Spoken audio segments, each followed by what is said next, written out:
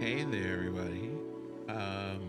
So over here getting all settled in and things and ready to play a game that some of y'all might be familiar with. So, um, here's to wishing you all a very happy Tuesday. I hope it has been enjoyable for you. And also, yeah, we may have done some things this weekend. We'll be catching up on those. But yeah, there might be some new emos for y'all. So I'm just saying, avail yourselves.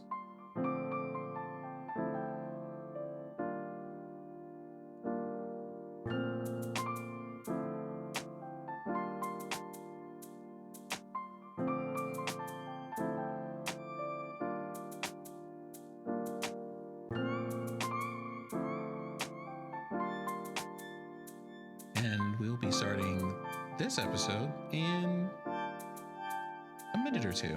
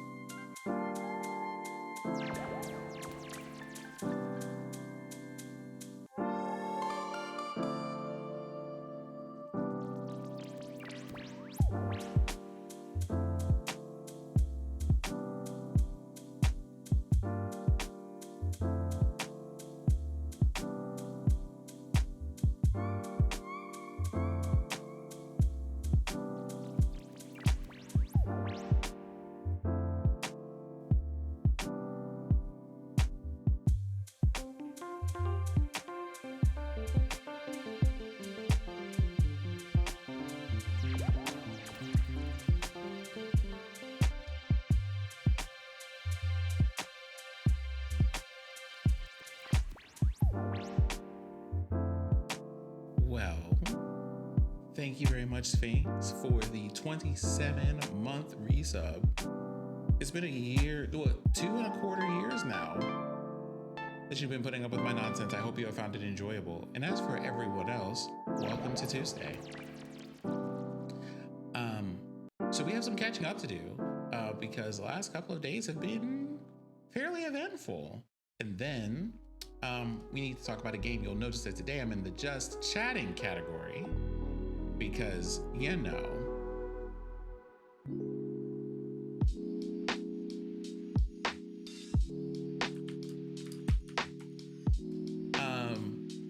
the good news is there will still be a Perpetual Noob for this episode, but there will be additional friendos as well.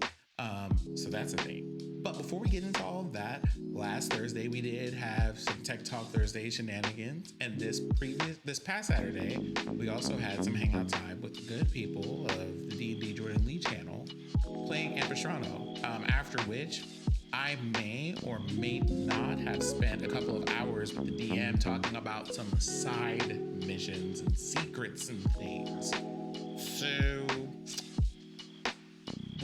if you have like a few hours free on your Saturdays from 3 to 6 p.m. Eastern, you might want to get in on some of those shenanigans because there's going to be a lot of talking about the past coming up soon, and a lot more about your favorite robot rogue. So that's a thing. Also, hey there, Lamia. And then after session, I did take a look at some stuff and I noticed that I could put some animated emotes there. So if you are a subscriber to this channel, you will now notice that you have 5 new shiny animated emotes for your enjoyment. I have also swapped some things around because I realized that I only had a handful of follower emotes. God, welcome to your second anniversary here, Caracol. Blackstone is truly doing Black Ops, correct. What's up there, Baron? So if you are a follower, you will notice that there are new follower emotes. If you are a subscriber, you will notice that there are a ton more tier 1 subscriber emotes. Because if y'all have to give money to Jeff Bezos, I want it to be the minimal amount possible. But emotes. So that was Saturday, in addition to Saturday being my cleaning day. Sunday was also spent doing some things, catching up on some stuff, doing a lot of catch-up work for my day job. So Monday came in nice and clean. Got some paperwork done, watched some podcasts and things, and we'll throw that in there. So watched a podcast about kind of like growth on social media platforms. I say hype train, and also why are y'all doing that, but also thank y'all, I appreciate it. You know something? I see that whole 18 months there because it keeps account of all of the previous months of subscribing you've done over there, and I appreciate that year and a half. So thank you. Also, we're at 120 bits from Lamia. Thank you very much for that. Oh, well, look, you just scooted us on right on over the edge there.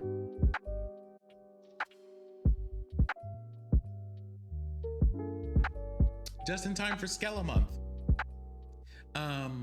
Right, so I went and looked up things on social media growth on platforms like YouTube and Twitter, and it was one of those things like people were talking about just like the game of being on platforms for social media, and also being like you kind of just have to like play the game where you're doing the things and you're pushing the buttons and you're building the following and you buy the follows, you sell the retweets or whatever else. And there was, oh, hold on, I'm gonna hit y'all with a quick BRB.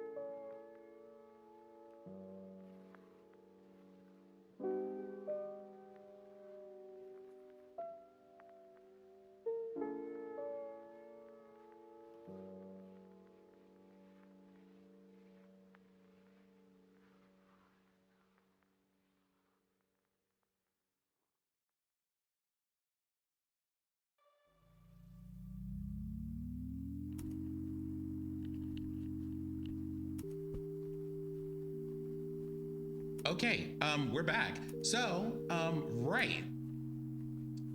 Well, we're gonna get back to that. Watching a whole bunch of things on like social media growth and stuff, and some of it just has you thinking, or at least it has had me thinking for the last little bit here. I came back to a level 2 hype train. All right, y'all are on it today, apparently. About what it means to be online and be on social media and trying to pursue like growth and all of this other stuff, whatever that means.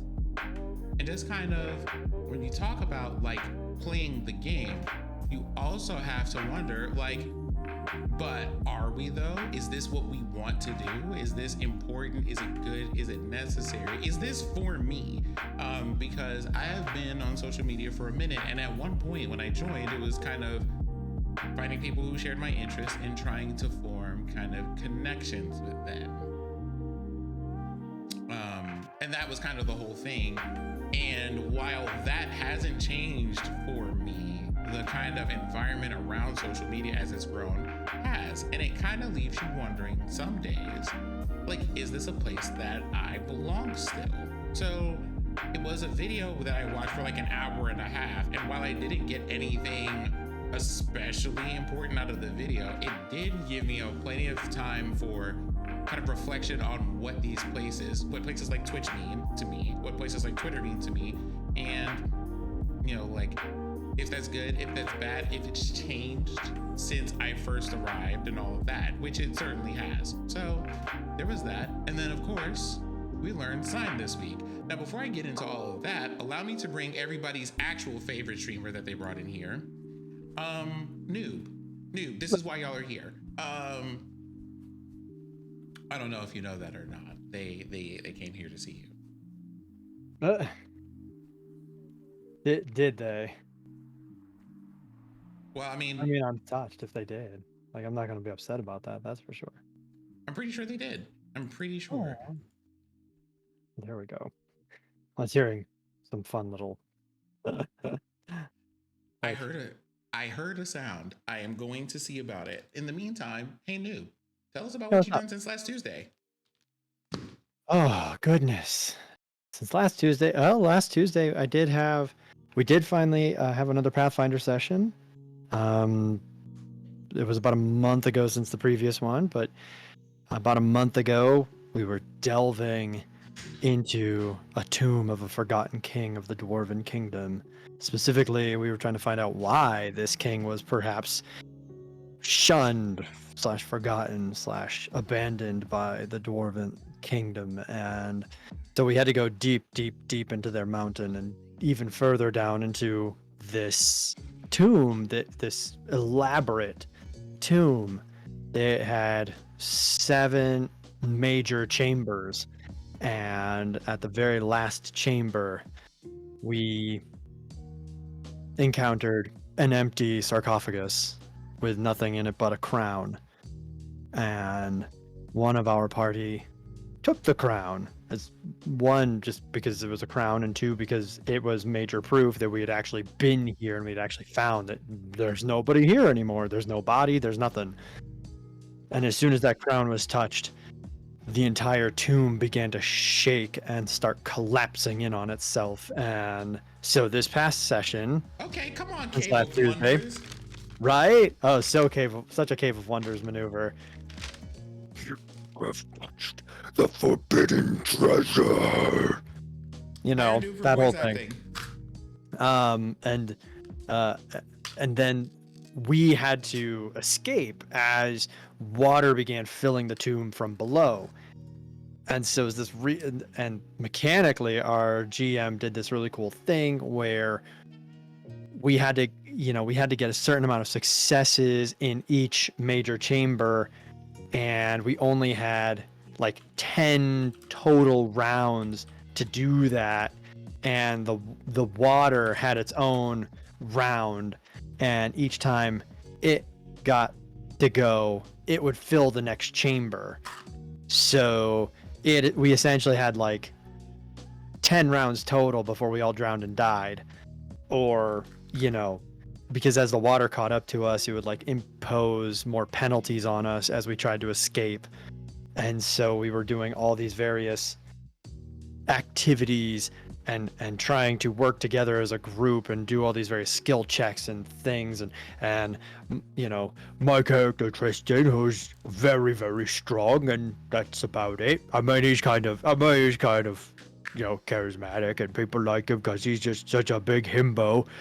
But I was throwing rocks out of the way and clearing paths for my friends, and other members of the party were like having to disarm some traps, or they were setting up, and firing arrows attached to ropes, into the wall to create bridges so that we could actually like walk across these chasms that were forming inside this tomb. And it wasn't until we got to the very like quote, the last chamber, the very entrance to the tomb, that like we were really starting to struggle and kind of fall out of rhythm and getting really bad, dice rolls, that the water then reached us, and all of a sudden it was like, oh crap, we now have to start rolling really well and getting our shit together, because oh crap, we're going to start drowning soon.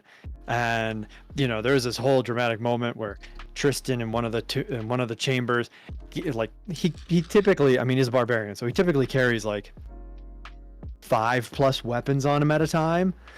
And in this time, like, the one thing he was doing to help the team out, because there was actually water coming in from above us too now, based on the way the tomb was crafted and whatnot. And so he was actually like planting and jamming various weapons that he had into the ground to be like handholds for the rest of his party to pull themselves out of that particular chamber. So he lost like half his weapons, because he was just like, nope, just gonna keep using these and using these and using these and just whatever, it's fine. There was a point where his little ether drake daughter, that's my daughter, shut up, it doesn't make sense, but I hatched her, so she's my child.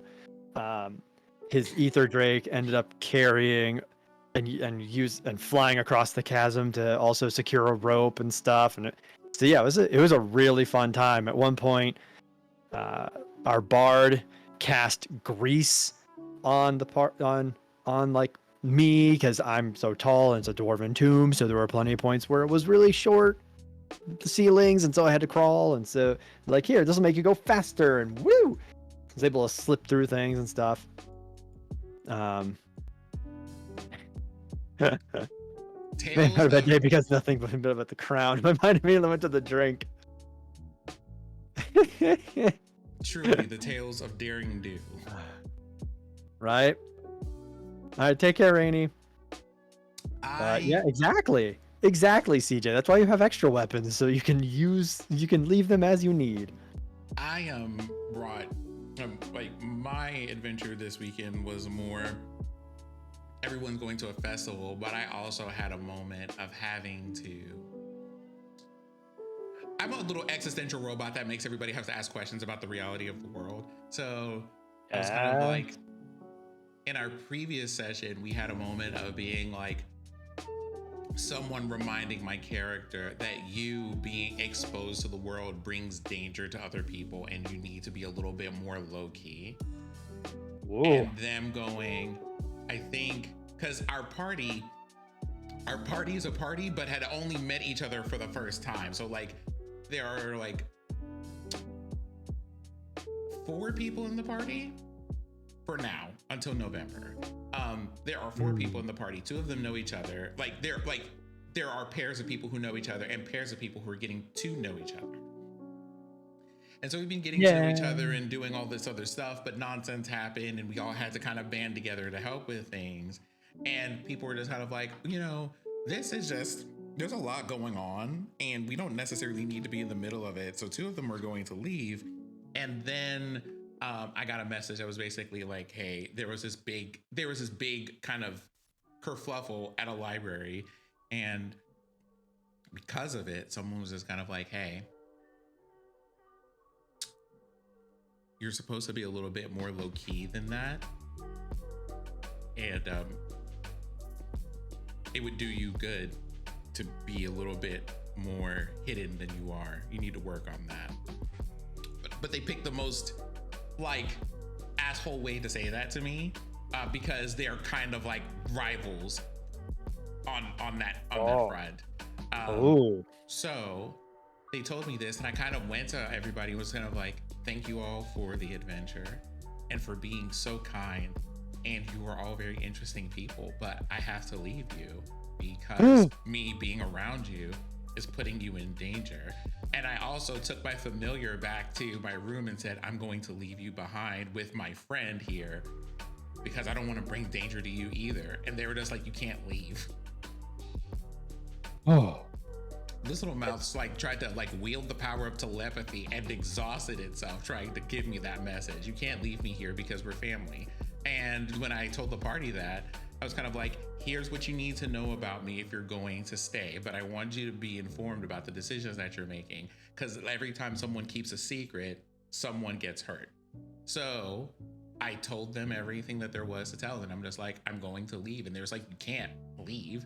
Like, why are you going to leave? And I'm like, because you'll get hurt. And they're just like, well, I mean, you know, if it comes down to it, we can just kill people. It's fine. They're just like, wait, what? It just says like, you're not leaving. You can't leave. So we all had a very wholesome, adorable moment of like the party deciding at that episode that they were going to officially be a party. Aww. They're just like, it's not. There's like, you know, I don't have anything to do. I'm just here for the ride things. They're lion asses. But there's just like, you know, we're gonna stick it out. We're gonna stick it out. Like, and I'm just like, wait. So the last person I told that I was going to leave them, and they decided to. No, Caracol, I'm not. I'm talking about Ampistrano. That's on Saturday. They're just like, do you want to? So if you know that being around me could put you in mortal danger and you decide that you're going to stay, does that make you family? And everybody's just like, oh no. This is like, are we family? Oh, that's so wholesome. Because all of you decided to just like, I'm like literally telling you that putting me or like being around me is going to put you in danger, and you decided to stay. And then we all decided after that to go to a bar. And people are getting into things, and I'm just like, I kind of want to get into things, but me being exposed to people is bad. I shouldn't do it. So I'm just kind of like sitting on the side with a drink somewhere and enjoying like beverages and like hanging out with people and talking with things. But I'm like not getting into like battles or on a stage because I'm afraid of what might happen. So that's what happened Saturday. Monday was a day off for the Tale of Two Lions, which will be back next Monday. But we took this Monday to kind of sit down because I know that, you know, there was some like, are y'all okay? We're fine. We took some time to have a talk about how the story's gone so far, how everybody feels about their characters, if there are things that we want to work on, if there are things we want to change, how we feel about things after this run of seasons is over, because it ends on November the 7th. Now we've added an extra Monday, and all of that to kind of just go like, where are we and how are we, and checking in and making sure people are okay, which everybody should do in the middle of their games somewhat frequently. So that was actually a wonderful time. It was wonderful. It was wholesome. It was very encouraging. 10 out of 10. Nice. And then afterward, of just like hanging out and talking to each other about our characters and thinking about the different types of places that the story could go. You know, we rolled up for things. So y'all get ready for some nonsense next week is what I'm trying to tell you, because the drama that was drummed up yesterday.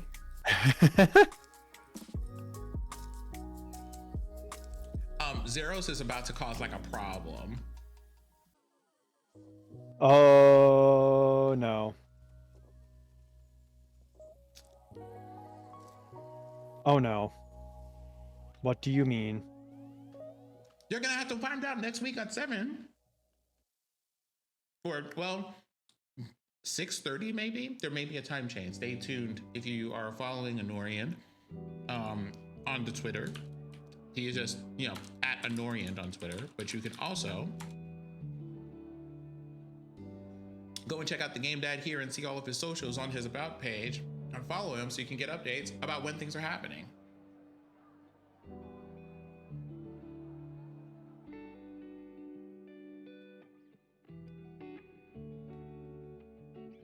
I'm not getting the attention I deserve. And now, I love that. I love that. So as everybody knows, I think I'm going to just give y'all a little bit of a segment of this until I stop taking classes. But this week in sign language, we talked about how to ask for clarification for things, and also talking about eating stuff and drinking stuff and the kind of things that we enjoy. And asking things like, so, do you like cookies or ice cream? Which one? Both? Huh? How do you say just both? You can just say yes. Oh, okay. do you, so do you like cookies or ice cream? Which one? Yes. That was the thing. We also learned how to ask people to like, please repeat the thing that you said, please fingerspell the thing that you said because I didn't understand the sign. You know, like, we're asking people like, what's that? Like, what sign was that? So, having a lot of fun in class. We also played a game where we had to like sign things that started with a certain letter or concepts, you know, like based on concepts. So things like H is for hiking, or I is for ice cream, or J is for jumping, or all of those things. It has been so much fun to take these classes and to learn things.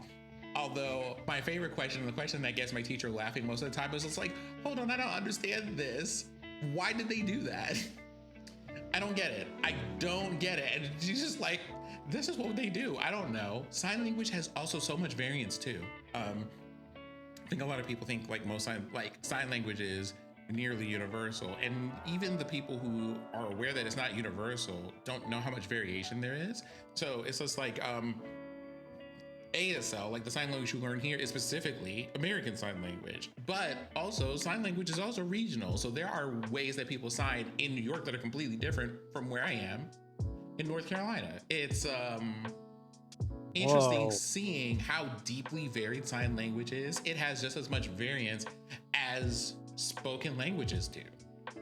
And it's really neat. So like things like when I said, hey, how do you make a sign for donut? My teacher was like, I'm gonna teach you this one. It's just like the letter D in a circle. So like for donut, but like there are like 5 signs for donut, and a lot of them are regional because I've seen this for donut, I've seen this for donut, and this for donut too. Same thing with like, how do you say birthday? Well, there are 10 ways to say birthday depending on who you're talking to. So, you know, there's this. It's really interesting. Huh. That's pretty wicked. Like, that's just fun.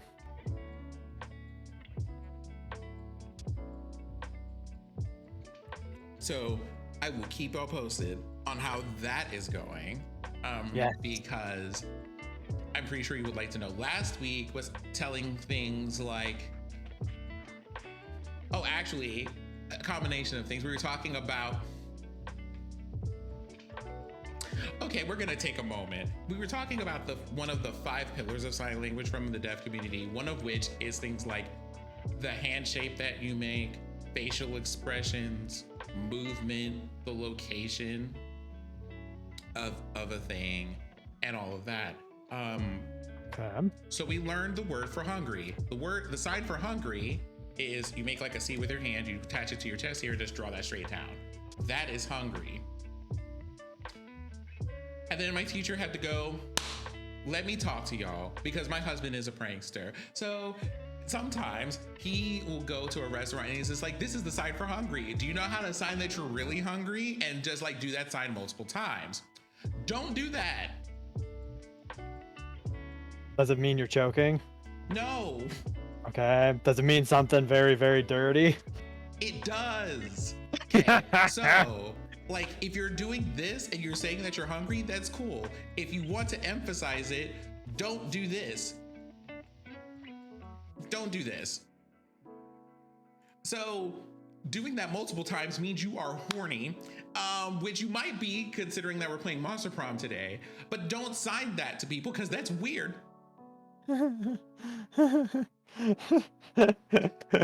Instead, use your facial expressions to exaggerate being hungry. But like in sign language, when they teach you to do something and it has a particular motion, they also tell you the amount of motions that you have are important, and not to do things extra times for emphasis, because doing something more than once means things. For example, if you want to say I need something, you make this hook thing and you do this once. But if you want to say, like, this means you must do something. Like, I just have to say, so okay, there isn't a sign. Well, hold on. There isn't a sign for the thing that you're trying to do. You have to finger spell it, right? Though that's how you do that. But if you want to say, I need something, like, I need you to finger spell the thing that you just said, whatever that was, right? So it's just like, I had to curb myself in class from saying I could go for a bite works in both scenarios. I did not say that because there are people that I don't like. Those people are not people that I know personally, and that makes it weird. And see, when we know that things make things weird, we don't do that. Though to make things weird, Madam Noob says you're looking really good today. Well, thank you. That scared the hell out of me. Hello? Hello? Oh my goodness. So Okay. it is none other than our guest of honor this evening. Other than Muscle Dad over here. Who's Shut up, Caracal. none other than Meleemira. Who's that? Who is she? Another citizen, a dual citizen of the Sheath Empire. So here we are. It's Amira. Hello, Mira. It is lovely to meet hello. you. Hi, nice to meet you too. So Mira, this is Perpetual Noob, editor of videos, actor of voices, player of RPGs, and very sad games like Omori. Oh no. Oh, I've heard things about Omori. I don't know if I have it in me. I gotta be honest with you. That's fair. It takes some. It was rough. Like, there's a lot of it where you're like, oh, this is just so fun and wholesome. Yay. Wonderful. And then all of a sudden you're like, oh, I'm really sad. Oh, actually, Oh. never mind. Yeah. There's moments where you're like, oh, this just needs a content warning everywhere. Okay. Yep. Okay. Oh, you know what? For whatever reason, I love games that I know will wind up hurting my feelings anyway. Like, I don't know why I'm like this, but I've come to terms with that's just how it be, you know what I'm saying? So like Yeah. Yeah. pain. What are your pronouns, by the way? I'm gonna Oh. update our command here. Come Oh, through, yeah. pronoun check. Yeah. Apologies for he, him. You got it. He, him, Dahlia Stan. Yes. That is one of my pronouns. You may address me just as Dahlia Stan. My pal Ari in chat says sometimes you just need to feel something that isn't from your own life. I've never read anything truer. Yeah. You know something? That's true, and that's why a lot of times I look for happy stories. So, right, hi.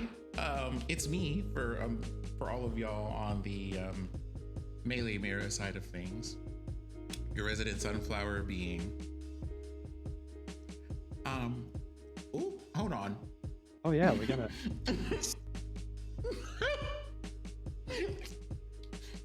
Wait, I what keep happened? forgetting that Mira has these wild Steam Oh. names. You want to talk about? Can you explain your name in your Discord, by the way? Because I saw that and I just shook my head because I was like, Sorry. talk about the pot calling the kettle black. I mean, I'm still whistling over here though, so I mean. Okay, well, go ahead and share with the class. How do you pronounce this name that's in your Discord here? Oh, what, Gucci? Share with the class. Yes, share with the class. What does that mean exactly? Oh. So here's the thing. All of these things are normally read as. Have you ever seen those like commercials that are like, "Hey, don't make assumptions about the situation that looks really awkward"?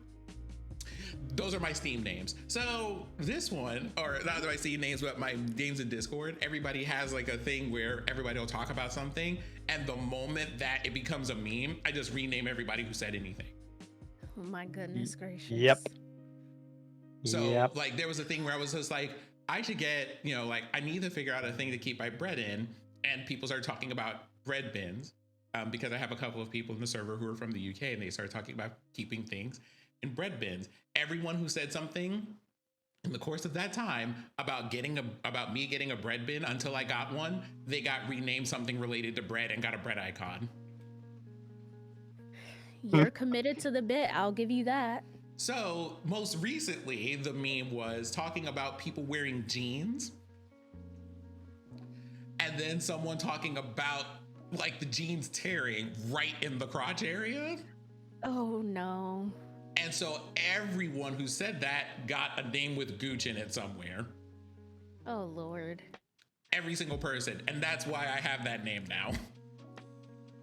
Got it. Goochsiak? Did I say Yup. that right? Yep. Got it. I'm gonna file that one away. Now that being said, Mira, do you want to talk to people about your Steam name real quick? No, I don't think I will. Yeah, something I feel like we should. I feel like we might want to explore just like a little bit. Let's get into it because your girl Mira, like Resident Beauty is Cryptid might have what's the name on there? What's the name on there, Mira? Share in the class, please. It's currently Cock Lesnar WWE. I'm sorry. Could you say that again, real quick? What? It's Cock Lesnar WWE. Like, do we? Okay.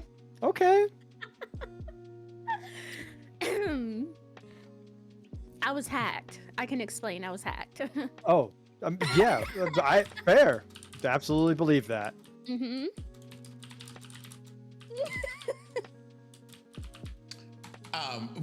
Did you say you were hacked? Mm-hmm. I imagine that it was such a trial, such a extraordinary struggle to get the account back. How did you do it? It was, and for some odd reason, it hasn't let me change my my name though. It's really weird. Wild. I don't know. I'm gonna have to contact Steam or something and get them to fix that for me. It's so strange, so weird. Now, Kelsey, what is this meme? What is this? Hold on, I have to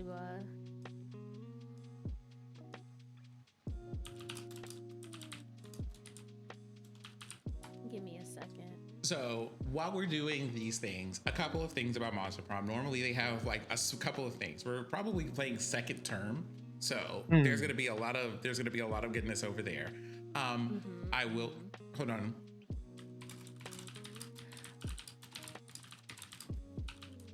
I would just like to share this. Yes, you would like to share something. I'm gonna just drop it in meme drawer for everybody's viewing pleasure. Oh, you want me over to share in your community? Do you want me to? I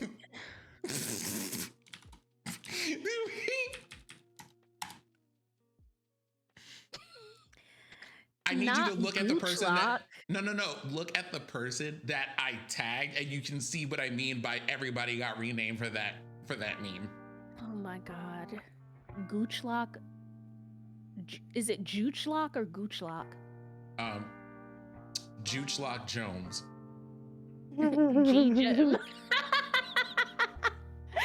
Oh my god. What the hell? Baron, please. You know something? I hope we run into that exact dialogue today. Okay, so while we are waiting for our final party member to arrive, I do have some things that I want to run by you in terms of and they're here. Oh, wonderful. Behold, a CJ has arrived. Oh. Hello. So, hello. A couple of things now that we're all gathered here. Let's talk about the rules of the Monster Prom game we're about to play before we get into it. Thing number one, there is a thing where you can debate stuff, but we will literally be here until 2 a.m. between rounds trying to do that. So we're probably not going to. Okay. Yeah. Got it. Second thing, because this is my first time playing with Mira, is there anybody else in this group that is my first time playing with? I think most of us have either played with or around each other at some point. That sounds correct. There is the question of, do you want to know secrets? So as Mira, you might not be aware, I played this game for every stream for a year and a half because I wanted to date one character. And so there's a lot of things I know about the cues that the game gives for certain stuff. And I can either assist you in your dating endeavors, or I can leave you to unfold the chaos of the Monster Prom universe as you wish. As you fish, yes. I like the idea. Let's make it a little bit of a gamble. What if we do this like Who Wants to Be a Millionaire style? So like we all have like 3 lifelines type of deal. What do you think? Okay. So Okay. that's That actually idea. 3 lifelines per person, or 3 lifelines for the whole group. What do y'all think? Oh God, please per person. Yeah, I'll use everybody's stuff up. I was gonna say I'm gonna be using it so quick. I'm cool with per person. And then the last thing would be, do we want to do the long game or the short one? I'm in it for the long haul. Let's do it. Yeah, we can try that. I Yeah. have nothing but free time. Okay, well, We'll see how it then goes. Let us begin the game that is in fact Monster Prom. And I am going to make some adjustments over here on the back end. Also, who is excited for Monster Road, or who's excited for the road trip? Yes. Yes. I mean, I'm certainly curious. This is the first I've heard of it, but I'm certainly curious. What Oh, no, do you it's- mean? Have you not been paying attention to? I see that someone has not been paying attention to the Monster Prom channel, but yes, it's true. They are now making a game beyond camp. It is the road trip game. And it's so soon. I mean, yeah, it comes out in like 9 days, but I've enjoyed all the installments thus far, so I am excited for this one as well. Yes. I still haven't played 2. 2 is good too. Oh, what Monster Camp? Although, Yeah. I mean, do we want to fix that? Because we can. Name's CJ. I haven't played it either, and I don't have it at the moment. We can make that happen. So I will absolutely pop in on this here Discord on some day this week or weekend or whenever we can find people to have free time and be like, who wants to play Monster Prom this weekend? And play Monster Camp specifically, because what I'm hearing is that we have to play Monster Prom tonight and then Monster Camp sometime this week. I mean, I feel like that's the message. Did I miss anything? No, that sounds correct. Okay, so today's winning lotto numbers for those of you joining online is 204. Love that. Ah, yes, this is something that I remember how to do. Woohoo! Oh shit. Remember to use external voice chat for a top-notch experience. Thank That's you, a little note for paper. me, right? Oh, how's my volume, by the way? You're coming in nice and crisp, if I do say so myself. Excellent. Yeah. You sound good to me. Yes.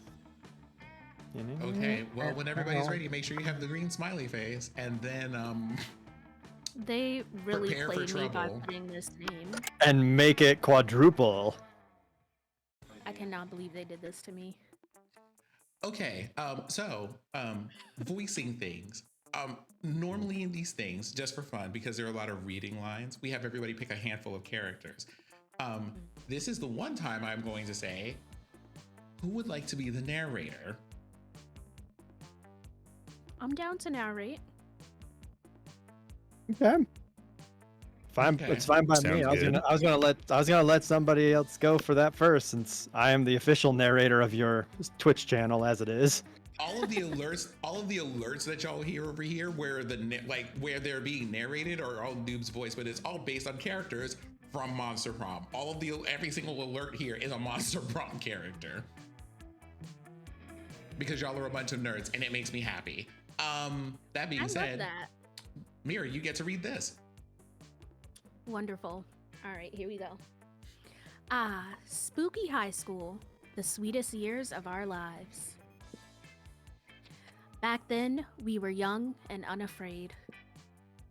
Sometimes reckless, sometimes brilliant, sometimes just.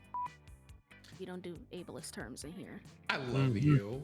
That was Excellent. brilliant. Have a little beep. That's so good. But always willing to live life to the fullest. We were on a wild journey to discover who we really were. Who are you? I am definitely Oz, my favorite character. I love them so much. I can do this.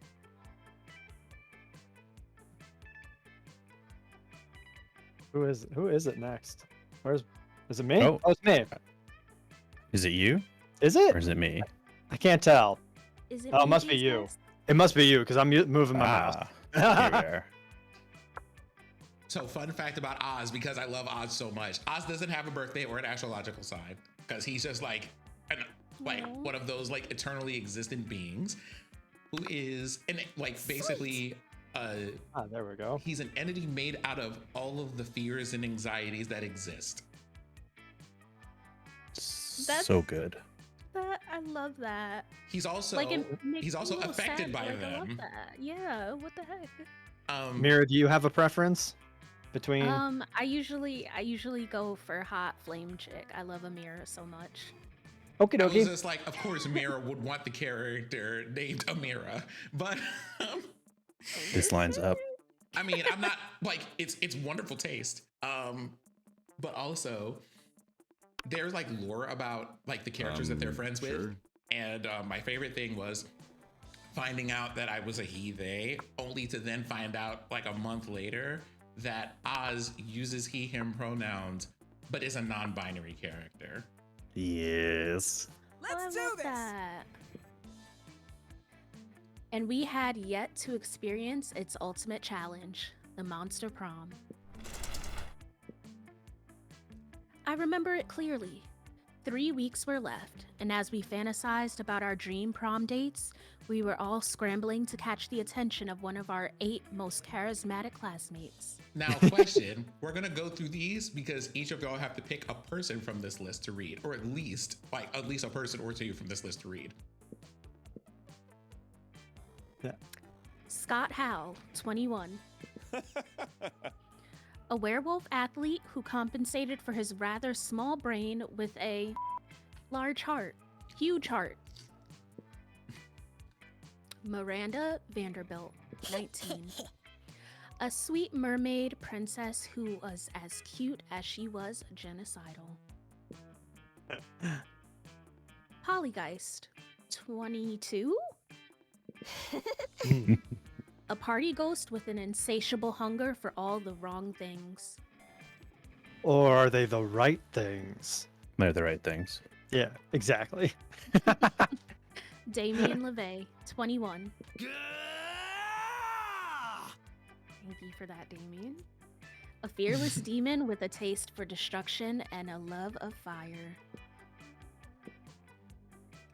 Liam DeLioncourt, 4XX.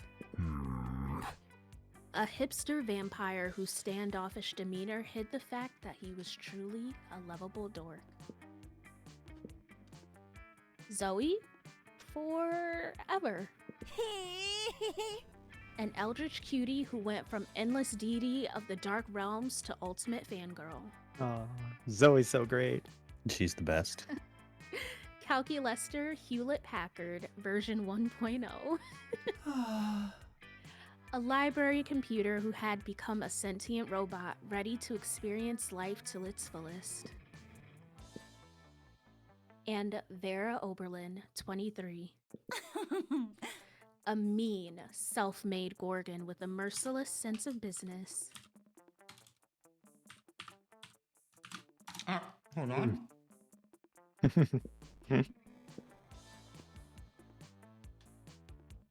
Oh, give me 1 second. Mm-hmm. Sure. Everybody's snacking. Listen, Get a snack. That was You're not a going- condemnation. That was a No, realization. no, I was going to say, no, you're going to need your strength for this game. Well, I've That's got a my fair point. liter water bottle with me. I need more beverages. You're right. Oh no. I don't have a liter water bottle, but I do have a mason jar. Close enough. Is it one of the 64-ounce water mason jars? This one is the one that doesn't tell you, apparently. It'll tell you cups, but it won't tell you ounces. Holy cow! I forgot. That just reminded me. I have hot sauce fermenting in a 64-ounce mason jar that I have not checked on in a few days. That's probably Whoops. safe. So, Yeah, should be safe. The as a heat fellow kills the scien- bacteria. I need you to pay attention to your science projects if you're going to have those in the refrigerator, please. My No. bad. I had to do some tweaking to my overlay a little bit. It was covering some of the text. Oh, no worries. Sure. Okay. Doing it live. Yep. Listen, that's the life of a streamer. It'd be like that. There will always be technical issues. I mean, It are you was really here. streaming? No, literally. You're not a streamer unless you have like a billion technical difficulties all while you're live. It's like, okay, so you're a streamer? Really? How many times did your internet drop today? Mhm. Or my favorite thing is when you like double check everything before you hit the live button and it checks out and then everything just breaks as soon as you go live. Love that. Yep. Yeah. Today's stream, instead of Monster Prom, we're streaming relatable moods. Uh-huh. Raise your hand if you feel called out. If you I can't don't say have a amen, say camera, oh but me. We only had 3 weeks to choose our prom date. And even more daunting, we only had 3 weeks to woo them and conquer their heart. Hold on, someone said the way that I would forget to unmute myself sometimes, and I'm like, oh God. Oh, felt that. yeah. Felt that. But as I already said, we were young and unafraid, and we were ready to start. What's up, Lonzo?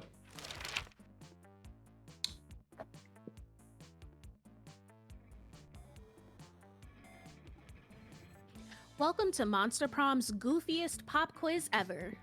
Hell yeah. He's a All good minds vibes. are rotten, but they are rotten in so many different ways. Worry no more. We're now using our PhD in bullshit to diagnose which kind of deviant sicko you are. Monster Prom's goofiest pop quiz ever, TM, will throw a bunch of absurd questions at you and turn your answers into your character's stats. This Exactly. This way, each of you will start by having stats that better reflect your true selves. Okay, Let's start. so here's what I'm gonna tell y'all. If you thought about dating Vera today, maybe don't. Yeah. And I don't- say that because I'm trying to save y'all from Mira. I'm good. Yeah, just. Wait. Oh, Mira, you're a big Vera fan? That is my virtual wife, yes. Okay, fair enough. If you come between me and Zoe, there will be nothing left when they find you. Wow. Oh, Okay, hell Vicious, yeah. But I respect See? it. I respect it. CJ, let's start with this. First thing, it should be if. Damn. But you know what? Correct. So we know that at least two people here are aiming for Doom. Do you want to say anything? I mean, I'm I'm not able to date Dahlia in this one, right? Yes, you can. You can take Dahlia to prom in this one. Oh, what? How am I gonna make that happen? You better use those 3 lifelines carefully. That's all. Yeah, I'm saying. right? Lamia, fun fact. In this game, you cannot share. There is one option that if you pick it or if you happen to run into the ending, it takes 6 options off the table for dateable characters. It does. It's a great ending, but whoo! That's terrifying.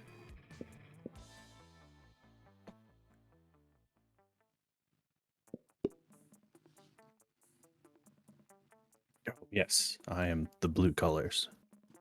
I need to come over here and figure out what the people what's popping in Mira's chat, because I know for a fact that these people over here are just like the energy palpable. What is happening here?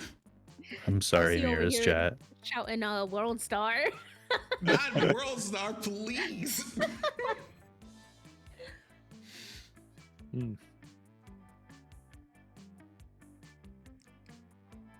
I should probably bring that chat up. That's a fair point. Yeah, same actually. It's like, oh yeah, right. Okay, so hi, I'm a nerd. I'm using an IRC client to view like chats everywhere. Oh my god, that's right. I never considered that. Oh shoot, yeah. Is that any way to? Can I actually? Because it's You all mean run what? off of IRC. IRC, the whole thing. We're learning things today, folks. Ooh, not fun. Oh God. Okay. How would you talk a cop out of arresting you? Use your gaming skills, use your acting skills, or use your seduction skills. Yes. Please do not fuck the police. Not in that way. Mm-hmm. Well, it didn't say I had to use them on them. Let's see if that actually works.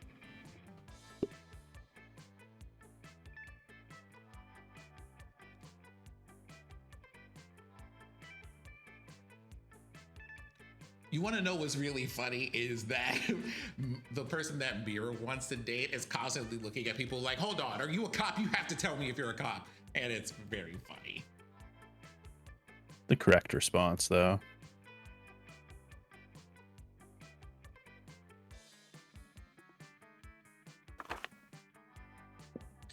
What criteria would you use to name your children?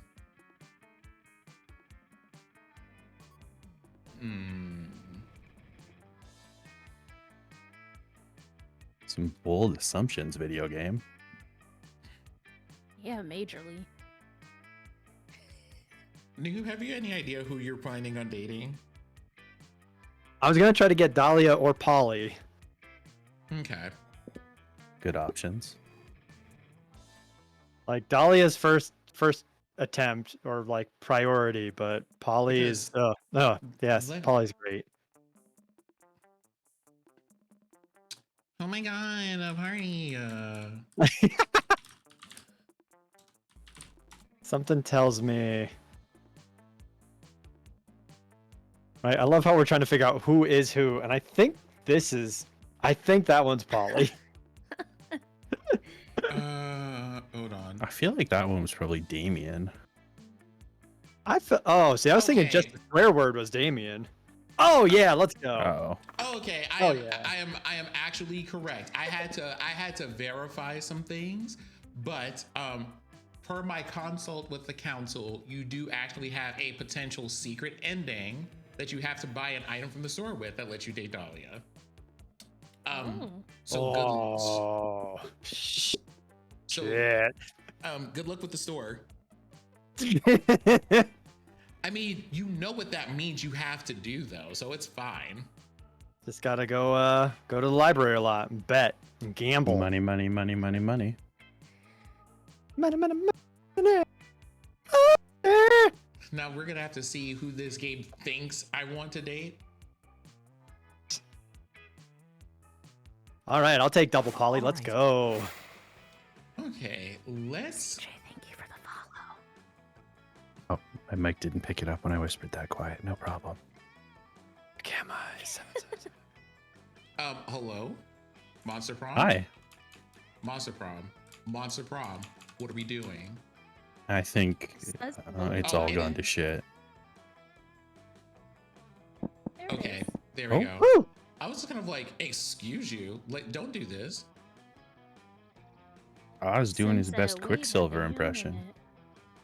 Oh wow, look at some of y'all with your 9s. Oh my god, I'm the only one without a 9. Great, this is fun. Good stuff.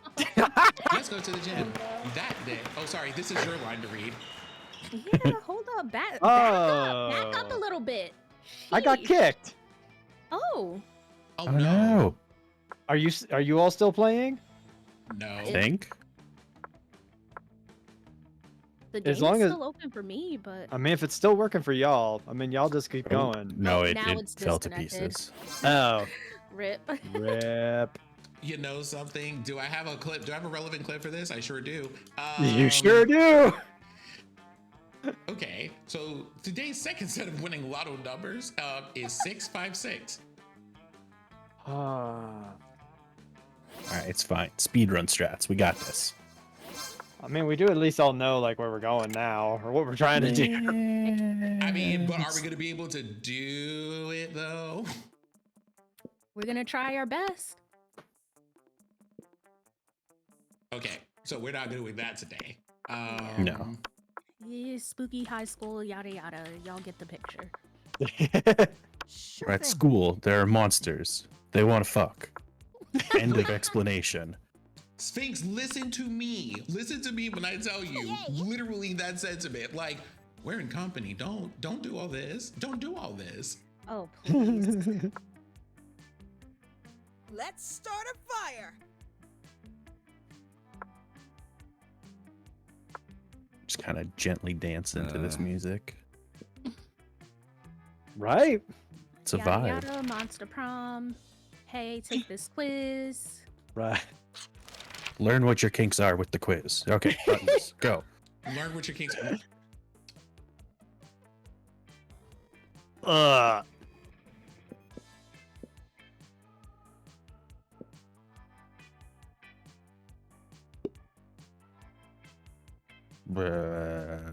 Where? Mm.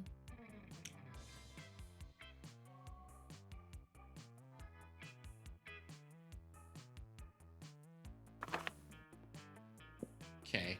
If you got to choose, how would you die? A practical demonstration while giving a TED talk on how to die correctly. How to die is irrelevant as long as I am allowed to haunt my enemies for the rest of eternity. Death is a concept we invented to keep the commoners in check. Blech. Welcome to my dead talk. Oh my god. Welcome to my TED talk. Wait, DEDXX? DTED. Oh, hey, The T there we go. is silent. Oh no. What? Damn. There's no poly option here. They moved it. Yeah, they changed them up. Uh, Live What's your this best one? life. Oh! Oh, you chose wrong. I chose so wrong. It's okay. We'll miss you. What is what? Dibs. Sorry. I mean, Oh what? my god, I do not remember ever seeing this question. Oh my lord. 18 plus stream, by the way. Oh, thank God. I love how you're looking at that like you're not gonna change your name to that on Steam right after this. All right, you don't have to call me out like that. Jeez. I do enjoy that every time we're in the lobby, we see the names.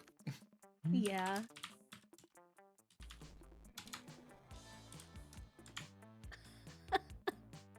Bro. Yeah, Kelsey gets it. Max Pleasure Model 3000, Oscar Wilde, Duchess Henrietta Honeylips III, Fuckfest Explosions, Triple Hawaii explosions even. Pussy, ooh, excuse you, I wouldn't be the stripper, honey.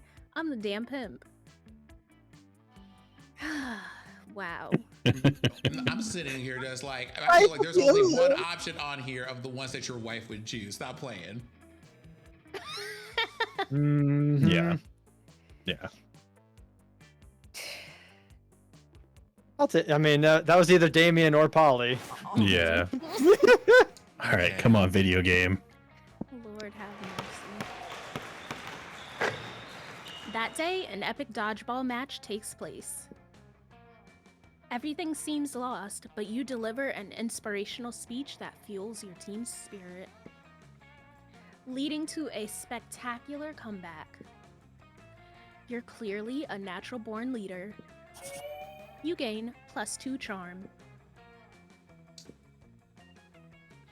After all that, you decide to look for a spot outside the school where to get some good sunbathing. Now, everybody's gonna experience the following question at least once. but you fail to focus on your sunbathing since you see Scott and Miranda deep in conversation. Who would like to do this voice for Scott? I'll take it. Go for it. What a himbo. It's a sports game thing, Miranda. I think I'm a good boy, but there's something that just gets me growling when I see that opposing team. Ugh, yuck. Would anybody like to volunteer to read for Miranda? No. I'll do Miranda. It's bravery that I don't have. Oh, Scott, believe me, I understand better than you may think. It's exactly how I feel about those horrendous air people. Air people? Yes, Scott, obviously the air people. I know I've told you about them before. They're the sworn enemy of the mer people, and they must all be destroyed if they refuse to accept our superiority. Oh, wow. Like, all of them? That sounds really hard. It will be. They're a horrible, ruthless nation of feathery socialists who refuse to bend a knee no matter how many times my father invades. They don't like guacamole, Scott.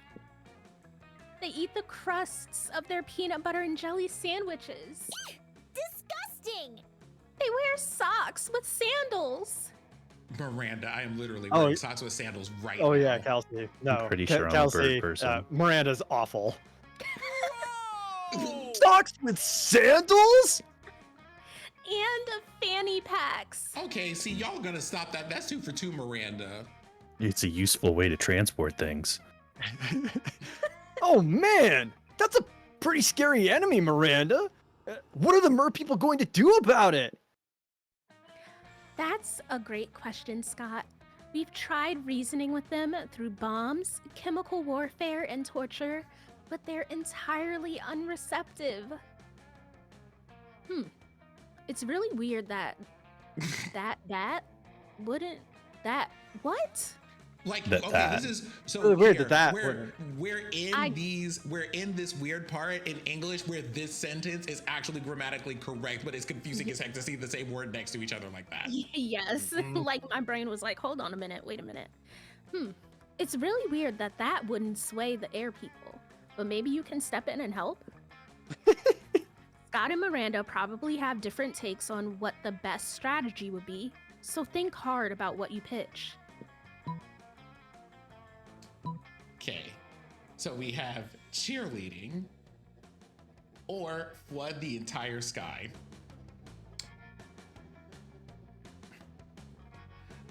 You know, like it's sad to say I don't have a dog in this fight here because I'm like, well, I mean, I literally do in this case, but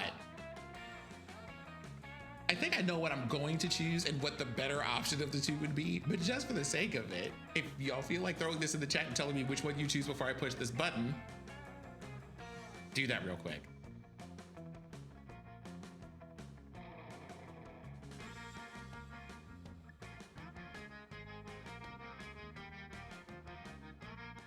Oh no, that resub note. Mira, I love your chat. That's all I'm gonna say. They're out of control. I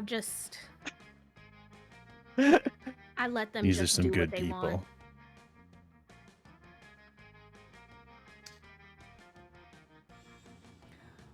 What? Touchdown! Yes! You're a genius! Cheerleading is always the answer. Scott, as much as I appreciate you, peace isn't the answer with those hideous air people. Also, how do you two plan to put an end to the feud that has existed for centuries just by cheerleading? Like this. There might be a potential volume warning here. Noob, please spare the ears of these lovely people. I'll back off. I'll back off my mic if I haven't blown out their ears already. I mean, Hang it's on. all caps and exclamation points. 1, 2, 3, 4. No. I'm sorry. Too More loud? energy. More energy. Oh, more energy. Oh, Turn, Not loud turn enough. down your back here. volume if you're a pussy. I want more energy. The kawaii I'm kind. turning my headphones up. All right, here It's we gonna go. Be a good night. 1, 2, 3, 4. Hey, air people, just end this war. Oh yeah. Go fuck.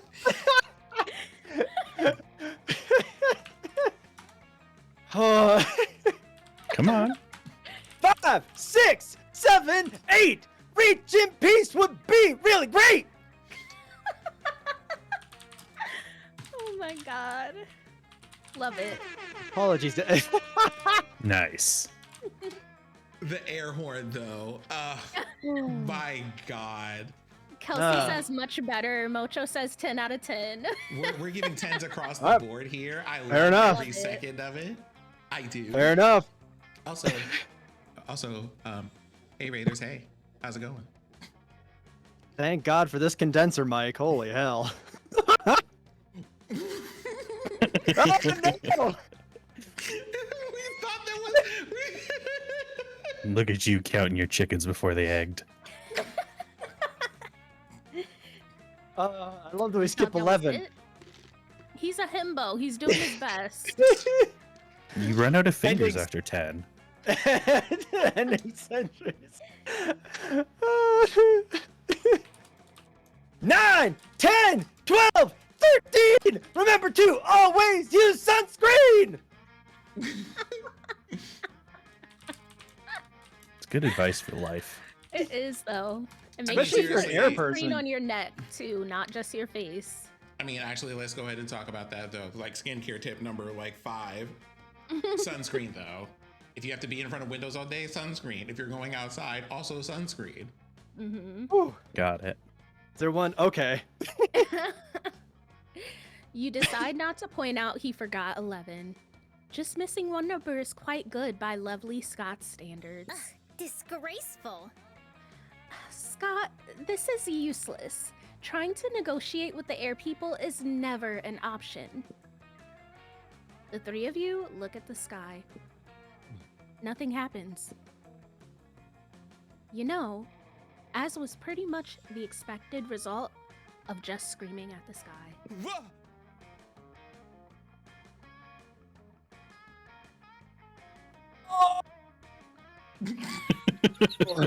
Cheerleading can't fail! I'll practice my cheerleading until it ends the war between mer people and air people, as it was always meant to do! What kind of plan was that? Trying to reach a truce with the air people? What are you, an air people supporter? Yes. Scott is discouraged thanks to you. Miranda is suspicious of you. It seems peace is never the answer. You lose -2 smarts and -1 charm. Oh. Oh. It's the way that I am being attacked. Hello, Lethian. There. Right.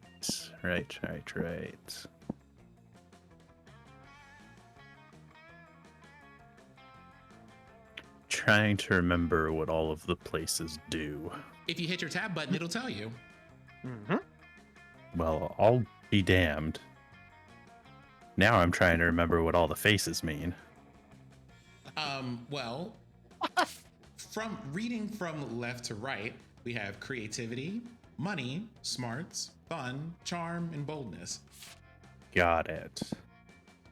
To the auditorium. That day, while rehearsing for the class play, it's as though the muses themselves have descended to give you figurative oral sex. Big mood. Fun fact, that dialogue changes depending on the pronouns you choose. Oh, I love that. Yay. Your performance is intense and inspiring. It will be remembered for generations, which is pretty rad by high school plays standards. You gain +2 creativity. You notice Liam off by himself, happily drawing some hot, steamy yaoi. I'll read for Leah, but oh my god. You head over to say hi, but Zoe beats you there. Oh, hey. Who would like to read for Zoe, if anyone?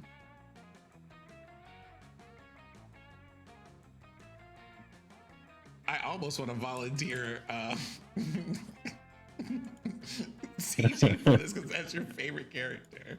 I mean, that's who I was I'm- figuring would do it. I'm considering it, but I can give this a try, but it might take a couple of attempts to get my voice doing what I want it to do here. That's fair. I mean, That's that's where you fair. can take your time. You're an endless, like an endless eldritch being. You can sound however you want to. This Yep. is true. She has many tentacles, Alethian. And mouths Yeah. too. Yeah. Oh my. Yeah. Mm-hmm. Focus. Gotta read. That's why. um, That's why they're so great. Hi, Liam. What you doing? Illustrating some erotic fan fiction? Can I join you? No and no, you over-enthusiastic poseur. For your information, what I am drawing is called yaoi, and it is not fan fiction. It is high art. I know what yaoi is. I have the internet too. But But what? isn't yaoi kind of, problematic? Problematic? A thing that I'm doing? How could you even think such a thing? Well, I don't know. I mean, I posted some yaoi online recently and some people got really mad at me. They said it trivialized authentic gay relationships or something. I just wanted to explore the sexual dynamic between Liam and Damien in comic form. Enough.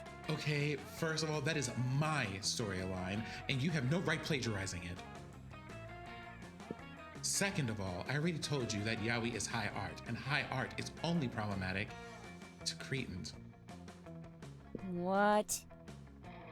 But if it's high art, why are you drawing two Ninja Turtles giving each other handjobs? It's called irony.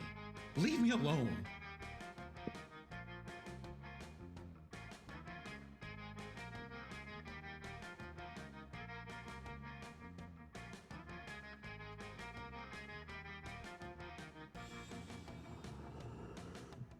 Mary, you okay over there?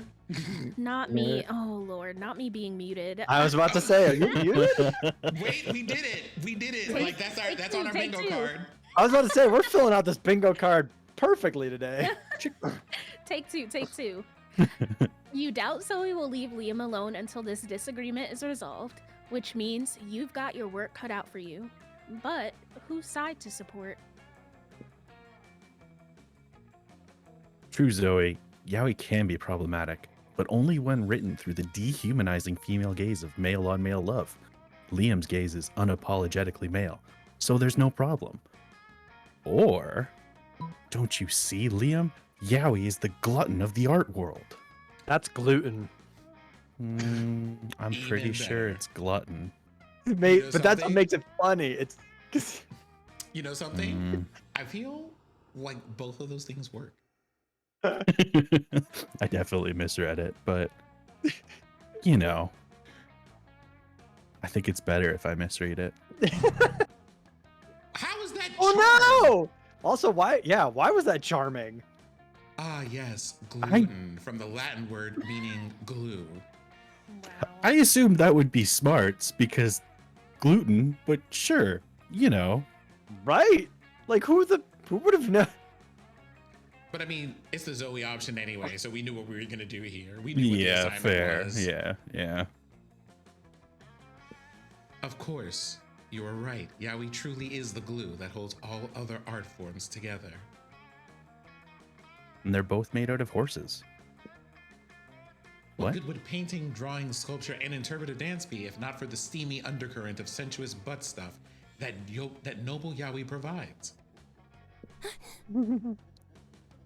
Liam, I think CJ means like wheat gluten.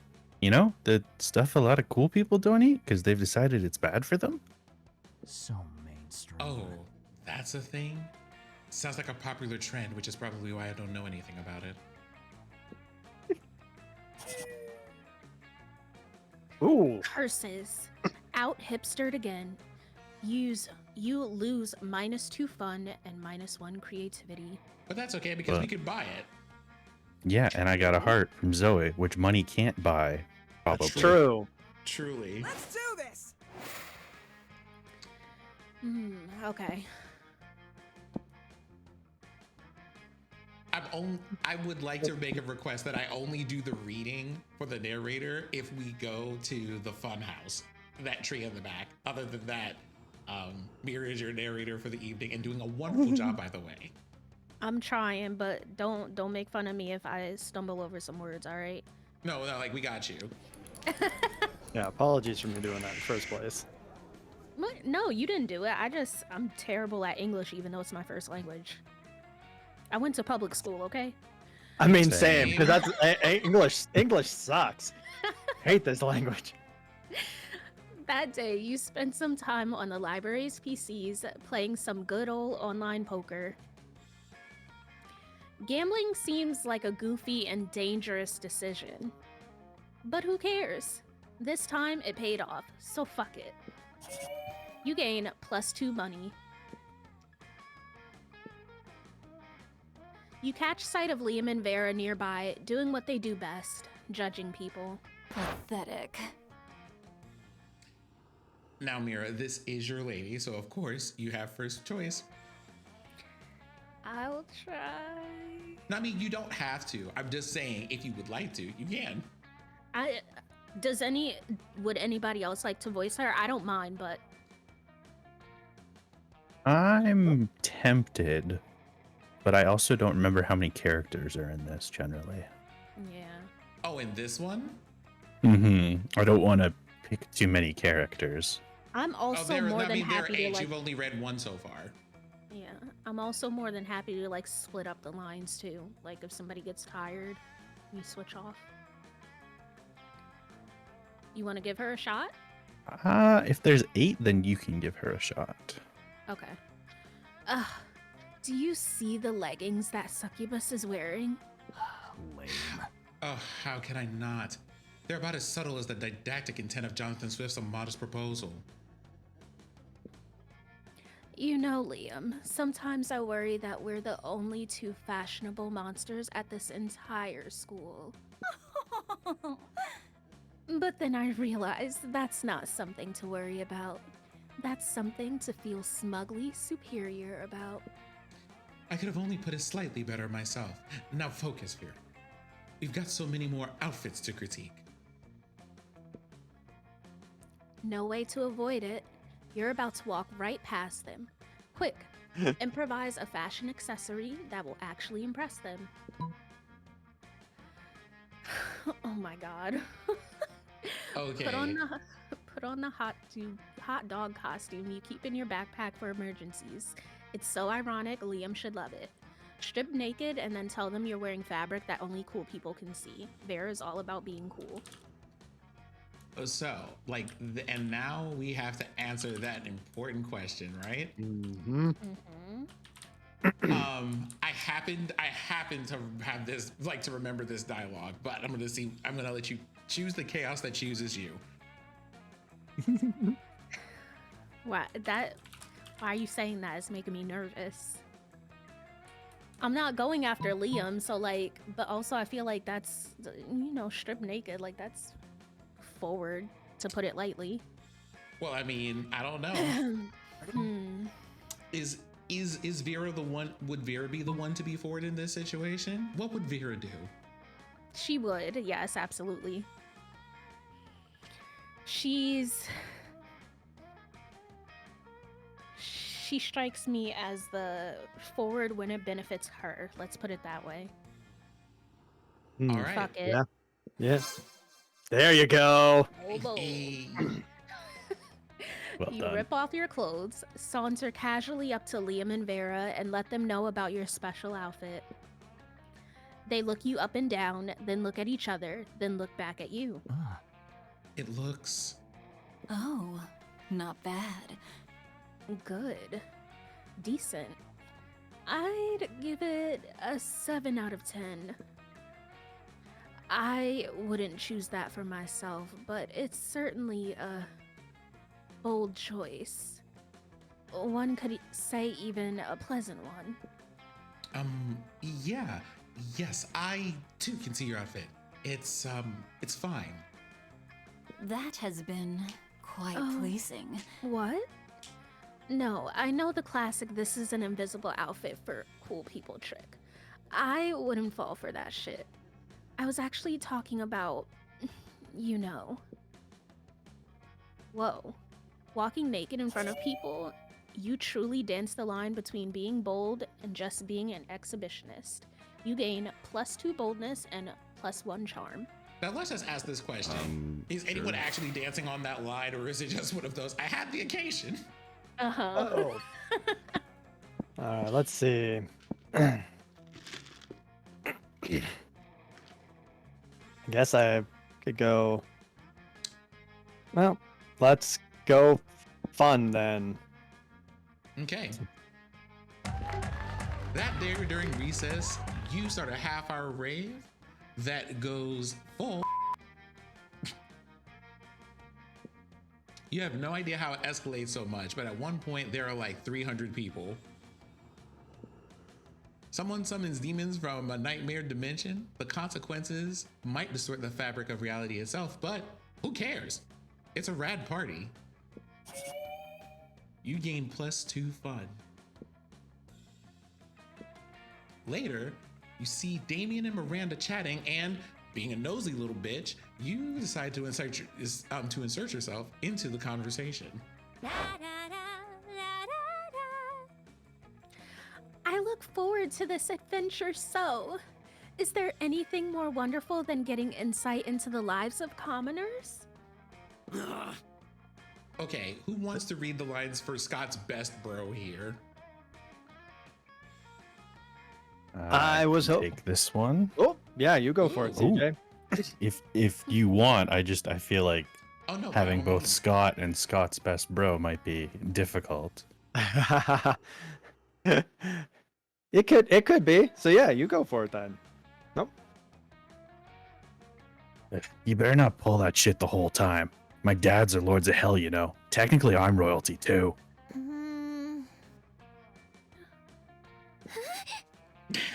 Are you though? Oh, fuck. Damien rolls his eyes and turns to you.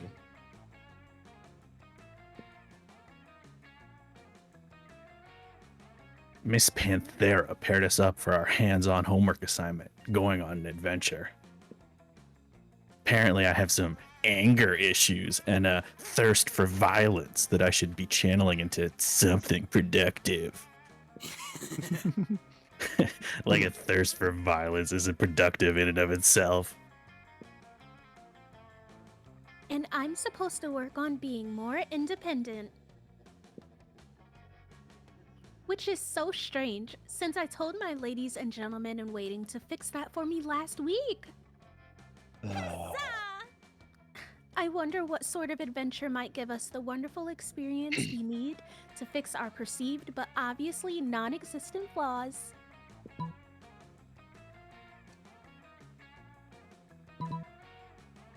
Let's see. I mean, we're just going to a volcano because this one's clearly Miranda, and she can get. Well, she can't get fucked, but she can just go die. So Hate her so much. Plus, strip club. Noob Right? may or may not have feelings about Miranda. Entirely correct and objectively true feelings. Yeah. So we're gonna go to a volcano. Okay, we're going to a strip club. Yeah. Fuck yeah! Volcano hookers! See, this is why no one likes Miranda. This is why don't nobody like you, Miranda. Garbage. That and the My genocide God, and the. Jesus fucking Christ. I cannot pretend to condone sex work. But that's what will make it so fun. I'll get to feel so morally superior and holier than thou's. Yeah. and I can ignore you feeling morally superior in order to stare at naked fire methods. That'll make you independent. That's not how this works. Yes, and you'll curtail your passion for violence because it'll be redirected into your passion for romancing fire methods? No, No it's idea. methods. Ooh. Methods? It's methods. Got it. Oh, You're all right. I swear this game is making up words. romancing. Right. Surely you wish to see them naked so you'll know who is most marriageable and whom to court.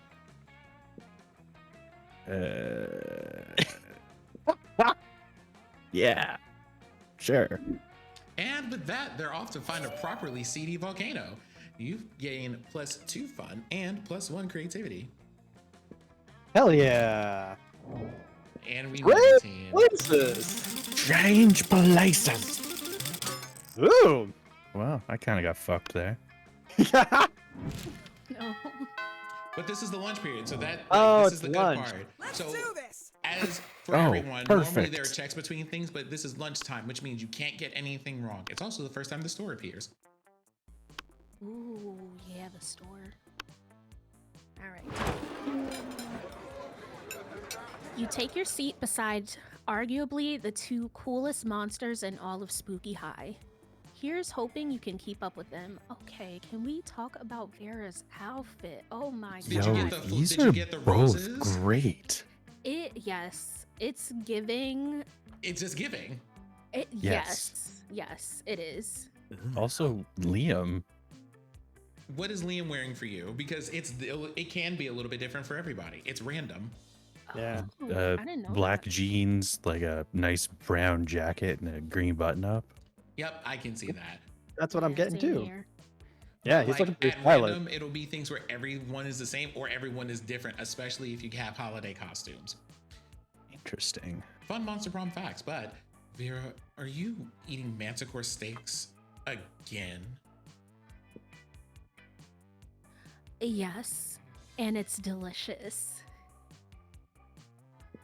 Don't you know the amount of cruelty involved in the mainstream meat production industry? Yes, and it's delicious. Besides, Liam, you're a vampire. Don't you only consume things that are dead? Well, yes, I suppose, but it's always ethically sourced, organic, free range, and human. The human population is out of control, and eating them is the most environmentally responsible thing to do. Yeah. Listen, Liam, I happen to have a personal feud with every single animal I eat. I make sure to meet all of them first and ensure I'm devouring only the ones I hate the most. It makes it extra tasty. Well then, surely you can inflict such pain without going through the cruel meat industry and supporting factory farming? Isn't home cruelty better anyway? You may actually have a point there. And if I get my hand in the pot, I can inflict more effective and specific pain. And I bet there's a way to make money off this too. Hang on. Somehow I've ended up arguing against my own interest here. Liam, don't you want to find innovative and creative ways to move society forward? Or do you want to oppose cruelty like every other weak mainstream loser? You can. Oh, sorry. that's not mine to read. My bad. Not today. You can actually hear Liam's brain shaking as he struggles between his desire to be perceived as ethical and his desire to be perceived as creative. Maybe you can step in and help out. The animals you kill may lose their lives, but what about their afterlives? Instead of letting their spirits go to waste as the byproduct of the meat industry, let's serve their eternal souls as a side dish. Liam, if animals are already suffering from ignorance. If Vera wanted to increase their pain, the best we can do is teach them the concept of death so they really fear their fate. Let's educate cattle on metaphysics. That's intense. That is. Also, I have no idea which one is. Oh, Yep. fuck. Yeah, Wow. that's why I was like, wait a minute, I don't know which one's Liam Wow. versus Vera Yeah, here. that one threw me. Holy shit. Like the answers to Veros are always the ones that make money. True. Because listen, girls about her coins. Well, I can't condone animal cruelty, but I wholeheartedly support animal education. I do like animals, but their literacy is my fourth least favorite thing about them. What the fuck? Right between their poor taste in fashion and simplistic views on German cinema. That's fair. It's not the worst idea you've ever had.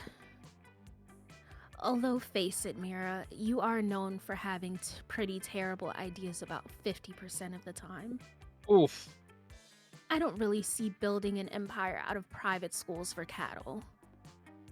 But with my business acumen, I guess it's possible.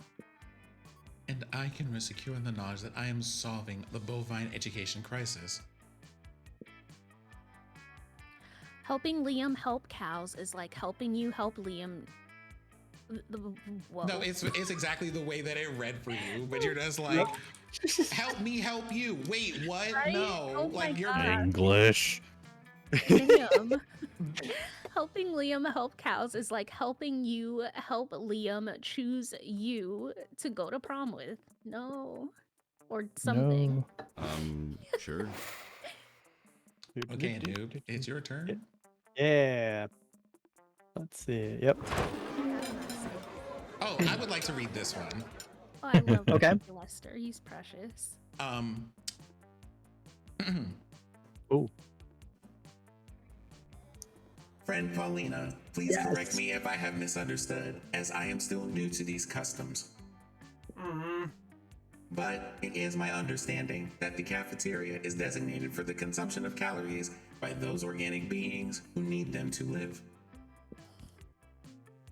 May I take Polly? Go for it. I mean, Right ahead. anything less would be uncivilized. Heck yeah! And these tables are to put aforementioned calories on in order to be consumed. You got it, little robot buddy! But you seem to be dancing on top of this table, therefore preventing your fellow students from using it for its designated function. Nailed it!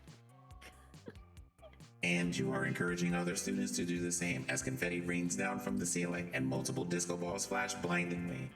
And your music is very loud, which is why you are shouting over it. Boom! See? You understand way more than you think. You're crushing it. Like I'm crushing this rave. But from my understanding, the outdoors location is designated for raves. Cafeteria is for food consumption. Disrupting the ability to consume food in a space designated for food consumption is not very nice, and I believe you should stop. Well, I believe that that's silly and foolish, and I can't stop, and I won't stop partying, so I'm just going to keep partying. They seem to be at a standstill. Time to step in and turn the tide.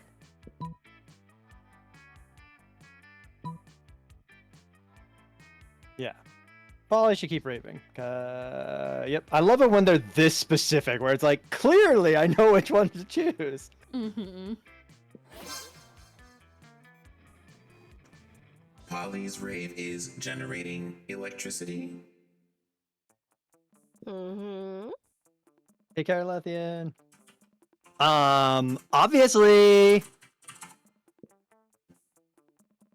this rave got all the cafeteria lights turned on. That's why they call it.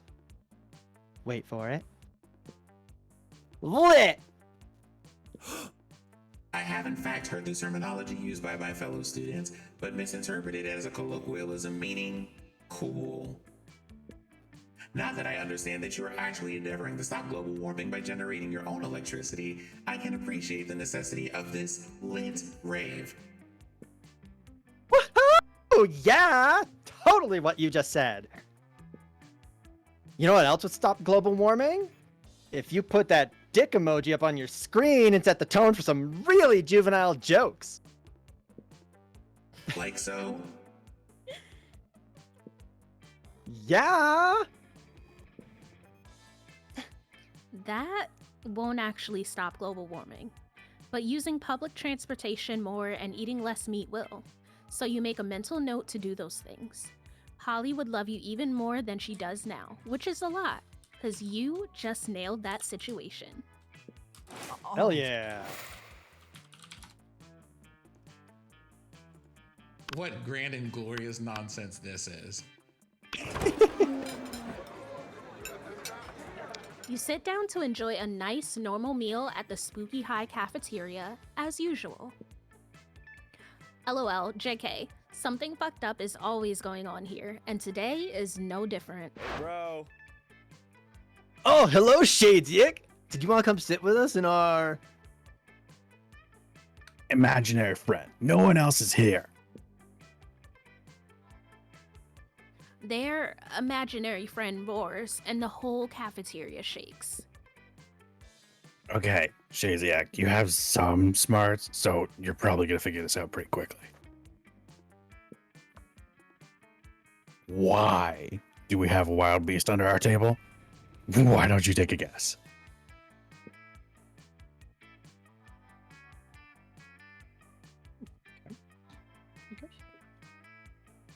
He's asking you to guess. Sorry. He's asking you to guess because we totally forgot our plan. Scott, no, we didn't. Shut up. We were going to teach it the piano or maybe the saxophone. I lost my notes.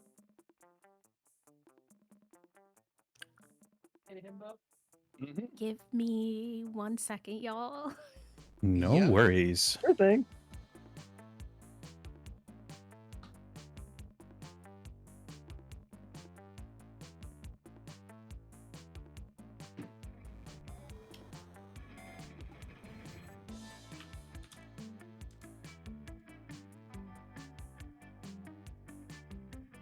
This works out perfectly because I definitely had like a big chunk of snack in my mouth there.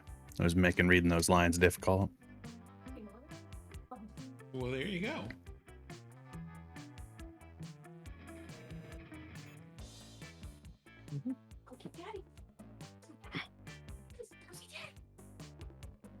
I see that there are puppers about.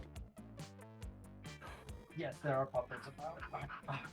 You're not sharing with the rest of us? It's the disrespect for me. I'm personally insulted. As you should be. I feel like that is an appropriate response. It's not often I take things personally, but this is unacceptable. Omena, sorry.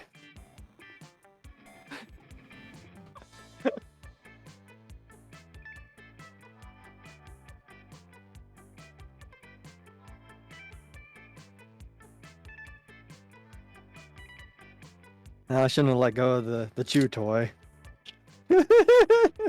Amateur mistake. This nonsense. Good lord. Junk mail is just the most hilarious type of mail. Get to hang out with 2 dogs tomorrow. It's gonna be awesome. Ooh, that's gonna be awesome. Okay, I'm back. Welcome Welcome back. back. Thank you. No worries. No notes needed. You know exactly what they should do with this wild beast. The wild beast should be the new school mascot, or it's obvious that you brought this here to the competition to turn it into the next Monster Chef champion so you can split the Monster Chef cash prize. Oh, that's a great idea. I'm pretty sure Spooky High already has a mascot, but you know what they say? The more mascots, the merrier. Nobody. Yeah, bro. I really don't think they say that. Well, they should. If most schools have only one mascot, having multiple mascots will be one more thing that makes our amazing school even more extra special. I can see it now. The Spooky High wild beast that Scott and Damien kept under our tables. Rah, rah, wild beast, eat the other team and make a feast, and try not to get an infection from yeast. Scott? Scott, baby, no. What in the Actually, world? that chant is pretty dope.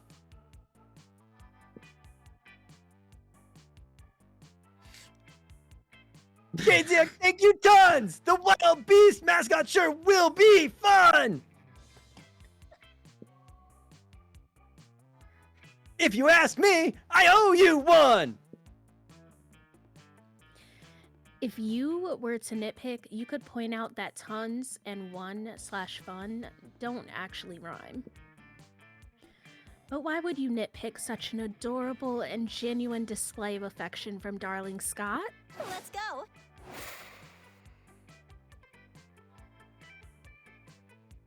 Buttons.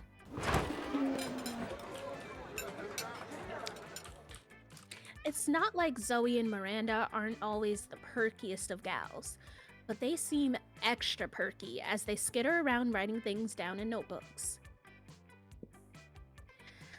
Doubtless, you are admiring our great work, CJ. You see, we're now food critics. Zoe has hired me for her magazine. Totally a real food magazine. It's an honor to have you aboard, Your Highness. Zoe holds up a bunch of papers stapled together with doodles in crayon that seem to be eldritch runes, with some sparkly scratch and sniff stickers stuck on top. My god, that's a tongue twister. It's a lot of S's. Very alliterative. If you are quiet and subservient, you may watch us in our quest to be the best food critics ever. I was a little hesitant about founding this very legitimate magazine, but since I'm new to eating things other than minds and souls... And I usually have my eating serfs eat for me. But then Zoe and I realized we were the absolute best food critics according to our test audience. which was comprised of Miranda's food serfs. Now watch us create culinary criticism magic. First up, macaroni and cheese. This food item contains both macaroni and cheese, and therefore deserves 5 stars for this accurate description. Next, couscous with vegetables. I've never tried it, and the pieces seem way too small to even register in my many mouths. I won't try it either, but the name sounds very, very fancy, so 5 stars. Here is this microwave. Ah, yes, this is very shiny and very cubic shaped, which are both good qualities for a food. 5 stars. Here are some French fries. They don't seem to be particularly French. But they don't seem to be particularly un-French either. Oh dear. However will we determine their Frenchiosity? Psh, easy. That's your specialty. Zoe, you should give the French fries a French kiss worthy of the most epic of French fictions to check how good they are at French kissing, and therefore calculate their Frenchosity. Or, Miranda, obviously you're the most qualified to determine this. The only way to establish Frenchosity is to actually go to France. Just send an eating serf over to check it out. Fuck Miranda though, so we're gonna go with this one. Gasp! How did you find out about my French themed spooky high AU, Les Monstrables? You truly are my number one fan. Aren't you, CJ? That felt weird. If by number one fan she means trying to get in her tentacles on prom night, then sure. Correct. Yes. If you find them to be sufficiently good kissers, my eldritch compatriot, whoa, my god. They're making me listen. We're still in a fucking pandemic, all right? I haven't spoken very much. I Fair. will join you in this endeavor. It will be good practice for me when my prince comes along, provided I'm not in an enchanted slumber at the time.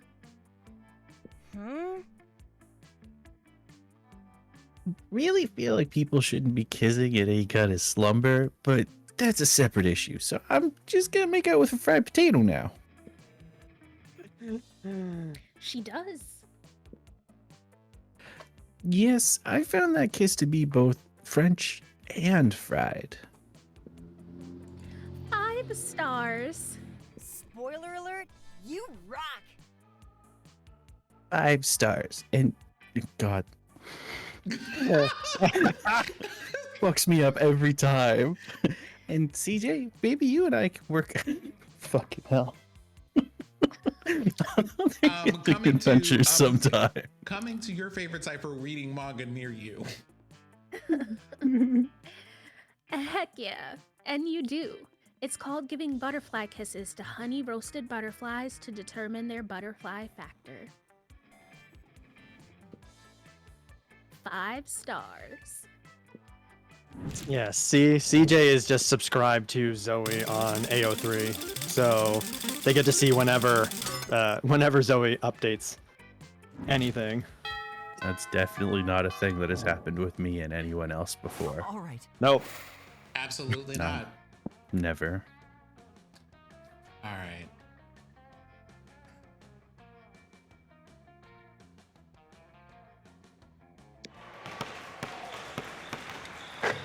That day, an epic dodgeball match takes place. Amidst the battle, you spot a fellow player that seems utterly discouraged. She thinks she's not worth anything at dodgeball, and she attempts to throw a ball at herself.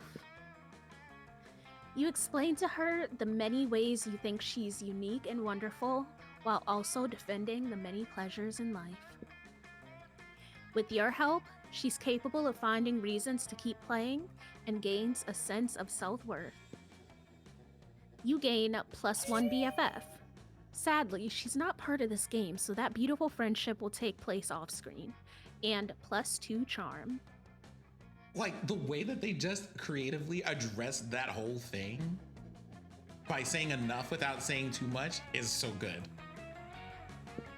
That's Very well done. That's one of my favorite dialogues in this game.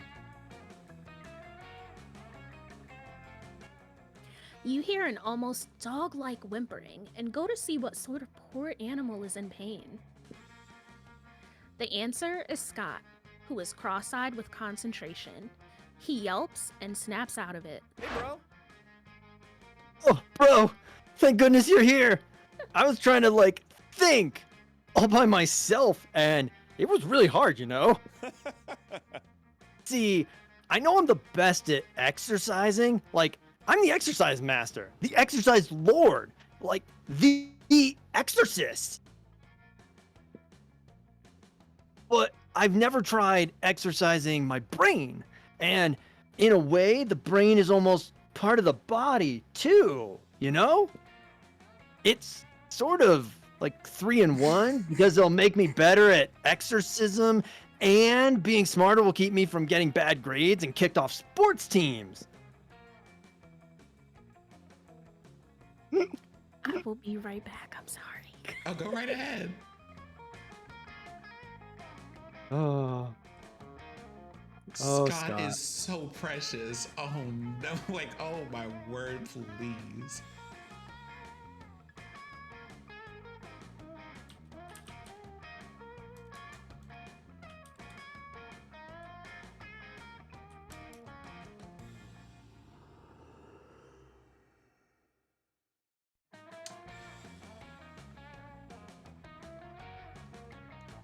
Can we talk about these shorts though? Do we want to discuss them?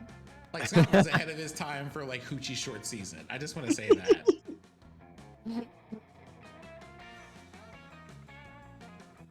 You know what I noticed most about these shorts? Those are some spindly legs in comparison. Yeah, it's starting to look like Scott might skip leg day, and that's just unfortunate. No, we can't do that. They're poochie shorts. Mod, can I get a mod to ban Jez, please?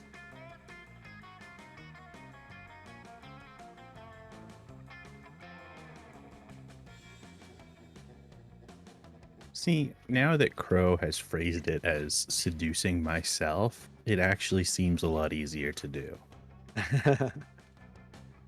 Oh, basically, this is, like, it's not even seducing myself at this point. It's just my morning affirmations. But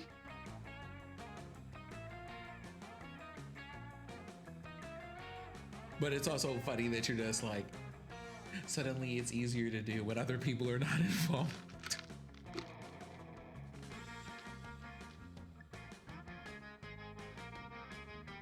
You know, it probably would have made sense to put myself in GM brain as well. Yeah. Well, hindsight. Well, I mean, the thing is, you're going to have more of that happening, so you'll have plenty of time to practice. Okay. Oh, hell yeah. I'm I'll seduce the shit out of myself. Welcome back. Welcome back. That was great timing. Thank y'all for the patience. That wasn't 3 things or 1 thing, but you still have some ideas. Books are like weights for your brain. So, heavier weights are better. So you just need to lift heavy books. Or let's brainstorm, by which I mean let's make a literal actual storm inside your brain. Now, before I do that, what do y'all think it is? I think that second option might start World War III, if I'm being completely honest. Yeah. Scott is so precious, but there's nothing going on in that head of his. Okay, because I feel like that second one. This is one of the ones that I happen to know, so we're gonna have fun here. Pick one. Do we want in the chat that's relevant to you? Please pick one for lifting weights, like making book weights, and type in 2 for like an actual storm with your brain. I feel like that one just ends with Scott biting into an electric cord or something, and I don't want that for this sweet boy. Right? No. I think we gotta give him the heavier books. Jez, vote I'll is- see you in hell. We have 1 vote for making brainstorms. We have 1 vote for weights. Oh, there we go. I have another one here for weights. We have another one for weights over here too. So 1 and 2 were 2 for 1, and that's funny. Oh, my brain hurts now. We have a vote for 2 over Oh here. no, it's still tied. 2 because I like Damien more than Scott. I mean, fair, fine. That's fine. Thank you. Fine, we all have I our. don't know. We have another vote for 2, so we're Oh, no. 2. We're not 2. 1 and 2 were 2 for 3. Oh no, two's getting so many more votes. Chaos. No. Okay. Well then, let us brainstorm. Some of these votes feel like Oh, personal wow. attacks. Just putting it Wow. out there. Wow! Are you like smart or what? I thought a brainstorm was a way of quickly coming up with a lot of ideas, but this makes way more sense. I have my water bottle right here. Help pour it in my ear. Let's make it rain. My sweet summer child. Mira's just like this. Someone protect this precious baby, please. Scott tilts his head and you pour an appropriate amount of water into it. It pools in his ear and trickles down a little of his fur. Oh no. Oh no. And here's some lightning. Oh god. Scott pulls out a lighter and flicks the flame on and off in front of his face, watching in awe.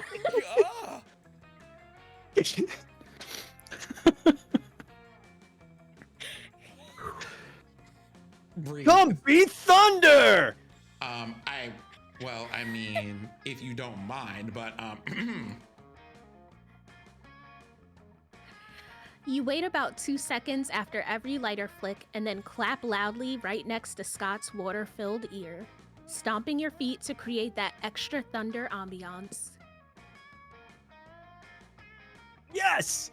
It's like I'm surrounded by a literal, actual storm! And it's no. seeping into my brain! I can feel my brain crackling with new ideas! You stomp harder and faster to make it seem like the storm's getting closer, and accidentally cause a cyclone in Scott's brain.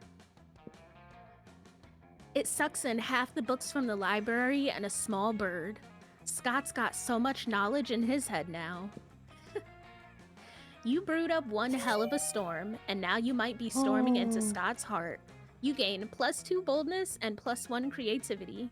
Let's go. Just a quick reminder, you know that you'll notice on the little signpost there that there's a little cat next to some of these things? That means the store is there. So if you're not trying to go to the store, don't go to the auditorium. My Damn friend your Jen said, I'm store. surprised we didn't kill him. I mean, I'm the same. I'm surprised we didn't kill him either. Yeah, that could have gone a lot worse.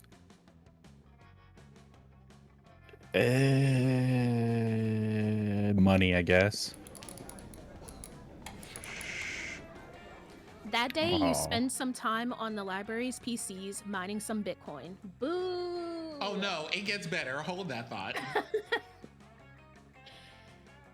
This is supposed to have something to do with solving algorithms and the rise of cryptocurrency.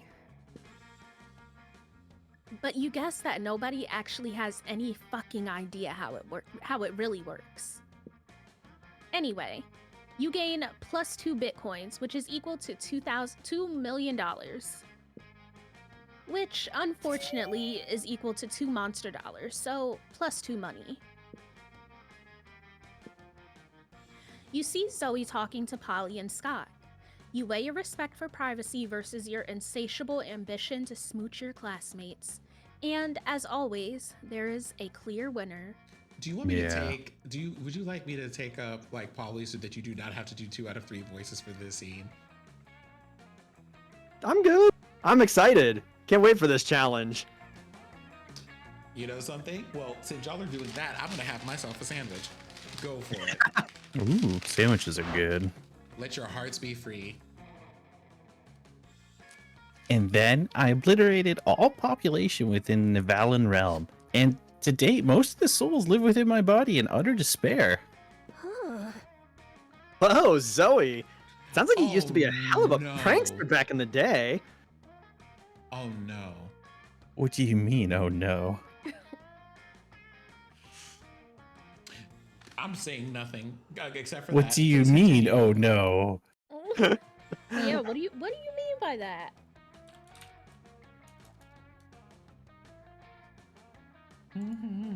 Oh my god, the silence is telling. It's fine. I invite disaster every day, unfortunately.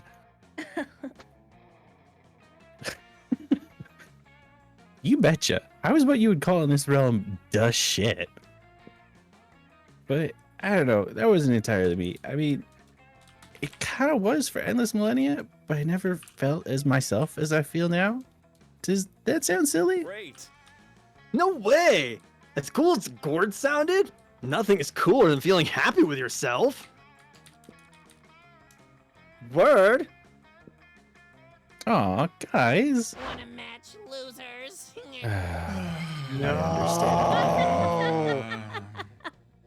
What the fuck is this thing? Correct. Fucking Leonard. Okay, so I will take the time. I will make the sacrifice and take one for the team reading this one here. We appreciate that. But CW, this person is a character who is like very misogynist. So it's just like every incel talking point that you have ever heard and made into a podcast in one character. And Also, I do on mean every purpose. single. I mean every single one. Yeah, I mean, and it's the on shirt- purpose. Yeah, the So- shirt tells us all we need to know, I think. And I mean, also because Zoe is trans, these tend to get pretty transphobic. Ew. Like this person specifically, it is here to antagonize a lot of people, but it specifically appears whenever Zoe is involved in a game. Yeah. So, nonsense.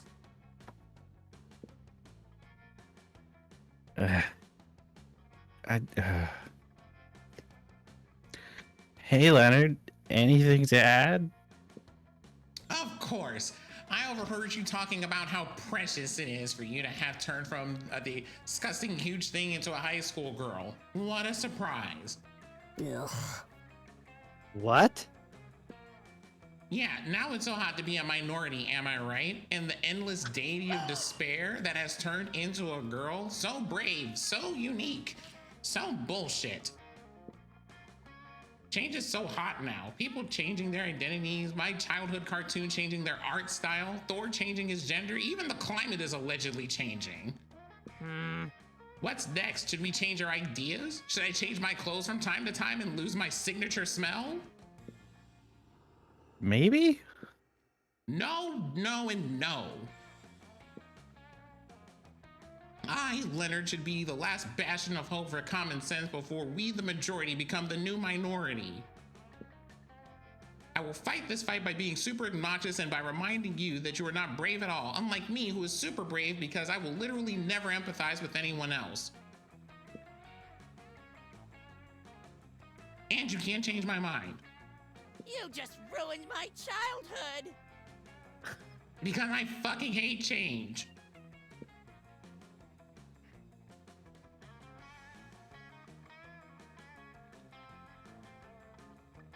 I'm gonna beat this little fucker's ass. Yes. I have something to say after this dialogue, but also, according to Monster Prom lore, your response is always the correct one. Yep. Yeah, there's no way in the game to choose a bad any response that actually ever agrees with this guy.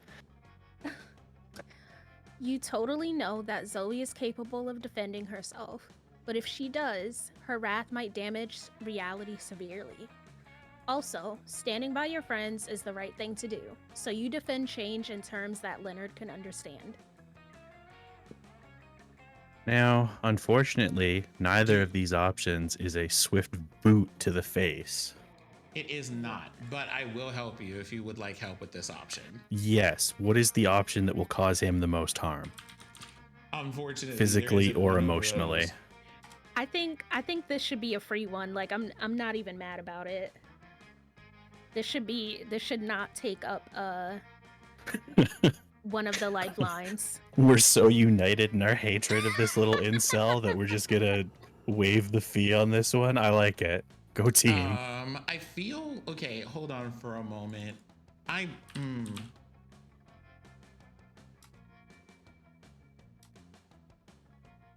No.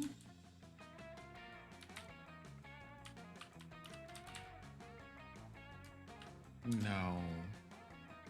Yeah, I kind of hate that I'm like- first option I'm as over- well. I'm over here trying to make a guess here, but I will say I don't think you want to challenge him to a Pokemon duel. Oof.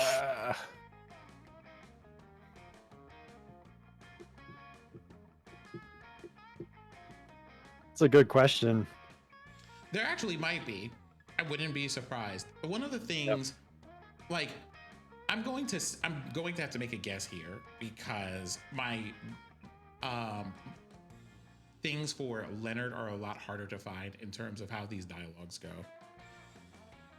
In case anybody else wants to look. However, I will say a thing real quick about Leonard. They put him in here, but whenever they put him on a scene, there are these range of characters that do terrible things and can be assholes, will destroy property, will set things on fire, skip class, and all this other stuff, and just casually talk about things like drug use and murder in this game. And every single one of them, to a person, whenever he is on screen and says anything, the options that you have are rarely ever things where you want to argue with him or reason with him or anything. It's always the answer is no, and we don't, like, this isn't a thing that we debate people about, like, leave. So if things like when you have things, the game doesn't encourage you to do violence to him, but what happens is that all the NPCs do. There'll be things like they will like put him in a toilet or set him on fire or just like straight up punch him in the face. Vera poisons him. Like it, so it's a good Brilliant. point of like I think the main purpose for adding this character was as a way to like address essentially all the negative bullshit you see on the internet and be like, hey, look, here's this guy who represents all of you assholes. Now get fucked. All right. Well, despite me not agreeing with the top one, I do feel like that's the one that's going to get him to fuck off. So, Let's hope. Okay, there we go. Bless. oh, thank God. But it can't be.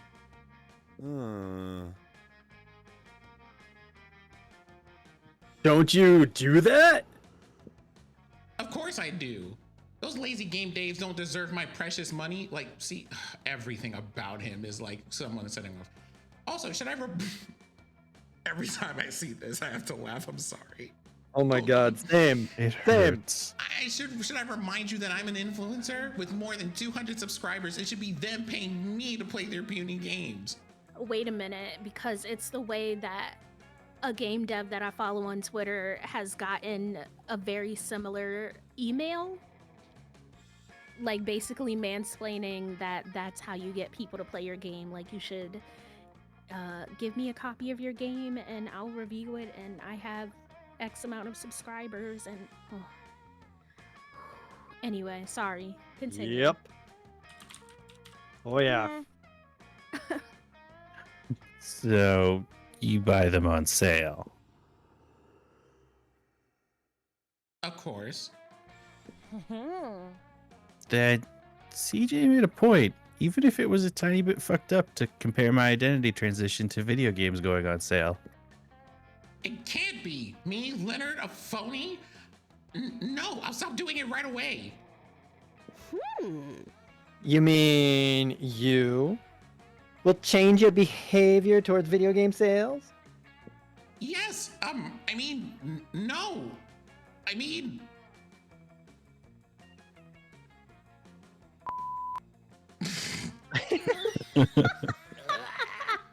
You fools! This is not the last of me. Be ready for me. Be ready for my revenge. There were a bunch of angry tweets. Yeah, we've dealt with your kind before. Nah. Oh, brother. Whatever. What just happened? Look at Precious Scott's facial expression Yeah. here. He's just, there's nothing going on in that skull. Not a single goddamn thought. Holy He's shit. in a different dimension right He now. is. Oh, nothing. Just CJ being the best. I am pretty great. Yeah. How didn't we see best way of fighting Leonard was beating him up with his own silliness? We're Team Zoe, and Team Zoe just won. Hooray! You're the best team ever. You all hug, and it's the Agreed, sweetest Crow. thing ever. Later, in your secret lab, you distill the sweetness into +3 charm. So the thing that is really for me anyway, it's interesting is that they made Leonard a character to make a point, but that's the only reason that he exists is just to compare things and just go, hey, just so we're clear, because we're introducing a trans character, here's all the ways you don't talk to them. And they put in like different stories for that, but Leonard only appears in this game. He's not in the first iteration of Monster Prom. He was introduced with Zoe, but then after this, in every subsequent game, he's not a character anymore. So he's not a character, Point was for example, made, in and we get to Monster move Camp. on. Yep. And I Love think, that. and that is like kind of like a refreshing thing for me. Like you made a point and you don't have to have people like continuing to be assholes in further games. So you get to see Zoe in later games, but you don't have to see him in later games. He's It's not worth the enjoyable. attention, TBH. But I do appreciate the. I think it was handled fairly well, although I didn't 100% agree with the options. But like, in the grand scheme of things, I think it was, you know. Like the options that you want are never the options that you get, because the options that you usually want are, how can we fire you out of a potato cannon? And the game's just like, we can't give you the violent options. To which I would respond, why not? That day during recess, you throw that ass in a circle. So true. You're talking to Juan, the small magical Latino cat, when he tells you that you won't ever be as fun as Bob the scary clown. You accept the challenge, go straight to Bob, stab him several times, open his bleeding chest, and eat some of his guts in order to consume his fun. What the Dead by Daylight Maury is this? Really? Also, the only way to deal with clowns. Do you think that's how this works? Well, it is. You gain +2 fun from poor Bob. You spy Vera and Liam engaged in their favorite pastime, a variation of people watching called monster judging. So pathetic. Do you see what she's wearing? Newsflash. Lime green stripper boots do not go with chupacabra fur. So mainstream. At least she made a choice. I've already seen 6 people wearing the same Air Gorgon sneakers. We really are the lucky ones, Liam. Most people are just absolutely hideous. But even their hideousness is mediocre. Most people are hideous, but I have yet to see one who is the most hideous. I wonder what such an abomination would even look like. True hideousness is on the inside, in your organs. A person with their organs on their outside would be the most hideous.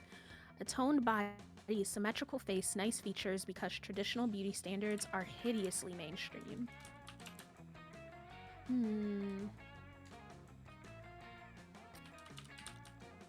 Okay, so here's the question.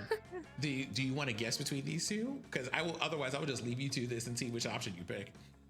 I'm nervous because I already picked Liam's answer once, and it completely threw me for a loop. Oh, do you want to phone a friend? I think I'm gonna ask the audience on this one. Yeah. Okay, so I will tell you that one of the options is a very Liam option, and one of the options is a very Vera option. I will also say, however, based on your stats, if you want, you can win this round with the Liam option. But if you pick the first one, I think you get favor with Vera. You get favor with Vera, but you also get minus points at the end. So.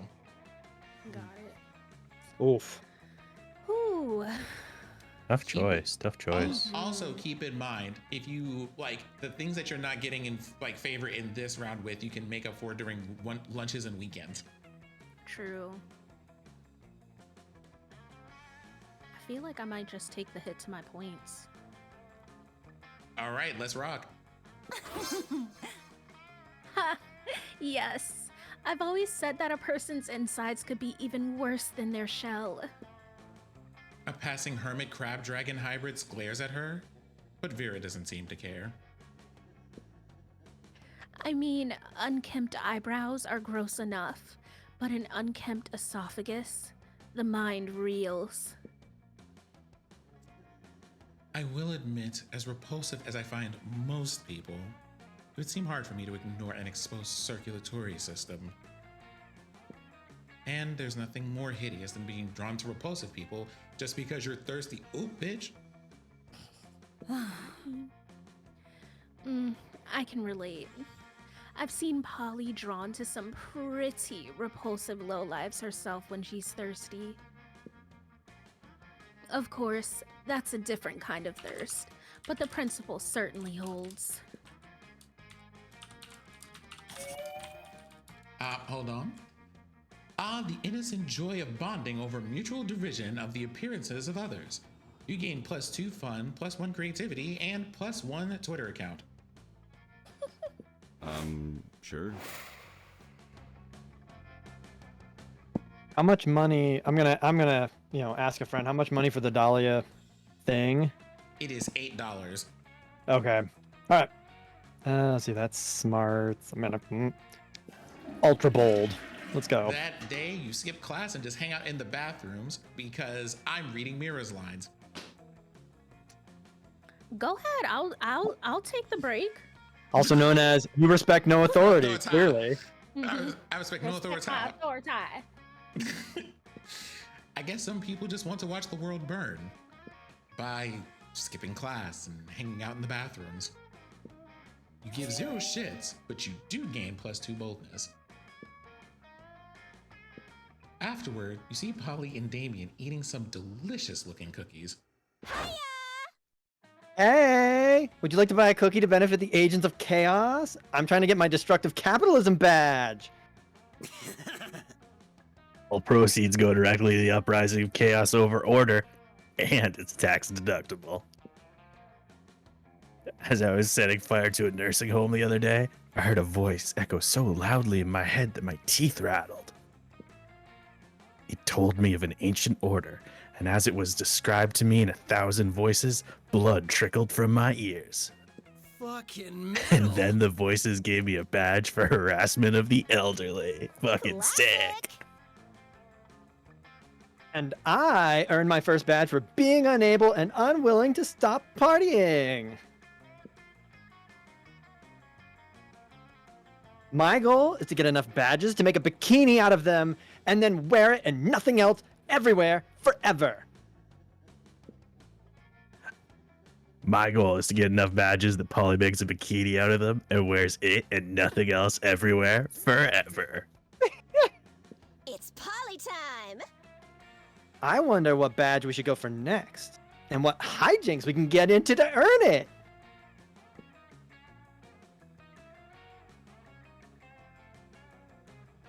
Alright, looks like the chaos is always better with some sensible agony. Replace all the water in the school swarms of mosquitoes is probably Damien. You know, it's ridiculous and chaotic. Being single and partying forever, absolutely the Polly option. But oh boy, I don't know if I have the stat for that. But we're gonna go for it. Let's see what happens.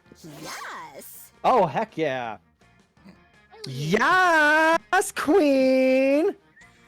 Oh no! Lame. Oh Lord. Okay, please continue. I always say that marriage is like such an outdated institution. Think how panicked old people will be if we dismantle it. I mean, just look how panicked they get when we ask to dismantle capitalism or the police. Yeah, they'll act as if it like matters or something. I'll head to City Hall and torch all the marriage certificates and maybe a cop car or two. Hell yeah. Let's go, Damien. And I'm gonna go to all the bridal salons and pour pig's blood on all the dresses. Rad! Perfect. Man, we're gonna get that disrupting societal norms badge easy as pie. Badge bikini, here I come. Why do even the simplest plans seem to escalate into arson and blood so quickly? Whatever. You gain +2 fun and +1 boldness. That weekend. What is this? Oh, right. I'm Uh-oh. already on it. It's fine. You already took the screenshot? Good shit. Yep. So if everybody hits tab, you'll see that it says use Right, your bro. memory.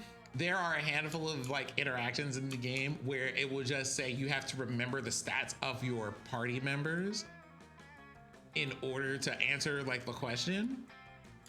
And if you don't, and so we developed like a whole ass strategy behind taking those screenshots like just before Oh. answering that. So yeah. That weekend. Well. Oh wait, sorry. That weekend, Mira reads this line. But I also dropped that in the Monster Prom channel so that y'all have it. Okay, perfect. Excellent. That weekend, Polly and Scott pick up you, Noob, and Shadesiak in their suspicious Technicolor van. That is the best kind of van, so. And the 5 of you embark on your favorite pastime, solving spooky mysteries.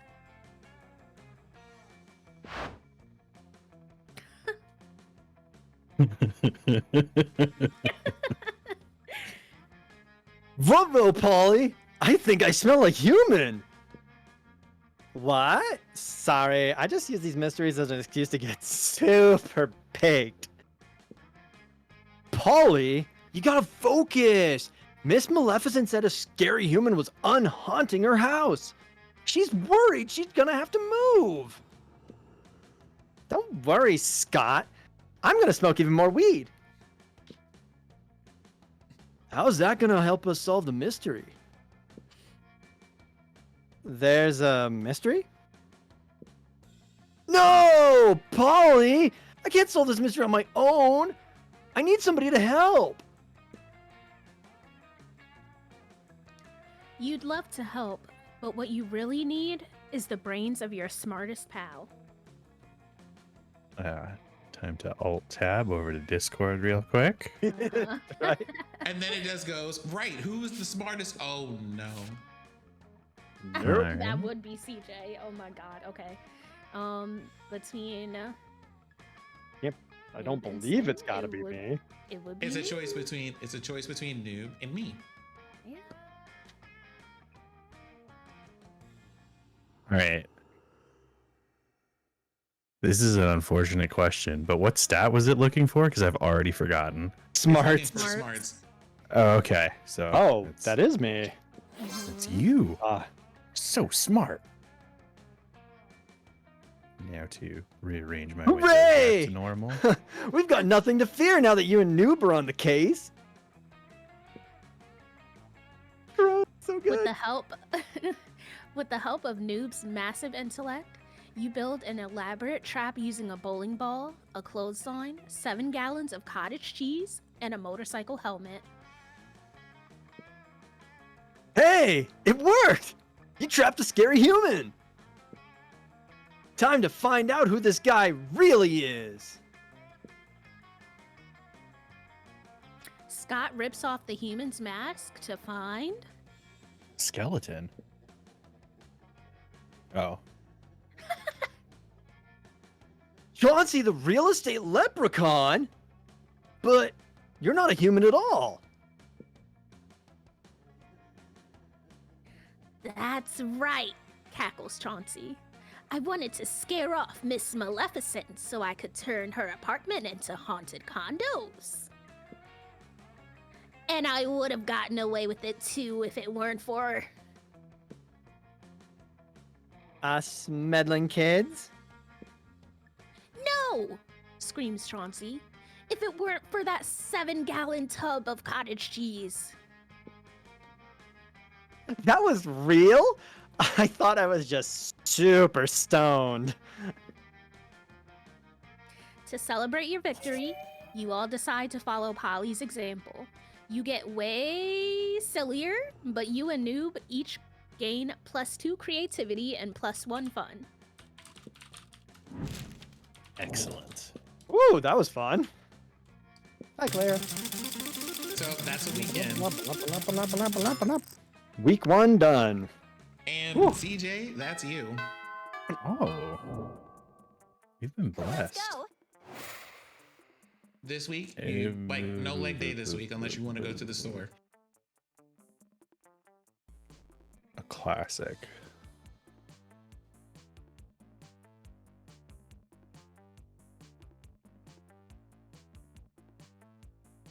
Hello, Mr. Mouse? Ah, there we are. That day, while rehearsing for the class play, you are struck by the lightning of inspiration. You come up with the ultimate nickname for yourself. Which, as we can tell from Discord, is C. Gene Gooch Star. So That is a hell of a nickname. you'll want to. This is going to be important for the next part of this game. Go ahead, click the button. Oh no. You tell everyone to call you by it. Also known as one of the 7 most douchebag moves in the world. Oh no. But the nickname is so awesome, inventive, and appropriate that people decide to go with it. Huh. Quite the feat. You gain +2 creativity. Nailed it. We, the devs, dare you to actually come up fuck. with a nickname for yourself and ask the other players to call you by that name until the end of this run. All Please right. don't. So do you No. want us to call you C Gene? No. C Gene. Let's go with Candy. Candy's a better option for everyone's sanity. Okay, so Candy it is. I will also say, Candy, for your sake, what's funny is, in Monster Camp, when this same kind of concept comes up, but it literally just changes your name on screen. Oh, that's brilliant.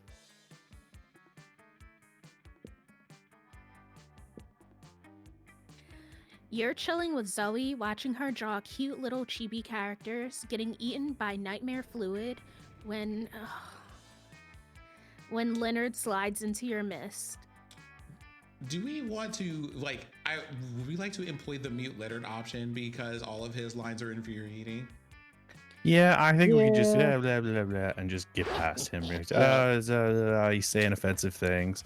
Oh, cool. As much as I hate your casual sexism, I love opportunities. What's up? Misogyny. Not the you. Oh God, not YouTube. Oh girl, you didn't come for them. Yeah, I could probably do that. No guarantee that it won't drive your viewers. The way that it just made a alarm sound right No. at that time. Great. You know something? I got you, Candy. Hold on. There we go. There we There go. we go, we got it. Great. Let's talk a little more about what you want. Then we can negotiate a price for the commission.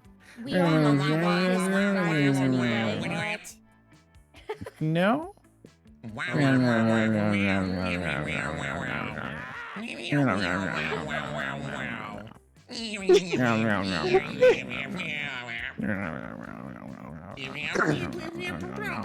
Elon Musk is a genius. Oh no! Oh, AI art.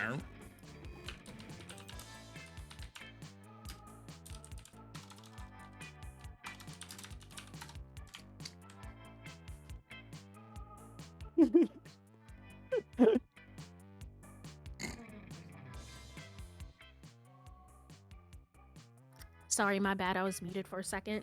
Yeah. No, that's fine. No worries. You had to tend to a few things. Yep. There were some things going on. As Leonard pours more and more garbage words out of his mouth, so true, you can feel the air around Zoe turning into pink tentacles of wrath. Uh-oh. If you can't broker a deal between these two, who knows what will happen to reality? Maybe you can convince Leonard to pay with something other than money. Okay, let's see what options we have here. Why don't you pay with one of your kidneys? I mean, you've already got 2, and once you're a YouTube sensation, you can buy as many kidneys as you want. If all you've got right now is hope for the future, why not pay with your future? Pledge to be Zoe's indentured servant from ages 32 to 36. I do like this option where we get to cut him open and take one of his organs. Same. Because let's be real, he's not making it to 32. No, probably not. I imagine that somebody will probably hire a hitman to take him out way before then. Yeah. Or I believe Crow earlier in chat said that Leonard fan cannon ends up in jail between this and the second one, which I approve of. Probably. Hold on. No, I can see that happening. That is way I accurate. might have something for y'all. Oh. Okay. If we're like, okay, hold on. Okay, I think I am so sorry. So, do you want the good news or the bad news? Because I don't know if lifelines were requested. Let's start with the bad news. They're requested when you said bad news.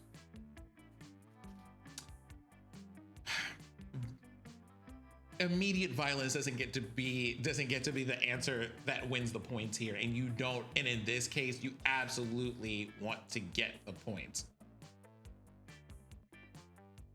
All right.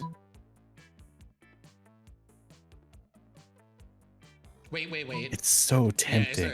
It's the correct one. So, like, that's the thing. If you do, I hate it. But if you, like, the thing is, he just gets to spout off extra nonsense if you pick the wrong one, and it's awful. And then Zoe also feels awful, and we don't want that. Yeah, both of those are not acceptable. So we'll go with this bottom option. JC is the.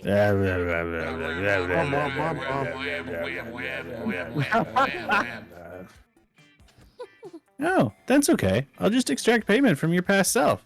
Wham, wham, wham, wham, wham, wham, wham, wham, wham. Oh, fuck, my memories. All right, you know what? This worked out really nicely. Don't worry, I just bent the fabric of time and space to steal 4 years of your life. We're totally even now. Deserved. Right? Ooh. So, you still want that drawing? For another 2 years of your past, I'll even do it in color.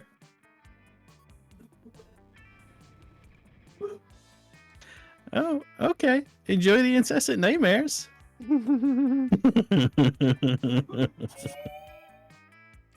This was the best. That's Zoe. So adorable. You gain +2 smarts and +1 creativity. Such a little trickster there. Just a little trickster.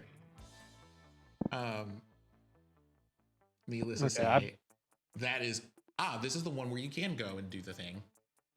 Yeah, I've got enough boldness and fun for eons at this point for Polly. Mm-hmm.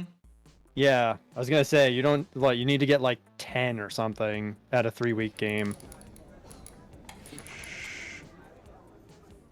That day, you spend some time on the library's PCs sending malicious spam emails in the hopes of stealing other people's money.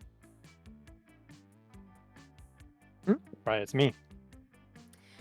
It doesn't sound very nice, but who's really the one to blame if they respond to such a blatant scam? You lose -10 karma, which isn't a stat in this game, so who cares? And you gain +2 money. You're just getting ready to leave when you get a text from Polly. Hey, babe, let's party. Yeah. How can you refuse such a formal missive? You track her down immediately. Hi. Hey, you got my text. That's good, because I need some help brainstorming.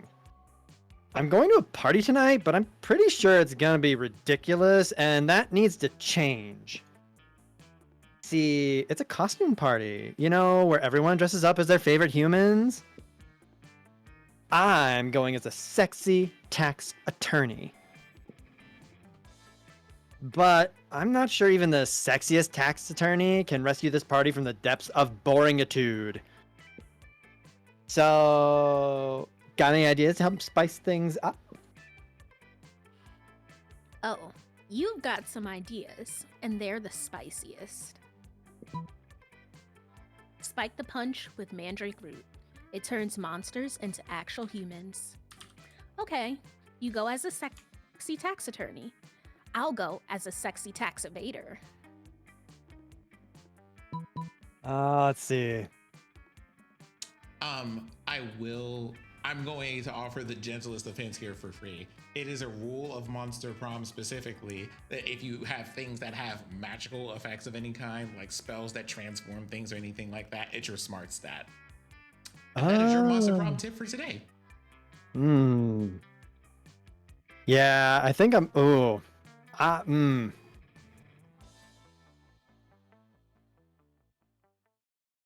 But that's the bottom one. I can't tell if that's a creative thing or a fun thing. Or even charm. Because if it's fun, then I'm hosed if I go for the first option. But if it's anything but fun on that second option, I'm perfectly fine because I don't think it's bold. Risks and rewards. I will tell you, however, that getting the answer to this question could be important. Well, then I'm going to use the second of my 3 lifelines. I think I've already used one. Yeah. So yeah. You should absolutely do the smart one. Okay. Later that night at the party. Just got 1 lifeline left. This is incredible! Look at all these humans in human costumes! Georgina the party owlbear totally just turned into a sumo wrestler! And Larry the Lich looks exactly like former United States President Abraham Lincoln. Oh, Larry doesn't just look like Lincoln. He is Lincoln. He has all of Lincoln's memories up until the moment of his death. Oof. Every newly transformed human at the party comes complete with a full lifetime of memories. A childhood, family, friends. They have no recollection of their lives as a monster and are all currently going sicko mode from the cognitive dissonance. Manny the Manticore just turned into a retired cop who's screaming for his estranged wife and 2 sons. Pranked. And in about 4 hours, all of these newly created people will revert to their previous forms, essentially murdering these new identities. LOL. In the meantime, you and Polly have a great time scaring the shit out of actual humans and streaming it online. You gain +2 creativity and +1 fun. So in most cases that you run into a solo character, that means something. So Noob, I'm just gonna make you aware of that and let you do with that information what you will. Okay. Okay.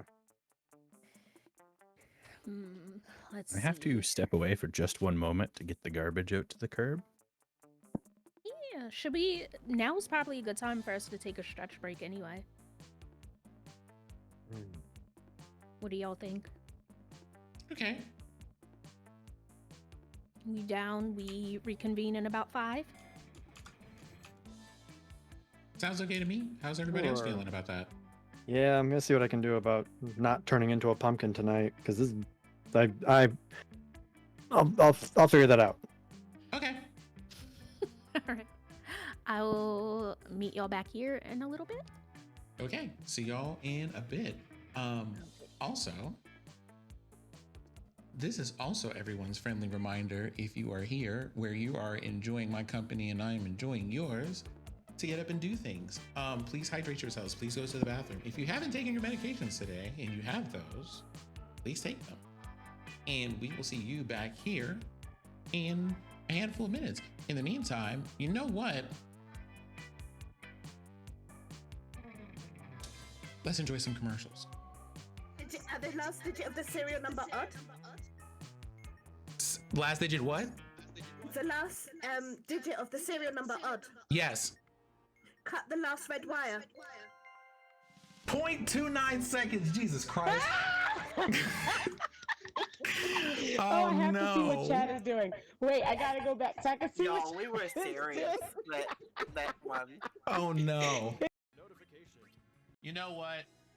Let's just do this right quick for the Vine.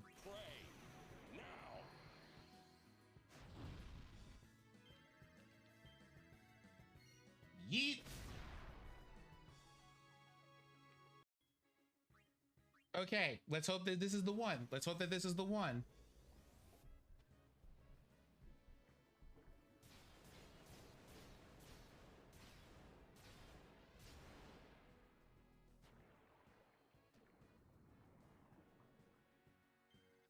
There we go. Oh wow, we did it. Victory is ours! Feeble thrusts tremble before Shadiac's powerful, tangy soda urine. Dear chat, this is really not a time for you to make any mention of whether or not you are into water sports. Please leave that to the DMs. Do not bring that up right now. Thank you. I can't.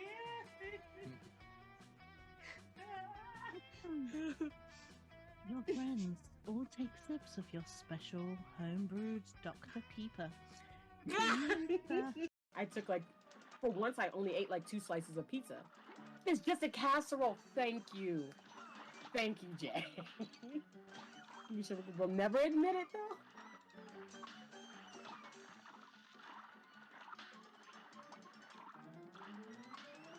I feel like the way you like your pizza is also stagnated. Stagnated, that's probably not even a word. Y'all, I need you to know that the pier is on the screen. Right there. There's the pier.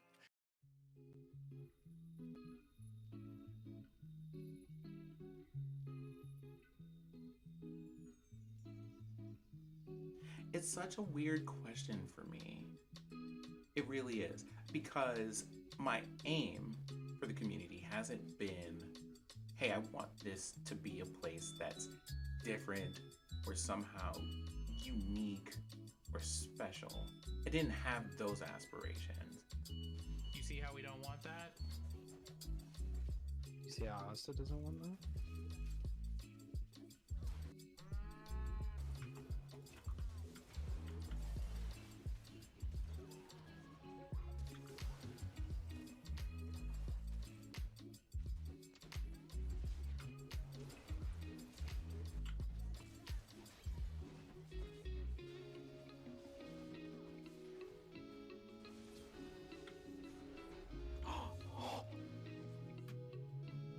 The aspirations were going to be, we're going to come here and come together and we're going to chill. However, the side effect is, because I'm a little bit of an oddball, so are all the other people who hang out here in wonderful ways. All of them are artistic and talented and creative people of all different kinds across all different stripes. Aw, shit, screams a little old lady. Shadiac is here. Turned down for what?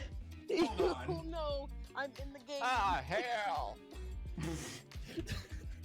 Somebody get Somebody get get her her down for what? Somebody get her. Somebody go get her. She dancing like a stripper. Hey, somebody go. Don't put your hip out, damn it! You can't dance like a stripper no more. But I want to. Somebody come get her. Y'all Her better hips be- about to give out. Oh my gosh. Stop. Behave yourselves. An ancient man in a wheelchair throws a light switch and the overhead lights go from fluorescent to flashing bright primary colors as a disco ball drops from the ceiling. Gotcha. B, letter B. Y'all, focus. We have a job to do. I'm about to die, so I don't care if I party too hard. I wanna bust it down anymore. We're not even reading the dialogue, Chloe. Oh yeah, Shadiac always drops by just in time to celebrate senior tea. Put it down, Betty! You just smelled on making that guap, mother. That guap. You're 72 now, Betty. You can't get guap no more.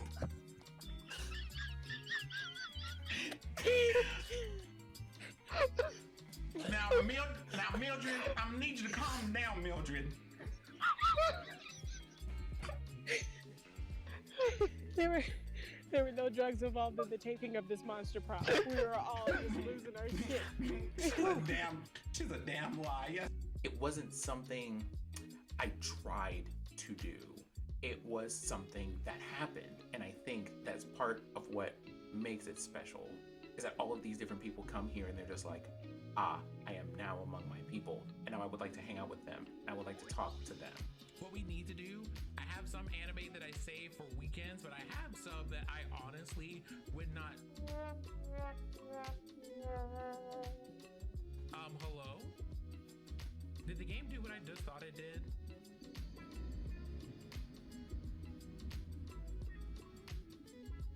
They're sassy, they're spicy, they are brilliant and hilarious, and they also care for each other so very much, and it's wonderful to see. Okay, now how do I do this? You just go straight for the king. Yeah. No ifs, ands, or buts, or messing about. You just need to save the king. There you go. Well, Good at game, this Mr. point, Shaw. yeah, you just murder him. But yeah, we save the kingdom. And with that, I have won my first official game with Armello ever.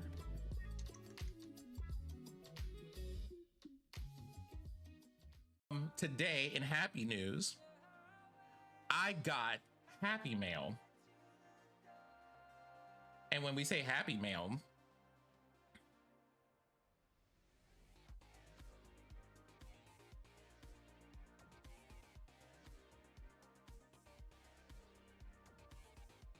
so let's talk about this book real quick from Sandy Pug Games. It's a game that I saw on Kickstarter. I believe it was like last year or so when I picked this one up.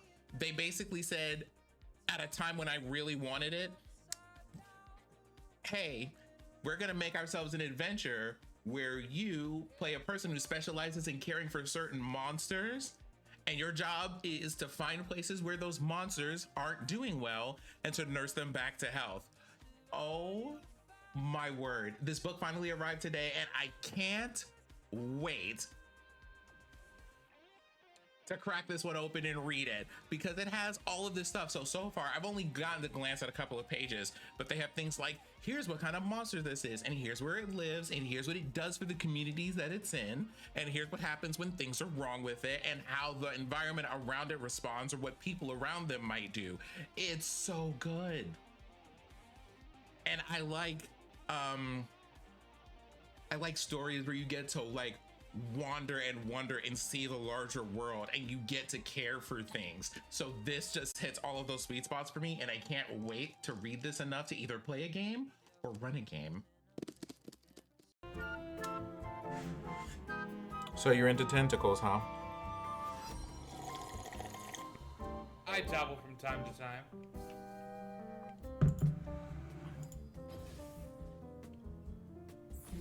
I'm feeling some type of way. Please forgive me.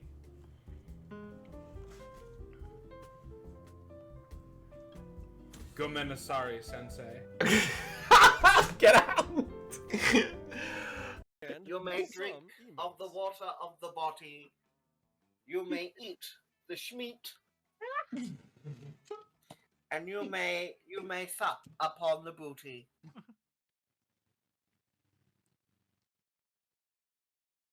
Probably a year plus. Yeah, At same here. least. I haven't played it for probably like a year and a half. I want to stream this, I think. Well, guess who's back from commercials? Is it you? Is it me, Jesus? Hi, it's me, Meleemira, standing in the need of prayer. Not But this. also, welcome back from commercials. I hope everybody took the stretch. I took, like, it was probably one of those things where you're always like, what do you mean you need more water? We had a whole break for that. And it was just like, you don't understand. I had a big sandwich on my table. And I'm just like, this is the perfect time to eat this. Oh, do you mean... Like 1 in the evening? No, that's... Or it's Oh, like and you're 1 talking about a.m. those commercials that were edited by somebody? I don't know. Was that a commercial? Do we edit commercials around here? I don't think we edit commercials. Was that TBH. commercial, or was it the other commercial? There are several of them at this point. Who keeps track of these things anymore? I think that's Noob's job. I mean, I don't know. There's a whole thing in chat. There's a paragraph over there. I don't know how it appeared. I would encourage the good people to read there. Yeah, we got the auto command on deck. We're all about self-care over here.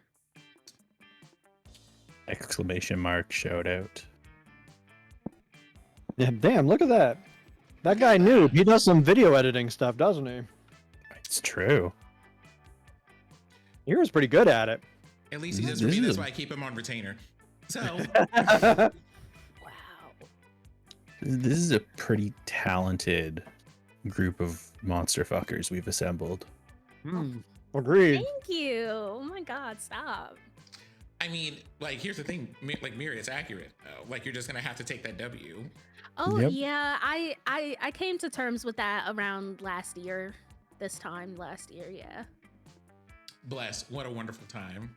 Just in time for Libra season. Mm-hmm. All right, let me see. Where am I gonna head? Not to the gym unless you're going to the store. Yeah.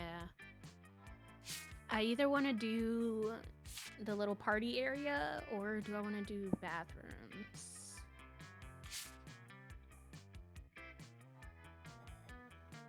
Let's go here. We'll do something different. Okay. That day, you skip class and just hang out in the bathrooms because you respect no authority. On the way there, you run into Meleemira, the Oni girl. She offers you some of her weird Japanese energy drink. You take a sip. It tastes wild as hell. You need to check the contents of this shit. Guarana seed extract, benzoic acid, 50 milligrams of caffeine, and 100 milligrams of boldness? And 18% alcohol. Well, it wasn't bad at all. You gain +2 boldness. Thank Meleemira and proceed to the bathrooms. You see Vera at the mirror attempting to tame her hair with a cattle prod. I am having the absolute worst hair day. In biology, my snakes murdered the gremlin sitting next to me, which totally messed up my bun, and I didn't even want to murder him yet. You know, having my scalp covered in live venomous snakes can be a real pain in the neck sometimes. Literally, sometimes they bite my neck. My hair care routine is more diplomatic than cosmetic. I have to broker a peace treaty every morning just so my hair won't have a part in it. I know I'm gorgeous and rich and better than basically everyone, but my life is the literal worst, and it's all because of my vicious reptilian hair. Oh, the drama. Vera's acting all tough and aloof, but you didn't survive your senior year at Spooky High School without learning to recognize when a Gorgon is fishing for a compliment. Maybe you can give her a brilliant hair care tip, or at least make her feel better about having snakes for hair. If you're having trouble taming your hair, I've got a flute that might do the trick. Why don't I come over to your place and charm them sometime? Oh, come on. There's way worse animals you could have for hair. What about squirrels?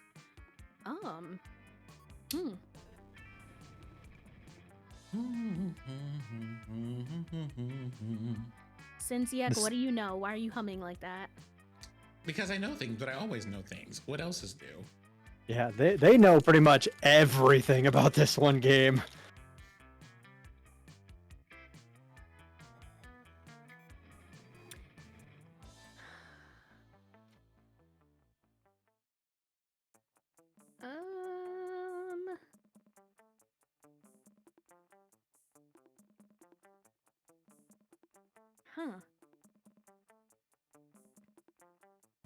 My charm is not very high, which... I'm gonna have to look this up though, because I'm just like, now, why is,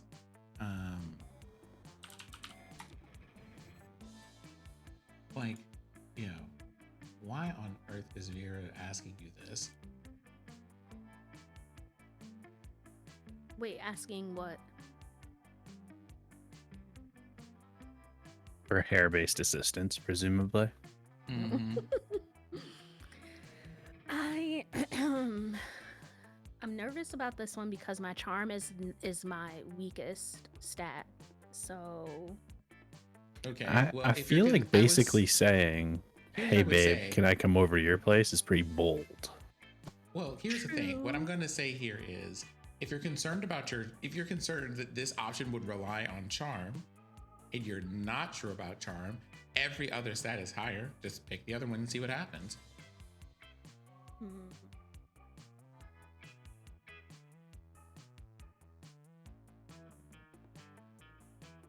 Damn. I'm just saying. I feel like you're really smart here. You should trust your instincts.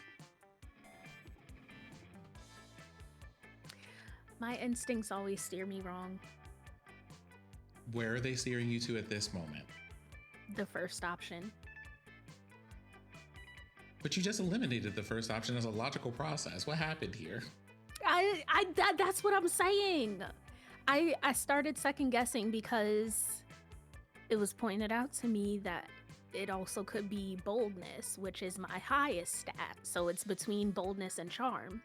Now, to be fair, even when I'm talking about things I know about, I don't know what the fuck I'm talking about. I mean, also Okay, the word fair. charm. Also, the word charm is right there. It is. All right. All right. Oh. There you go. Woo. Okay. You okay? Oh yeah. Kind of. My God, you're right. My hair and I may have our disagreements, but at least I'm not Peggy Squirrel Hair. Have you ever watched her try to eat lunch? Those squirrels steal food right out of her mouth. Which is how she stays so wicked skinny, damn her. Ugh, Mariah Carey shaking. You know where she came from, right?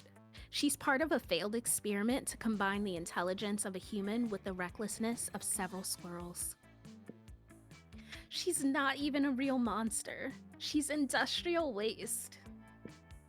Ooh, the shade. Thank you, Mira. You've reminded me of the most important lesson of all. No matter how bad off you think you are, you're okay as long as you can still look down on other people.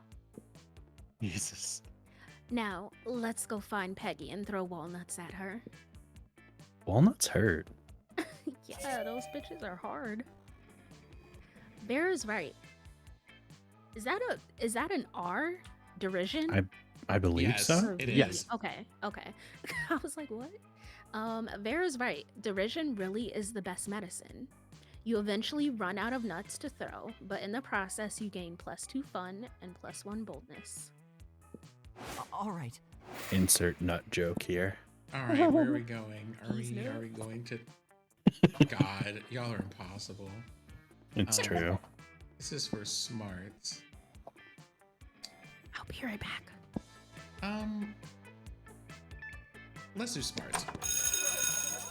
You want me to take over the narrator? Sure. Okay. That day, you listened to your elders and learned valuable lessons.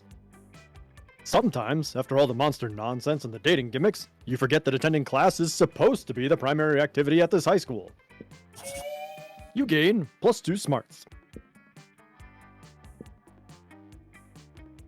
You look over and see Scott fidgeting in his seat, tail twitching anxiously. Whoa! My grades aren't looking nearly as good as my biceps, bro! I cannot. Scott, please. Yeah, but this outfit. It's like the lumberjack realness. Mm-hmm. My test scores are not as high as my jump shots. This face that Scott is making, can we discuss? How sad he looks and how just like disappointed. This is like, how dare my scores actually be that low now that I think about it? Like, how dare they?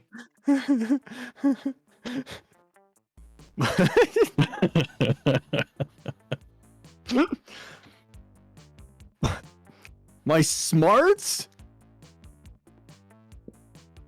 Do you want me to Seems to take have this? run out of- That you're not Yeah, doing sure, yeah. everything. Yeah, sure. He seems to have run out of similes, but in a moment he's already forgotten. I just don't want to do bad in class and get kicked off sports team. I guess I could just study and work hard and do my homework. You think, Scott? Or I could just make the teacher like me and give me good grades by showing her what a good boy I am. Scott, this sounds like a scenario for very unfortunate pairings of things that you run into late in the evening hours. We don't want to do that, Scott. Yeah.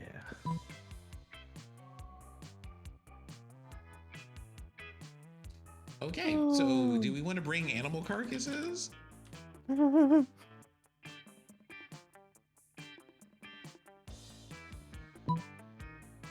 I mean, I want the animal carcasses because I think that's how Scott shows he's the goodest boy. and also it is a monster school. Perhaps the teacher would appreciate some snacks. Oh, that's a really good point, CJ. Is it? I think so. So, of the 4 of us here and the 3 of us voting, 2 out of 3 of you have decided that we just need to bring the teacher animals.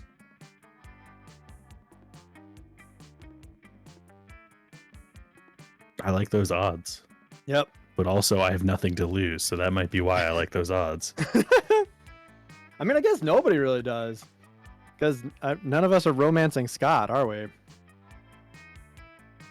Well, I mean, one of us. But we don't want Scott to be sad either. No, we don't want Scott to be sad either, but I'm definitely romancing Scott. Like that is a name. Oh. Have you not seen what's been happening over here? No, I've been clearly You method voiced acting Scott. I want to be clear that I am the ace one in this group. I have been method acting Scott, apparently. I have just not realized that Sin is romancing Scott. Okay, then. So what did you just miss, Mira? Noob has recently discovered that I am romancing Scott. Oh. Yeah. Oh. You're romancing the himbo? Yes, I am. Oh my god. Well, you know what? I love that for you. Scott has a heart of gold. Nothing in his head, but Are you just realizing this as well? Here's the thing. yes. Okay, here's some Cool, random I'm side. not alone. Here's some random side lore about Scott. Scott is really into astrology but doesn't know the name for it. And he's also really good at marketing. Like he is a genius at coming up with ways for people to like make money and market products. And he's also really popular with a brand of snacks in Japan. Oh my god, that's right. What the hell? That's right. That makes him makes like a ton of money. It's very popular. That is a Sinziak that you hear, Jess. Hey, Hi, Jess. Hey there, Fawn. Nothing in my brain. Before we start there, wow, Mira, you didn't. Before I push this button, what option between these two? So Basically, Scott was just kind of like, hey, what do I do for the teacher in order to like avoid getting kicked off of the sports team? Do I disrupt the class, or do I bring a bunch of small animal carcasses as gifts? This is a tricky question because what is the teacher? I feel like is this a science teacher? Is this an English teacher? I need more context. Oh no, like the type of teacher doesn't matter because it's a school of monsters. Also, please hold. 1, we do not apologize for those things around here. You never have to apologize for that, but I'm glad to have you back. Hello there, Drip. How's it going? I hope you're having a pleasant Tuesday. Small animal carcasses. I was kind of leaning towards that too, because I was gonna say, like, if it's a science teacher, then they would probably be like, hey, this is great inspiration for our next science project. Okay. Piles are also just I also think really this is good. bold. I think this is boldness. 3 out of 3 people, 3 out of 3 streamers have chosen the bringing carcasses. Let's bring carcasses. Oh, and that was creative? Wow. I'm glad There's it worked. 4 of us. I'm that. so good at hunting. If she can see that I can crush a vole, she'll see I can crush a test.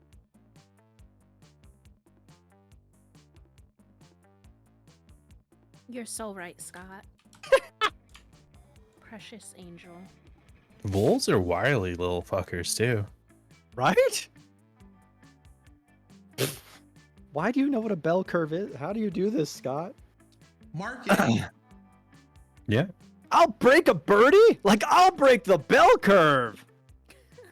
Do you break a bell curve? Do you raise it? I'll raise the bell curve like a barbell. Look at the stoic face that he has on right now, though. Right? He is so determined. Mm-hmm. You are When filled Miss- with determination. Mhm. Scott, probably. When Mrs. Panthera walks in, Scott has stockpiled carcasses of squirrels, mice, and sparrows, which he carries in his mouth and one by one lays at her feet with great care. Mrs. Panthera is delighted and immediately gives Scott 100 points for showing initiative and showing the rib cages of small animals. Man, how has no one thought of this before? You gain +2 boldness and +1 creativity. Let's trade places. Change places. Oh, heck, I go first now. Yeah, let's go. Damn. Lunchtime again. I think this is Which It means does happen every day. Sure. here's the and once again, this is everyone's reminder. You can't get anything wrong at lunch. It's true. Is that cousin it? Oh, that's a mess. I'll do the reading for that for those people, but also it's awful. All right. Well, there's like when I say it's awful, like not like Leonard awful, but like they are like uniquely insufferable for reasons that you'll see the moment you like read a line of dialogue. Yep. That's not what we like. So there's CJ. There at least is. we- Oh wait, Had time to mentally prepare for it. CJ or Sin. Oh wait, so I could go here and not really throw anything off, because I don't want to throw off the Vera. For you, well, Mira. Actually, I think the lunch tables are free game. Like I they are, but I will also tell you, Noob, for free. You are in a very unique spot wherein the possibility of you dating Polly is assured as long as you have the appropriate stats when you have to do stack checks for a certain dialogue. Right. You don't need you don't need favor for that, which is what this is what you get from lunch. Yeah. What do you usually get from this one? It's like a +4 Yeah, to if something. you have tertiary characters, it's usually like +3 or +4 to a stat, but the stats are random. Yeah. I mean, I could still use that. Oh, I don't. But their dialogue is just horrible. You're just gonna have to suffer through it. Or, per Rainy's request, the Chaos Box. No, we're not doing the chaos box, Rainy. How dare? Now, At hold least not on. right now. Let's not rule anything out.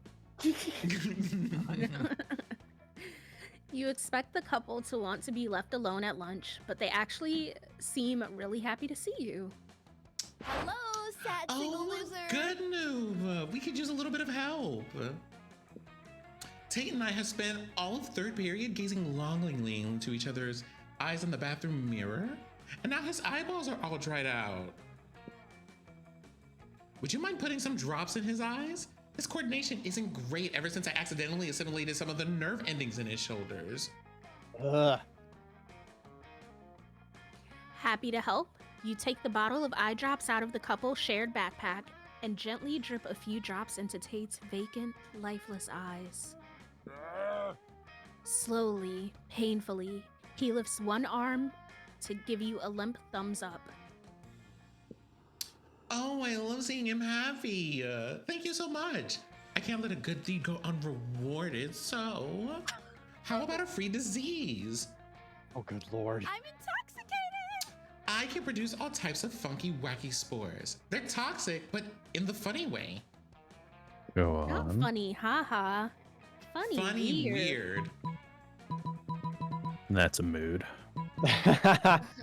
Fuck it, why not? Or I mean, right? I'd rather lick some of your weird mushrooms if that's okay. Like, Oh, Monster Prom, I need to understand why you do these things. right. Here, see, Rainy. Here is some chaos for you. See, it's not the box, but it's kind of like the box. It's very, very extraordinary. Great. For some reason, most students at this school don't want anything to do with my free diseases. It's like they've never heard the phrase, don't look a gift disease in the mouth or something. All right, breathe deep. You do, for some reason. It is drip. It absolutely is. Congratulations. You are now infected with toxoplasmosis, a parasitic infection normally carried by cat feces. It inhibits fear, enhances risk-taking behavior, and generally makes you sexier. Nice. You gain +4 boldness. Holy shit. Let's go. Because I needed that. You have been blessed by diseases. All right, Candy. So what would you like to do? That's a good question. How much is the chaos box? $5. Wait, actually, no. The chaos box is free. Yeah, I thought it was free. Hmm. So anybody can take it whenever they want.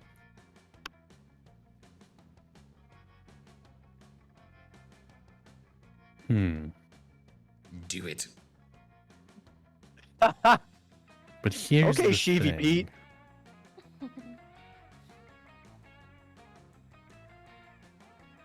Remember, the numbers change depending on the length of the game, right?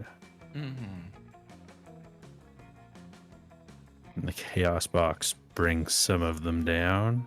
It can. The chaos box has the effects are random. So it can generate Oh. an item, it can generate things that add or remove points, or things that more typically take off of one but add to another one. Oh, it's too tempting. Show me that money. Chaos box, where are you? Is that you? Oh no, that would have been fun, but we're not going to do that today. Yep, the chaos box is that one right there.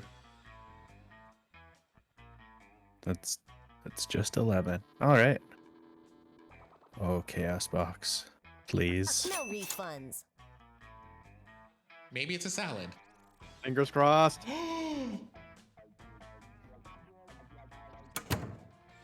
All right. Pourquoi? Oh boy. Eh? Wow, CJ. Wow. Candy. That Correct. gas said a lot. Candy. You have found a secret ending to the game that you could only get from opening the chaos box. Oh wow. Chaos box has blessed us on this day. Do you want to know who that secret ending belongs to, or do you want to just Yes. figure it out? Okay. No, give me info. While Mira goes to do her thing, that little image I wanna gives know you too. a Hold up. special something related to Scott. Oh. Oh Should you wow. choose to accept it. So that's one of those. You can either continue pursuing things with Zoe, or you can continue pursuing things with Scott.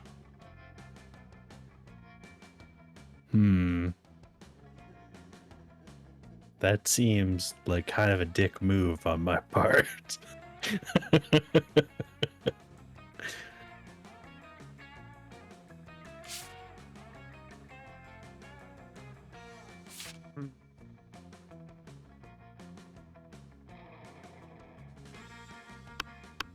Oh, I also have to go and make choices. Right. It is you.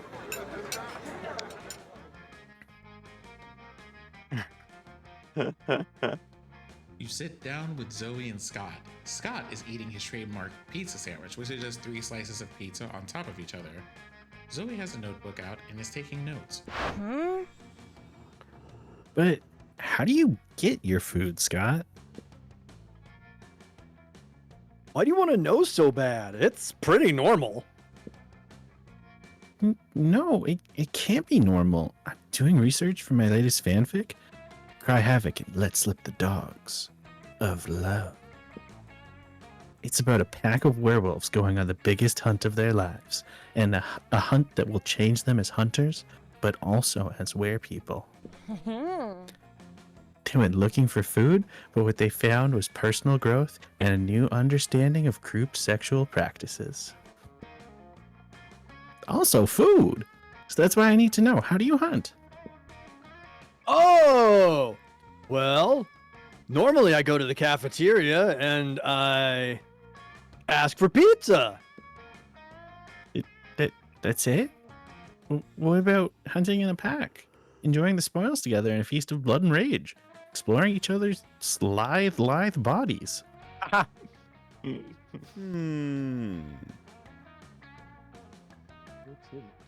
Well, I guess sometimes me and my cousins order pizza at home, and then the pizza comes, and then we eat the pizza? Okay, and what is the pizza man wearing? Zoe does not look at all satisfied with Scott's answer. Maybe you can get Scott to just give some juicier info or convince Zoe that ordering pizza is actually dramatic.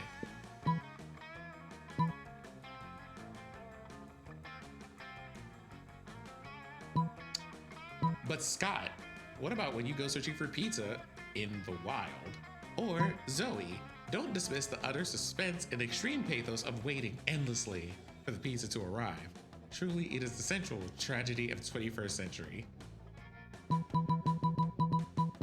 Let's do it this one. Oh, okay, that is the... Okay. I was like, wait a minute. Oh, no. How? I thought the central tragedy of the 21st century was that we're gradually destroying the planet with every convenience we enjoy, but we're all so removed from the consequences of our actions that we continue to be manipulated by corporate masters until we're all living on a desolate cinder. I mean... Nope! It's the pizza one! And that is how we ended up here. Oh, that's a relief. That other one seems super depressing. Oh. Not having pizza is really depressing too. Sometimes, when we're waiting for the pizza, I get so hungry, I could eat a horse. And what part of the horse would you start with?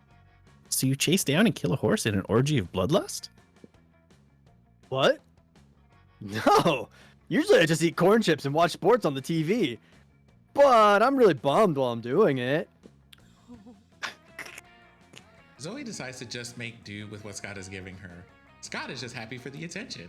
You're happy because Scott is happy. Everyone wins. And clearly, Scott starts with the horse's ass. Oh, absolutely. Scott eats ass. The horse cock is the size of Zoe's arm.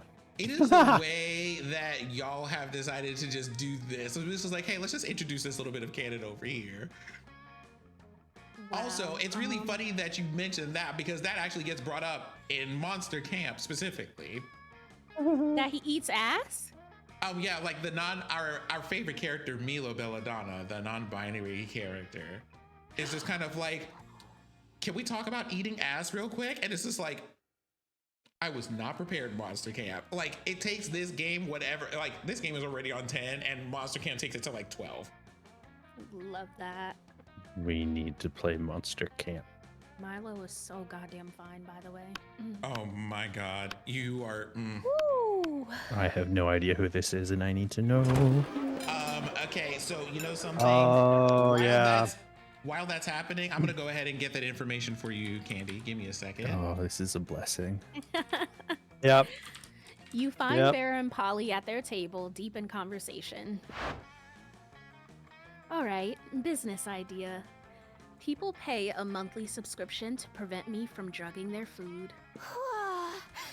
Business idea. People pay me a monthly subscription to put drugs in their food. Business idea. Price out the cafeteria's current food supplier by selling plastic food. Business idea. Nipples. Just nipples?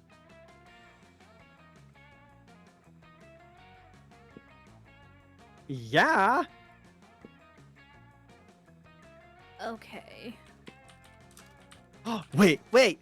Business idea. Use clever marketing and food science to create the perfect new diet fad and sell it for a ridiculous profit. That's actually a really good idea. Better than nipples? Yes. We just need to figure out what our new diet product will be. Oh my god. Tapeworms. They're gluten-free, dairy-free, 100% organic, and you can get them for free from sick cows. Or meth. It's what's for lunch. Well, tapeworms is definitely the Vera option because you get them for free. Jesus Christ. This game is so... I love Polly so much. It's kind of like you get plus 10 righteousness, but this game is wrong in so many ways it doesn't make a difference. Is literally a line from this game. So not sure. Oh my god, I want to fight y'all. Y'all done forgot to remind me to change the game title. Oh no!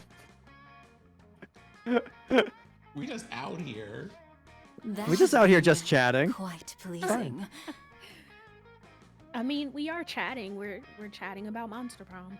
It's fine, true. Don't worry about it. Keen, What get out of a here. delicious idea. What? But what about for like ghosts and stuff? Ghosts want to lose weight too. We'll just sell ghosts of tapeworms alongside the living ones, naturally. Where are you gonna get tapeworm ghosts?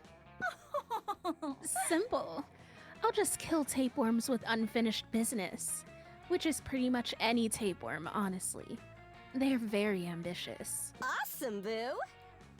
Well, all of my objections to this plan are solved. Scam away! Not them knowing it's a scam.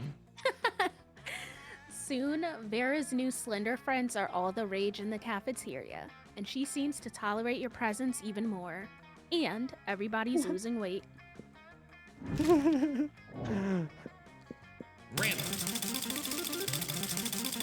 Candy, Meleemira, and Noob. Okay.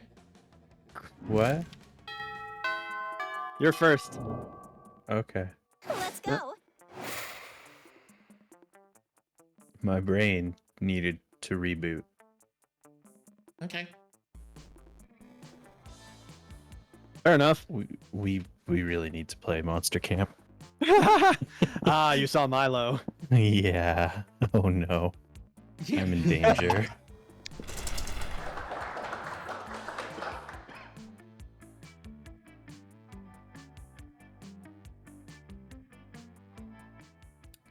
That day, while rehearsing for the class play, you totally forget your lines. It's terrible.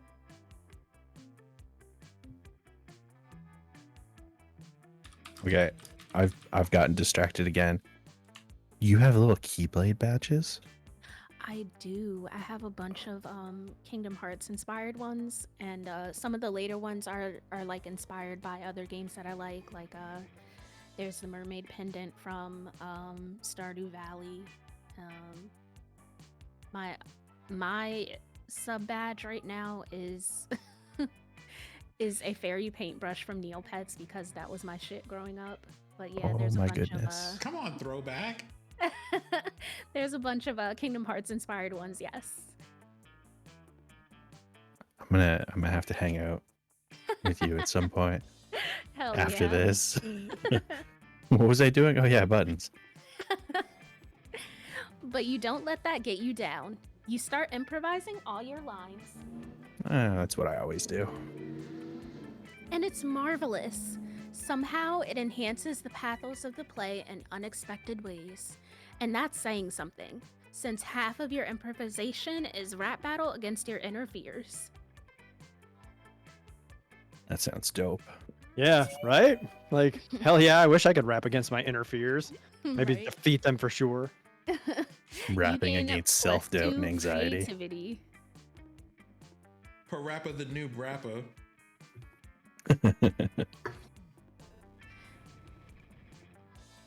You're happily examining the shitty crayon drawing you got from the store, thinking about what kind of frame will enhance its childish colors and goofy composition when Scott approaches you. Oh God, more Scott. Hey CJ, is that a picture? I love pictures. Oh, Scott. Coach says one picture is worth 1,000 words, and there's so many words I love, like pizza and good and boy. So a picture must be even better. What's your picture saying, bro? It looks like a little stick person holding hands with two big stick persons, and also there's a house, and the sun has hair.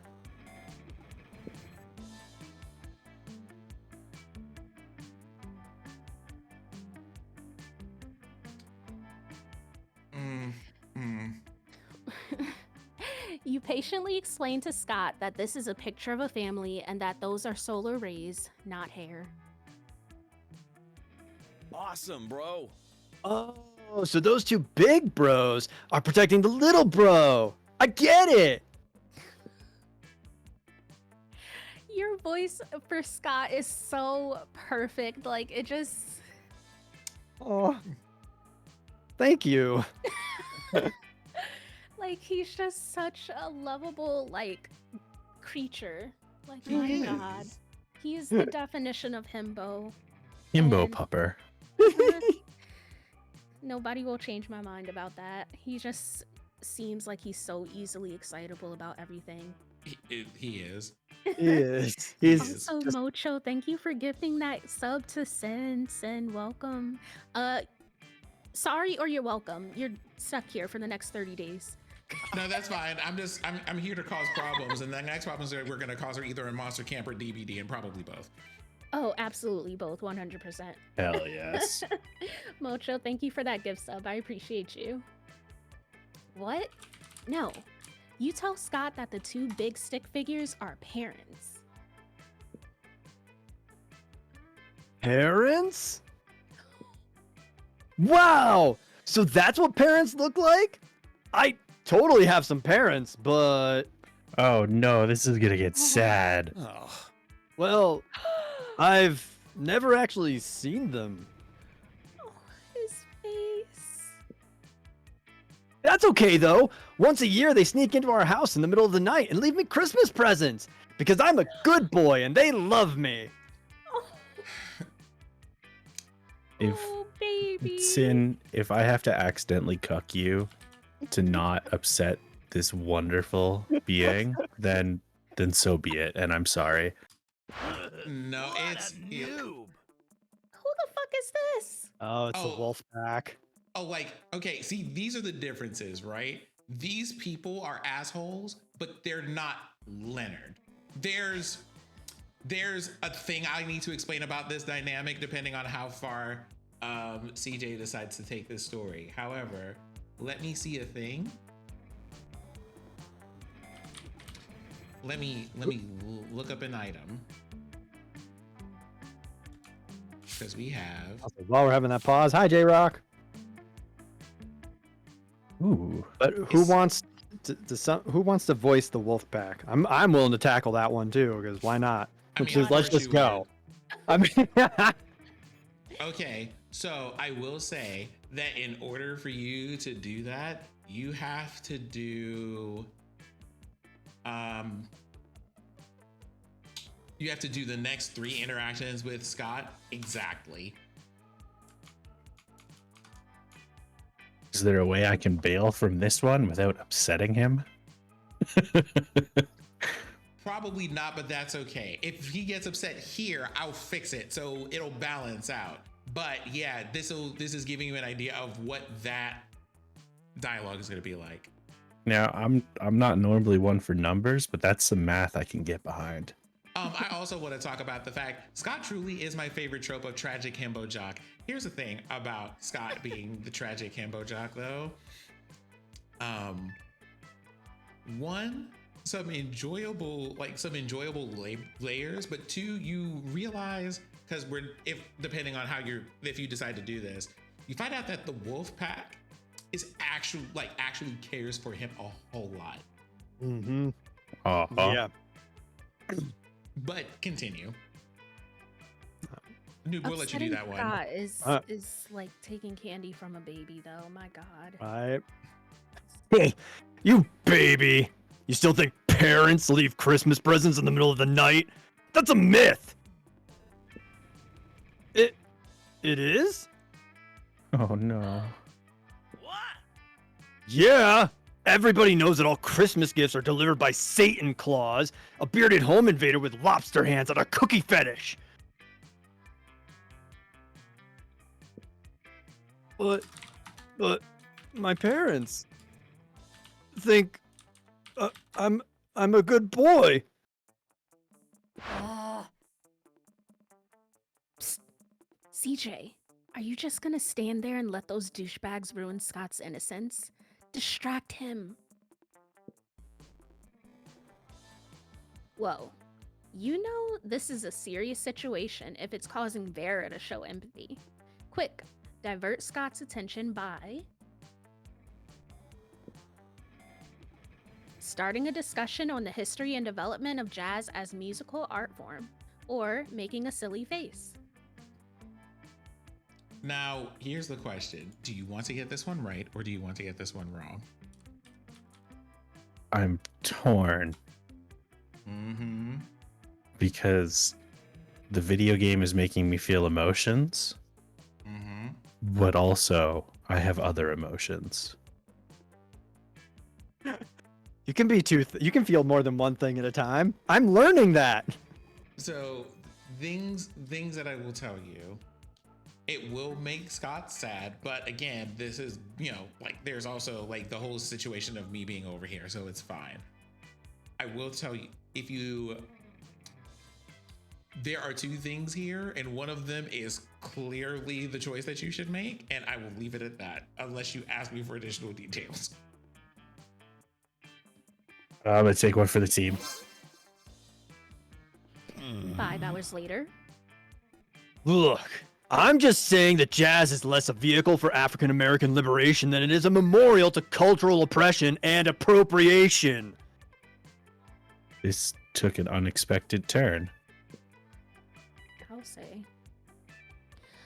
Just because a musical genre becomes commercialized doesn't invalidate its contributions to society at large. Guys!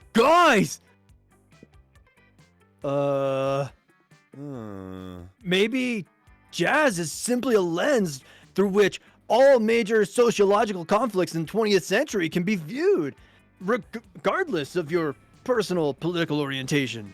What the fuck is happening?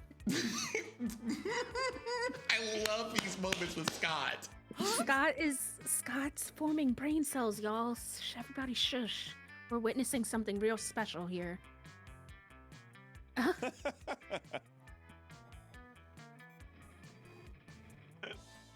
Or maybe it's just cool feeling music that's nice to hear. I don't know, I'm sleepy. I'm gonna get some pizza and have a nap.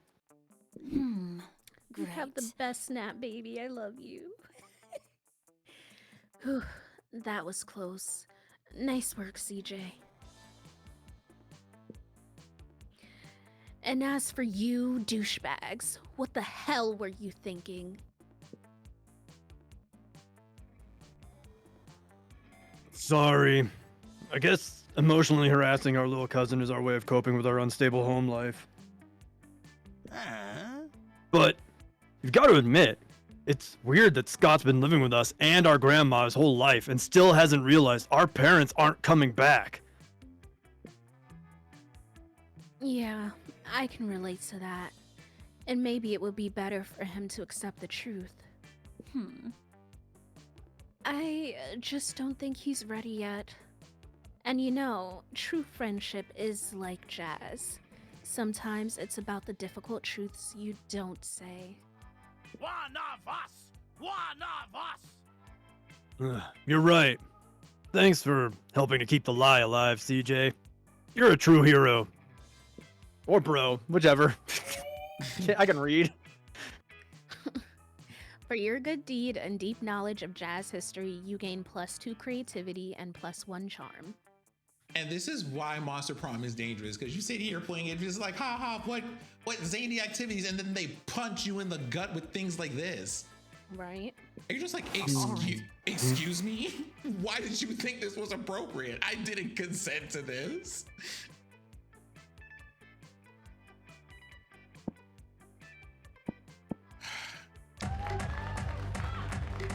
That day during recess, you start a half-hour rave that goes full sicko mode.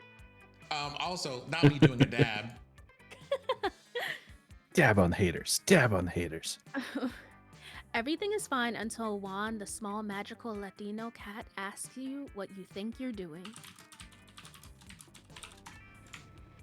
So if y'all like that jazz section, I just want you to know conversations like that will spontaneously happen all over the place. And they talk about things like consent, polyamorous relationships, ethical non-monogamy, like recreational drug use. Like, it's just like a long list of things like that where they get into these conversations about how to not do, like being like, seriously for a minute, can we talk about this? And then they just have a conversation about it. I just wasn't expecting it with Scott. I will also say for some topics, they don't have this, and they couldn't build this into Monster Prom, but in Monster Camp, they do have options for you to go, I would like to avoid seeing content or references to certain things because they're triggering for me, and you can just turn them off so that it removes the dialogue from the game. Oh, that's handy. So for example, for our sober friends, if you're just like, I don't want to see like references to like drugs or alcohol, there's an option you can turn off and the lines about those subjects don't appear in the game dialogue. It's really cool.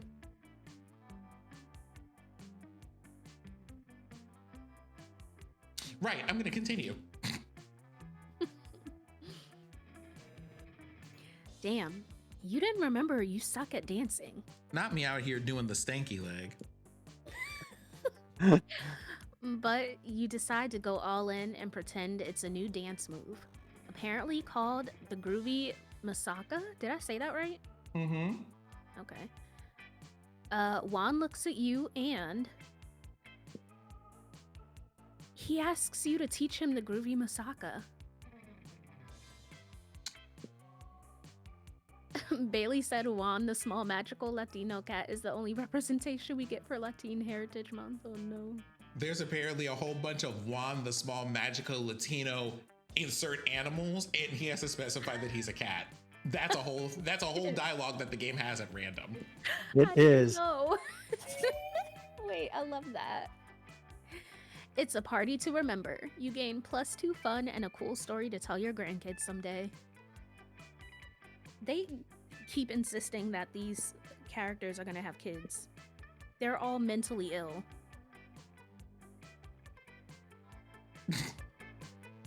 You know what? Oh boy.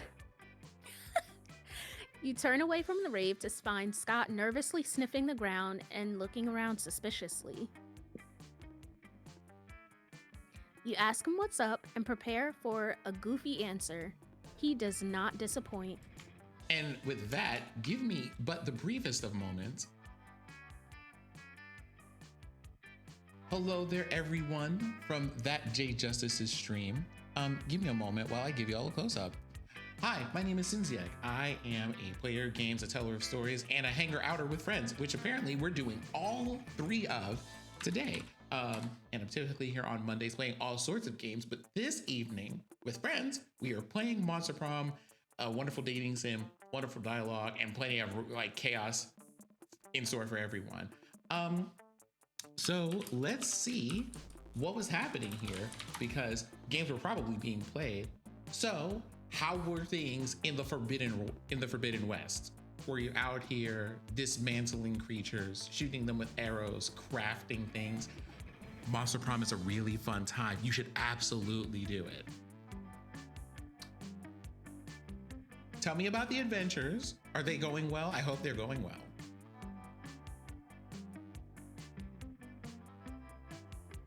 But also for all of you who are here, welcome in, happy Tuesday. I'm glad you're here. Make yourselves comfortable. If you haven't yet, go and get food and things, especially Jay, because I know that after streams, we need a moment to decompress and relax, and to remember that we put something in the microwave and that we should probably tend to. So by all means, please do that. And thank you for bringing everyone here.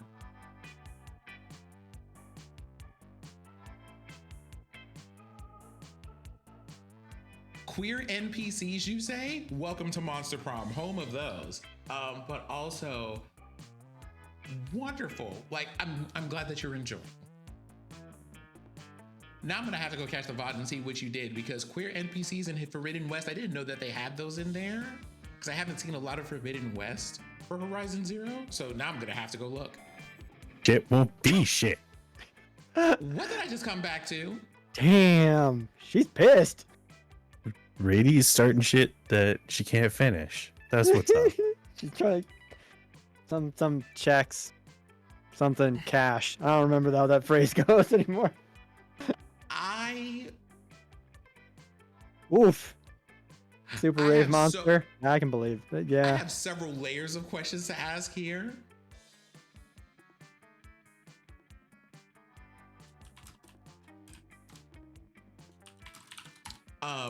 At some point, y'all gonna have to catch me up on what happened. But Mira here, sorry, not Mira. This is Noob apparently. Isn't it obvious, bro? I mean, you know why all these people are out here, right? To steal my stash of awesome bones. The look on Scott's face, right here. He is not having that. He is not having anybody stealing his bones. They look like they're just out here having a good time, but that's all a ruse. It's bones they want. My bones. I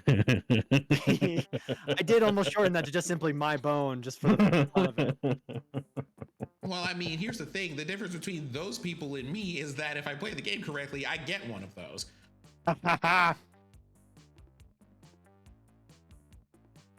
Quick, bro! If you're really my bro, you'll help me move my bone before all these other bros find it.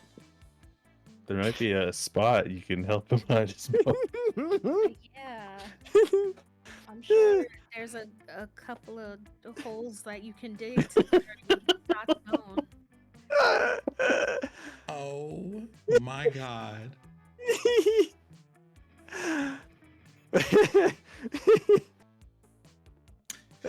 Where should I put my... I'm a professional. I can do this. Been paid to do this shit before. I can do it. Okay, so let's see what everybody thinks. Which option should we choose? Should we choose bury them at a preschool or forget these? You already have a near infinite supply of bones hidden inside of people. Oh, I kind of love the infinite supply of bones. Yeah,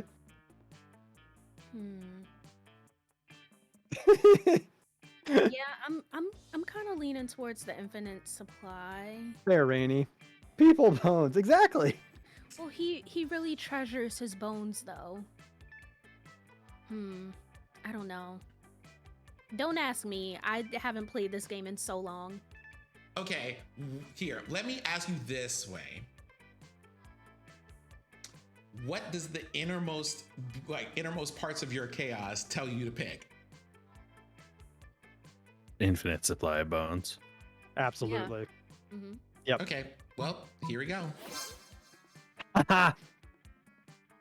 Whoa! Is that where bones come from? I always just wake up sprawled on top of a pile of them. I didn't know they were from people. Where do the people hide the bones inside of them? In their whole bodies, you say? Everywhere? Oh, that's so smart! Like Coach always says, don't put all your bones in one basket. Forget these bones. If I ever need a bone or two, I know just where to look. Yeah, you do. You're sure the people won't mind donating a bone or two? Yeah, they will. Wow, they really just set me up. Wow. Yep. Wow. You gain +2 smarts and +1 boldness. Let's do this. Oh. I cannot believe this. Oh, this game is so good. This game is so good. It really is. It manages to go far. It manages to make like I to need to go ride to the the library. Please do not mirror.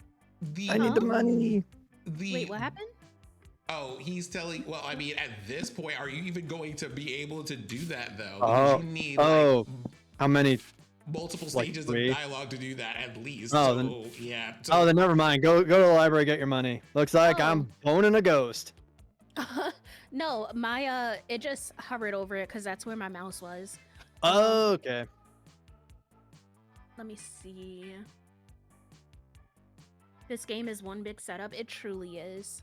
Yeah, It's kind of a- really is. It manages to ride the like a fine line of being too much without going too far. And that's really hard to do, especially when this game covers a subject matter that it does. And I appreciate the fact that they take the time to do that right when they do. True. I mean, if anything was gonna be able to ride things successfully, it would be this game. You know what, Candy? You know what? You know what? I think I do know what. I'm gonna mind my business. Mira, please continue. All right, I need to get my charm up a little bit though. So that's the gem, right? The little pink. Yep, it's the gym. Okay. That day, an epic dodgeball match takes place. Many people fall during the battle. You can't take anymore, so you valiantly go straight to the other team's leader and start negotiations for a truce. After hours of intense diplomacy, you commit to an agreement. What an unexpected twist. You gain plus 10 righteousness, but this is a game, so but this game is so wrong in so many ways that you would be lucky if you could do anything with that. And plus 2 charm. Yes, there's that line that Zinzig was talking about. There's that line. You notice Vera standing in the corner, pissed. What looks like a fresh braid on the back of her head is actually 2 of her snakes fighting. Poisons flying everywhere. Oh, I'm okay. It's just Hissy and Bob having another disagreement. It happens. This time, they can't decide whether Miranda's domain should be called a kingdom or an empire. And it's like, who cares? I'm telling you, if they weren't my hair, I would sell them to Thailand, where they eat snakes. Decapitate them to set an example. You could totally rock some bangs. Snakes get feisty when they don't have jobs. Put them to work building your evil empire. I'm gay. I'm real gay. Okay, so there we go. I'm leaning towards the evil empire. Okay, now, do you want advice here or no?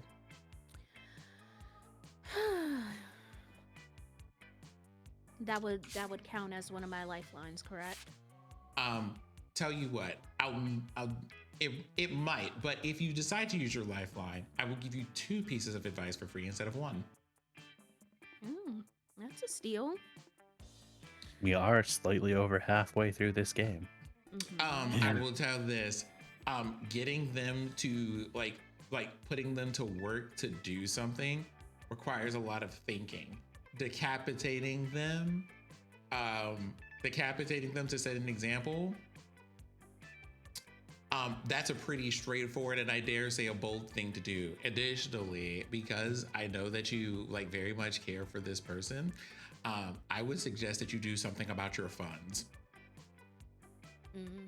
Fair. Ooh, okay. I have the boldness, I think. I have that covered. Well, you want to go for the stat that's higher. It's a stat check. Wait, say that again. I'm sorry. This is a stat check, so you want to go for the higher of the 2. Yeah. So pick the bold option is what I'm going to tell you. Yeah. Okay. So that's cut off their heads. Yeah. There you go. Thank Nice. you. Hell yeah. We're all Vera getting raises laid a- tonight. Hopefully. Fingers crossed. Vera raises a pair of scissors. She takes Bob by the head. You hear Bob hiss for mercy. He makes all sorts of promises you didn't know snakes could make. Vera ruthlessly severs Bob's head as he begs for his offspring's safety. The other snakes quickly fall back and align themselves in a flawless wave. A lonely, decapitated strand of snakes still twitches in agony, squirting blood and poison. Vera ties a tasteful bow around it to staunch the flow. Not bad. That was a good call. Thanks. They'll be silky and smooth from now on. Or else. Also, damn, Mira, you started reading that line, and I was like, wow, the voice acting. I didn't know the voice line went this long. This is great. Like, so well done. Thank you. Yeah, that one was just like, oh, right, Mira's doing that. Snaps for Mira. Stop, I'm shy. Isn't her hair like a part of her? Didn't that hurt? Whatever. You gain +2 smarts and +1 boldness. Sure. Sure.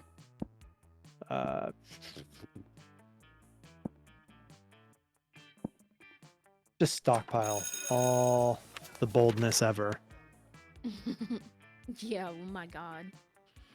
That day, you are astonished by the new stuff you learn in class.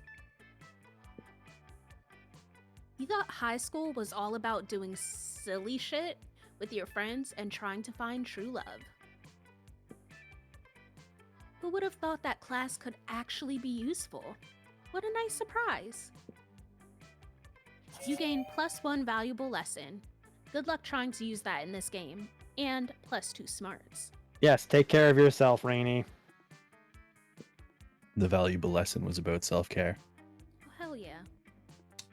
Noob does not realize he is on stage 2 of the thing that he has to do today. On your way out, you spot Polly still wearing the lab coat she stole from that human party the other night. She takes it off and throws it at you to get your attention. Hi. Yo, yo, yo! That human party convinced me I want to be a scientist. But not just any kind. A party scientist. What's a party scientist, you ask? Why, just a scientist who's dedicated to discovering the secret to the raddest party. Through a series of extremely scientific experiments, I aim to discover what exactly makes a party good. So I can distill whatever it is into a vial and drink it. Or, just have really dope parties all the time. Anyway, I'm going to a bar mitzvah tonight, and I need your scientific advice. What can we do to push this party over the edge? The electric slide, but with actual electricity. Chemistry. I will say one of these is the fun option, and one of these is the smart option. Oh, okay. Thank you for specifying that, because I was like, electricity sounds like it's a creative one. But no, that's got to be the fun. That I guess the game considers to be fun. Because chemistry just is straight up. Oh god, if this is somehow backwards. Okay. But yeah, thank you, because I was gonna absolutely get that wrong. Because I was like, that's clearly creative. Yeah, some of the options seem so obvious, and then it just throws you completely off. Oh, I mean, right? Electricity can be fun if you do it right. Later that night. Look at him dance! I don't know why I never thought of this before. It's just basic science. Lightning gives life to Frankenstein's monster. And Frankenstein's monster is a stitched together mass of sexy flailing limbs. Thank you. Which is also what a party is. Lightning is the life of the party. What's that? You want to know who the bar mitzvah boy is? I don't know. I don't know any of these kids.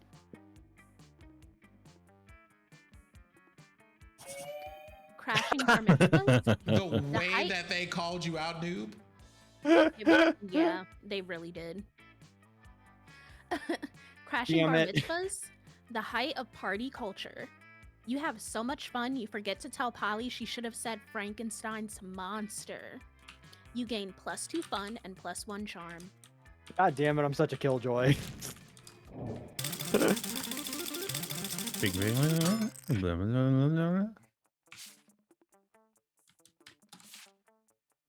All right. And hold on. Right? Yes. The science had to be done. Science is complete. Excellent. Hey, sorry. This is Candy's line. I got so confused for a second. Hey. I'm like, wait a second. The fuck's going on here? I'm stealing your identity. I hacked your codes. Oh no, I always knew it'd end like this. Hey, Chainsiak, you know that feeling you get deep in your 7th stomach? That tingling when you know the teaser trailer of the next installment of your favorite franchise is dropping in 70 hours, 8 minutes, and 32 seconds? That warm, glowing, this is going to give me so much Vic inspiration, even if it's only 10 seconds. Feeling of giddy excitement and untapped potential. Well, that's how I feel about CJ. Aww. But much like a teaser trailer, I feel like there's still so much I need to know. How do I know CJ is really the monster for me? Help me out here. Picture this scenario, okay? So, I'm out on an epic adventure with CJ, right? And after escaping a near-death situation, we stumble wearily, sweatily, exhausted to get some well-earned rest at the nearest inn. Oh no. We're greeted by a gruff, rude innkeeper with the most beautiful butt ever. But before I can fantasize about marrying the innkeeper's butt, he gives us the keys to our rooms. There's only one bed. But whoops! It's only one key to only one room! The only one left! Which means that through this unlikely series of events, CJ and I will be forced to share a bed!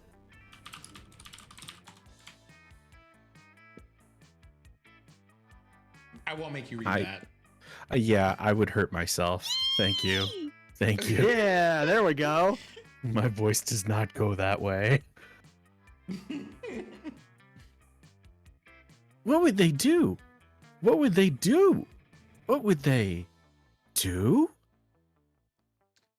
So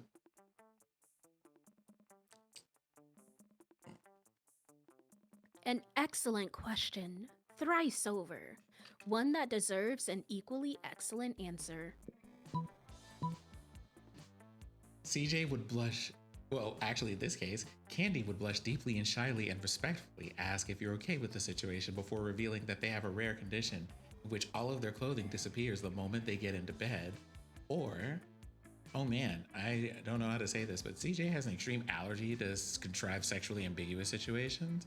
They would probably walk to the nearest IKEA and build their own bed before sharing with you. You gotta be a friend here. You gotta be the friend. It's true, but also, CJ, there you go. I want you to see, if you pursue the Scott storyline, this is what you're leaving behind. Like, this girl I mean, is just kind of it was like, never... Please. It was never a choice between Zoe and Scott. It was a choice between making Scott sad or not. Because if it's a choice between Scott or Zoe, I'm going to choose tentacles every time, and I'm not afraid to say that live on 2 different streams. I mean, right? We're on 2 different streams here. Can we get a T in chat for people who choose tentacles in every case? Do I type the T in my chat or what? I mean, like both chats. I just want like wherever, just drop them over there. Also, T emotes. I like that I'm among my people here. Hey, no shame in my game.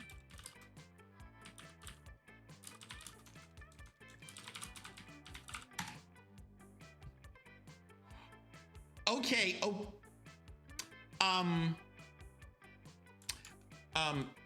Hey, Eli. Eli, listen to me. I need you to not expose me on Mirror Stream. There is no reason for that. Don't do that. Don't do that. No, keep going, Eli. Keep going. Also, like, Mira, I'm just I gonna will ban you say, from your stream. How dare you?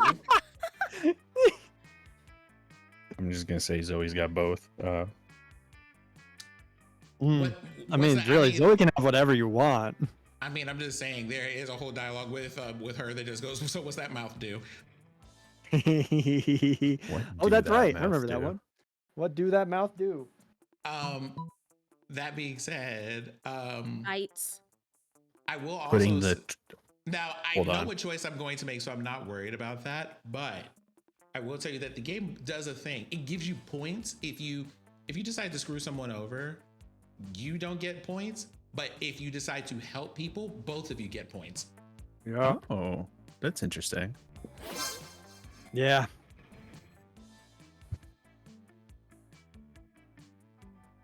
Oh. Hold on, I'm just gonna take this picture just for CJ.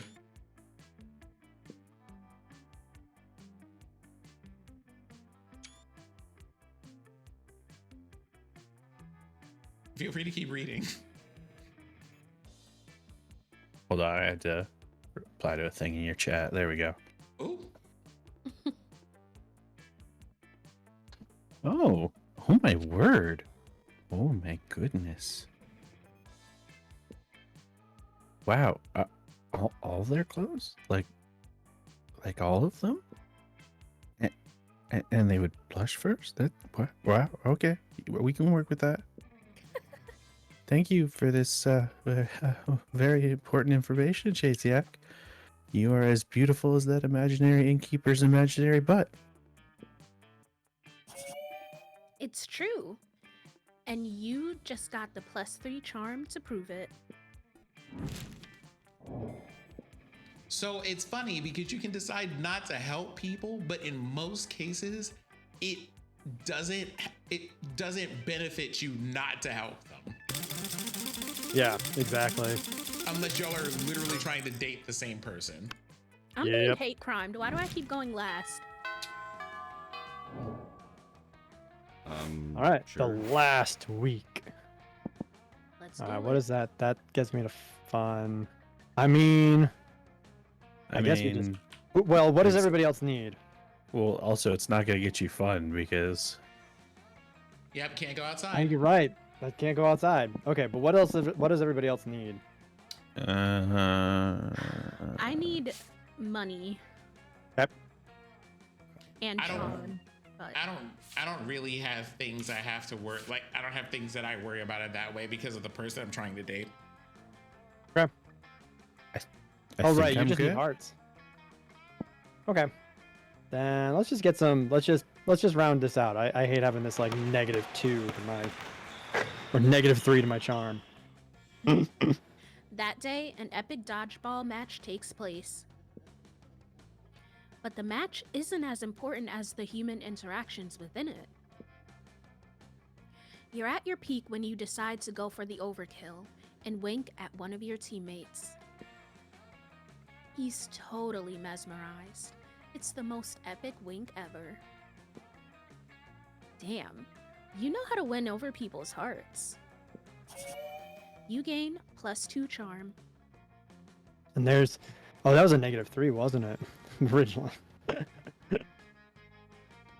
In the next game, you end up on a team with Vera, Zoe, and Polly, the dream team, Oh, Holy shit, hello. Yeah. for your ideal foursome. I mean, For dodgeball, Yep. not so much. hmm. You don't really even seem to. Cards on the Oops. table. Oh, I'm yeah. so sorry. I got so excited. I clicked too early. You're Never. you're It's never fine. happened before. That happens to some guys. It's okay. Settle down. I Settle am down. going to just type that into the DMs because I am not saying that on stream. Oh lord. I can't believe we're stuck in this interminable sporting event when we could be doing something so much more productive.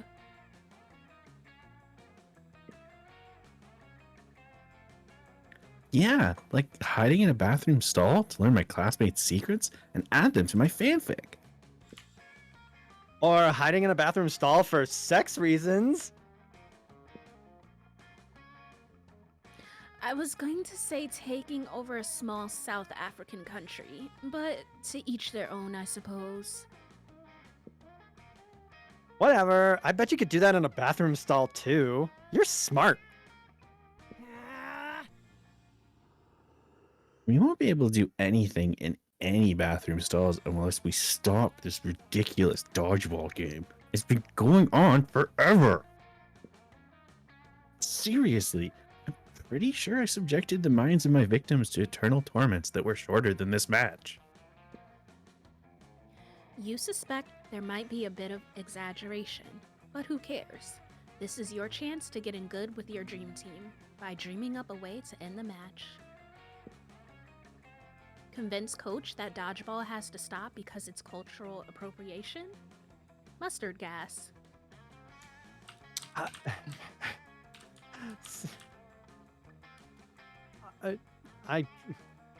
Yeah, I think it's got to be the mustard gas because I can't think of anything like that's just there's no way that's got to be creative or something.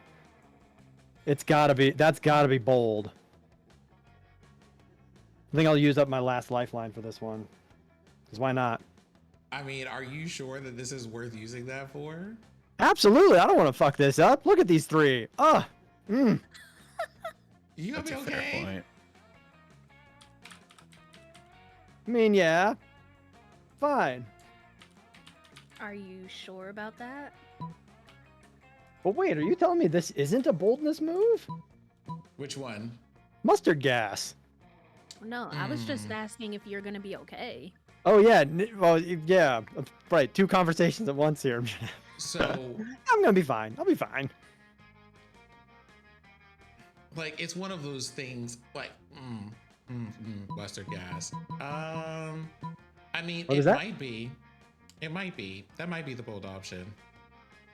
Something tells me somehow that it's cultural appropriation is just charm anyway, and that's just a bad idea. Because I've got to convince somebody of something. Yeah, either way, I don't think I'm making I it. feel like, and I know I might be stepping outside of my wheelhouse here, but I feel like cultural appropriation definitely isn't bold or fun. Right? Exactly. So, yeah, I mean, right, exactly. I got to be like, are any of these bold or is that answer a bold or fun one? No. Yeah. There you go. You pass out hazmat suits to your teammates and unleash the gas. Jesus You knew Christ. the blatant disregard for international treaties would come in handy one day. The other students scream and claw at their skin as horrific yellow blisters emerge all over their bodies and inside their lungs. Awesome, boo! Ah, that's what you get for being alive. Wow. For being alive and not paying me any protection money. The screaming, the pus, the yellowish tinge to the air. Is anyone else feeling a little bit homesick?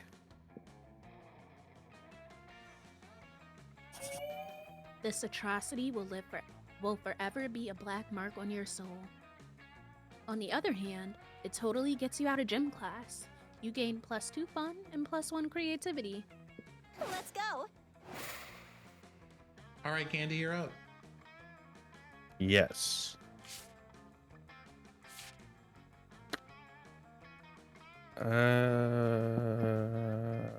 Where do you all need to go so I don't fuck anybody over? It's Where do I it need seems to to go? essentially just be the library that Mira needs to go to. Yeah. So I'm good to go hang out in the auditorium some more? Sure. That day, while rehearsing for the class play, you can't help but feel that you're not as good as the role requires you to be. There doesn't seem to be any ordinary way of getting yourself there. But there might be an extraordinary way. You summon the devil, one of many, and make a deal to enhance your creativity just a bit. you gain +2 creativity. You also lose -3 years of life as your end of the deal, but who cares? They weren't happening in-game anyway. Yeah, I'd make that trade.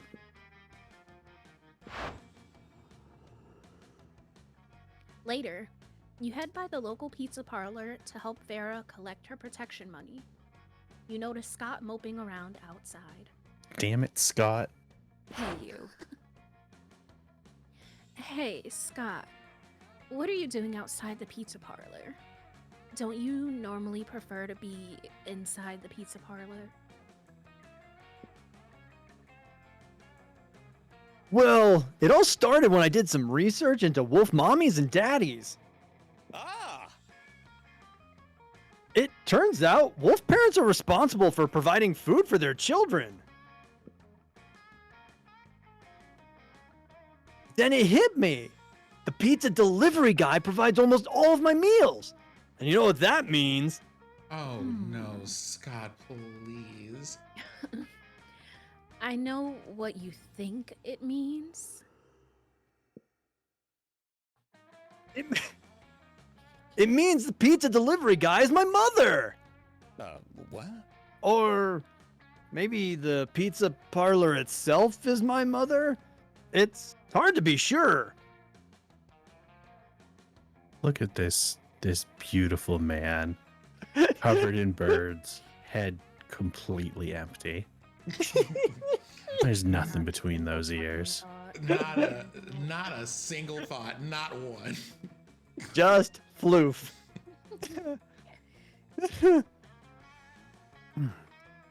Either way, I came here to reunite with my long-lost parent. And also get some free pizza, hopefully. But they threw me out. Apparently, I'm not the first person to claim to be related to one of their employees in order to get free pizza. But I don't want to be separated from my mama, though. Please, help me. Keeping Scott's misguided hopes alive may be trickier than I expected. But I just don't think he's ready for the truth. Do you think you could get the restaurant to give him free pizza and say it's from his mother? Fuck it. You've got a flexible relationship with the truth anyway. And Scott seems so sincerely invested in this. So, you do the only reasonable thing. Now, here's the thing. We only have like 2 more interactions left, and then it's like prom choosing time. So Yeah, I'm calling it a lifeline. How do I fuck this up? okay, how do you fuck this up? Act like an entitled Yes, piece of I shit. want and I'll give you out. free pizza. I need the ejection button to get the hell out of here. Oh no, we don't get to see Scott be super sad. I know, but I really want to take Zoe to prom. Well, I feel like you're gonna be fine for taking Zoe to prom, but yeah, okay. So, pizza uprising. That will fuck this up. That's how you fuck this up. Wait. Excellent. I Oh, lied. Jesus. Stop. Yeah. Fuck. Yeah, I was like, wait a minute, that's It's no, the there's no second way. it's act like an entitled piece of shit. I was like, oh, it's the charm option. That number's relatively low. And then I saw what the other stat was, and I'm like, oh, Yeah. you are not bold at all. That's why I was like, it's the second option. Go. So yeah, second option, be a Karen. Yep. Oh, hell yeah. You love making a scene. You kick in the doors of the pizza place and start flipping tables. I don't have any legitimate complaint, you scream, but I'm a social media influencer and I deserve pizza. Why do they come for y'all like that? Oh God. Wow. Okay. We don't just give free pizza to every influencer who comes in here and starts flipping tables, says the manager.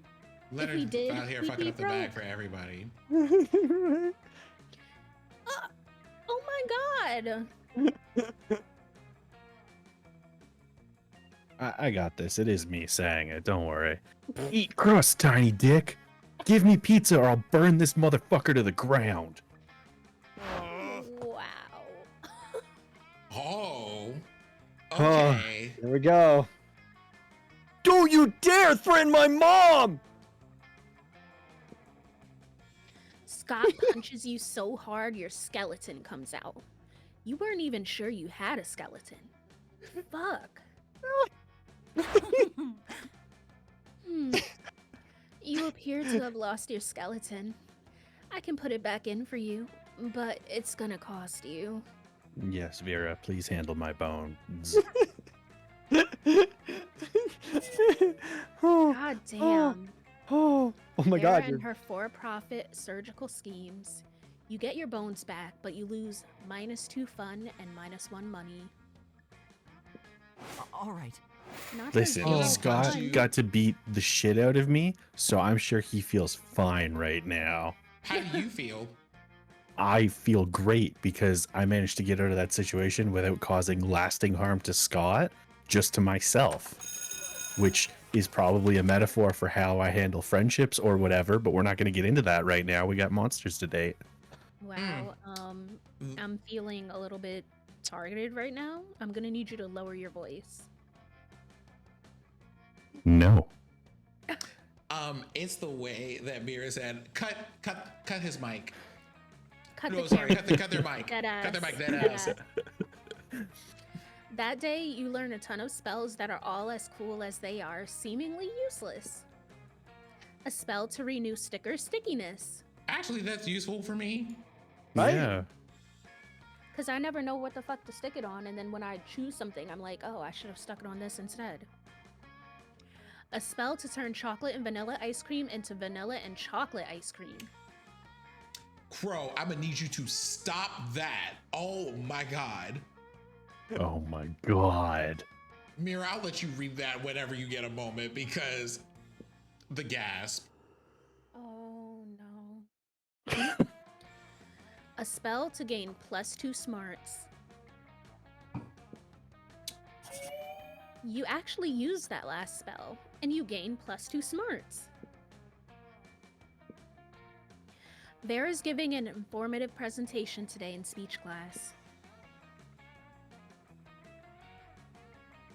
It's called Why Everyone But Me is a Trash Person Who Deserves Scorn. Scott, we simply must help make sure Vera's speech is a success.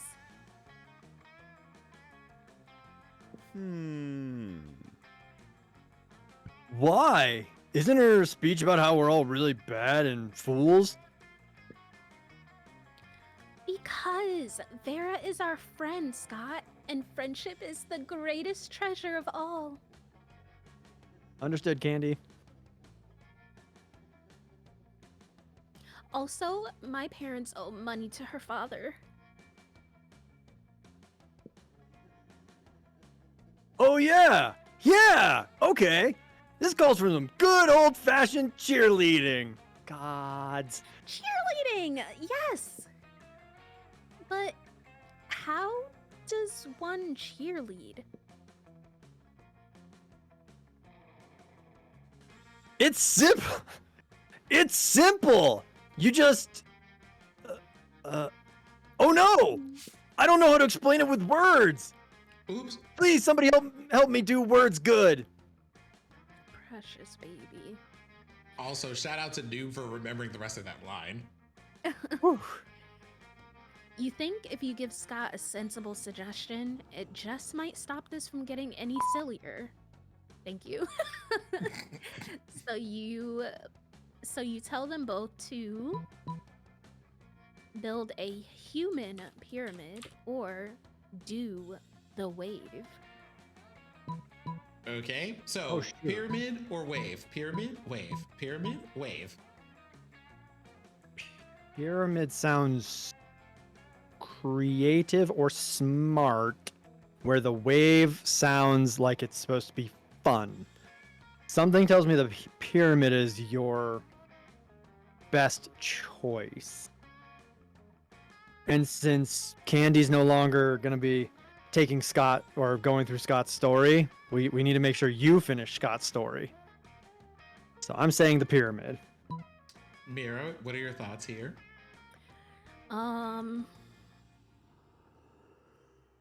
I have no thoughts. I am on the same page as Scott right now. Mira is Scott.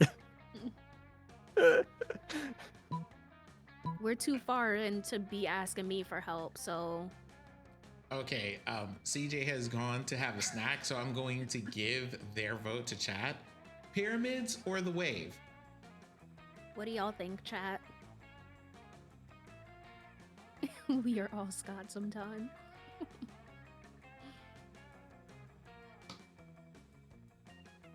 We have one vote for pyramid in true chaotic fashion. I love it though.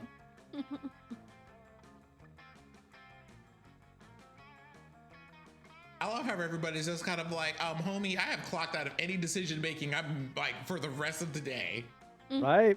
I mean, I'm on that fake time zone. It's getting late for y'all. All right, pyramid. Aha, I was creative. Yes. Nice.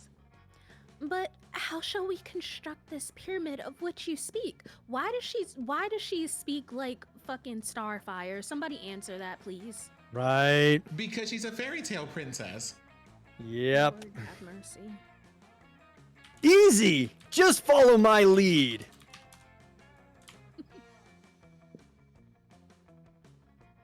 Scott picks up Miranda easily, balances her on his shoulders, and starts yelling.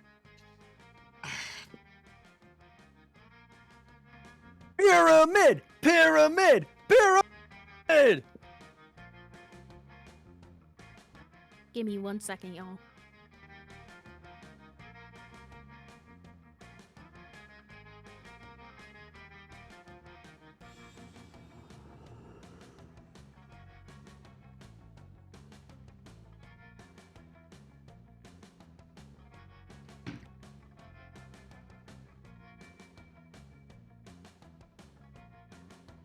I got some fries. Welcome back, Candy. Were they in the air fryer? They weren't, only because I needed to be quick. Welcome back with fries. Fries sound good. I might toss them in the oven too after stream. Yes, it is working. Pyramid, pyramid. We are a pyramid. You'd think this would throw Vera off her game, but she actually gives a tiny smile and points to the two goofballs. You see, everyone, this is what I'm talking about when I say you're all trash people. She's got a point.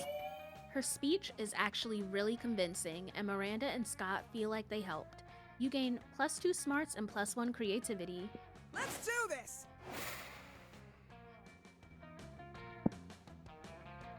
Library time. Get that money. Go and get you some of that cheddar cheese. Our dear sweet Mira is talking to chat. Is tending to the things. Mm-hmm. Get that delicious Gouda. That cheese. Can I just ask who decided at any point that the references to money needed to be dairy products? I mean, no somebody idea. who likes cheese, which could be anybody, really. There's a lot of people who like cheese. Even some people who are lactose intolerant like cheese. From what I've run into, a lot of people who are lactose intolerant also really like cheese. And that's how they found out. I mean, yeah.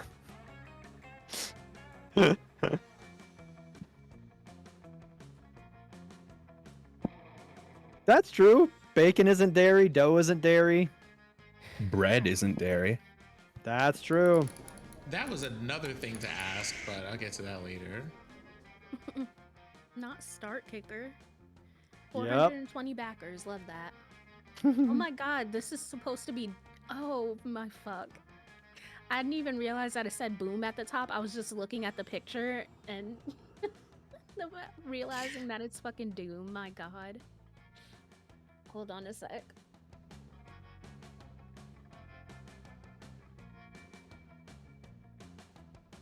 You know what? I don't know if that's true or not, Ruiz, but I'm going to believe it because it sounds like it could be true. Because it's dairy products and bread.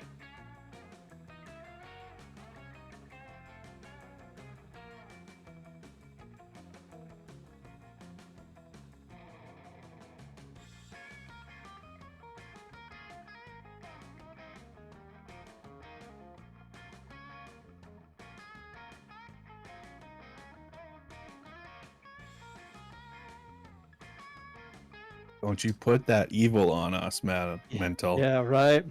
Star Kicker will request your coin bit to switch to TFNs. Not this. God.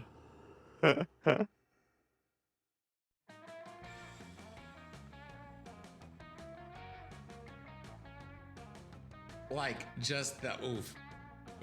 That whole idea. Being like, yeah. The way though that every time that subject comes up in this game is like clownery. Someone gets clowned for that.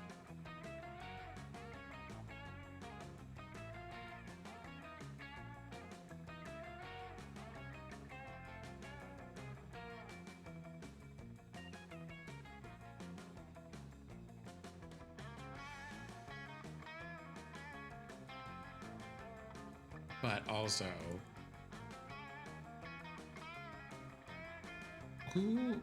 which one of you are going to be the first to go and get Monster Road Trip whenever that comes out? It's probably me. And also, who's going to be doing completionist nonsense for Monster Camp? Because I feel like we need to. Oh, hey, Nin.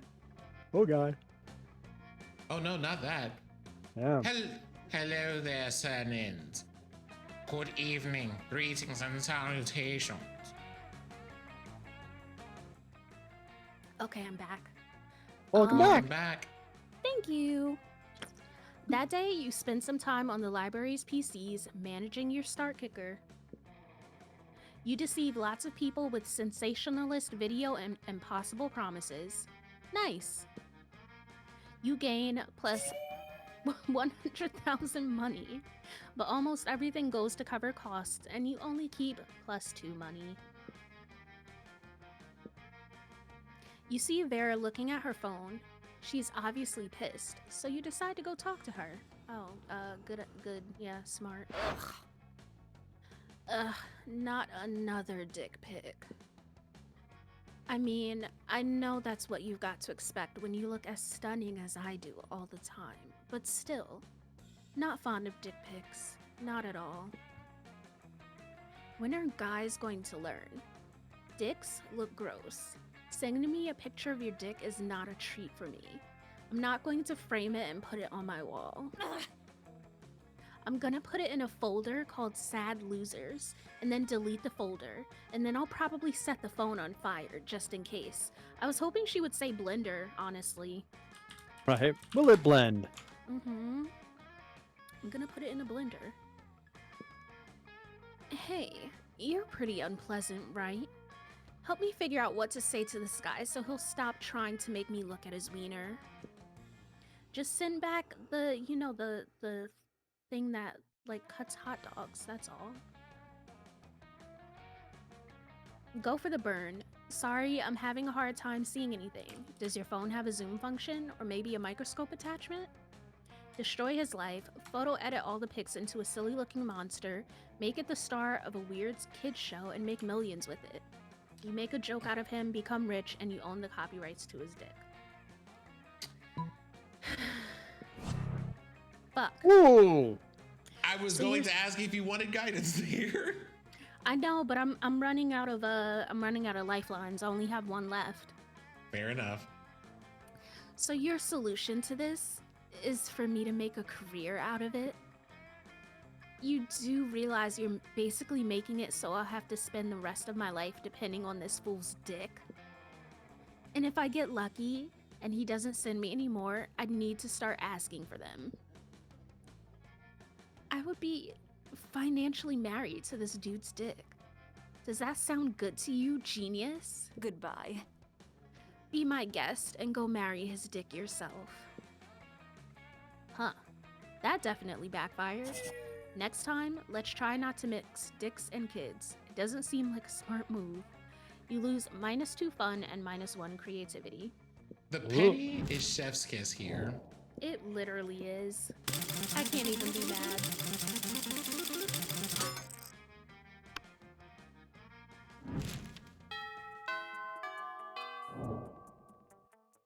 All right. Okay. Well, I see Well. that there is a table here for Noob, so I will be leaving that table alone. Thank you. You find Scott and Damien shoveling hot dogs and mashed potatoes into their mouths while Coach cheers them on. Always believe in yourself. Go, boys, go. Munch your way to victory. Ah, there's no truer sport than an eating contest. Move, Prof.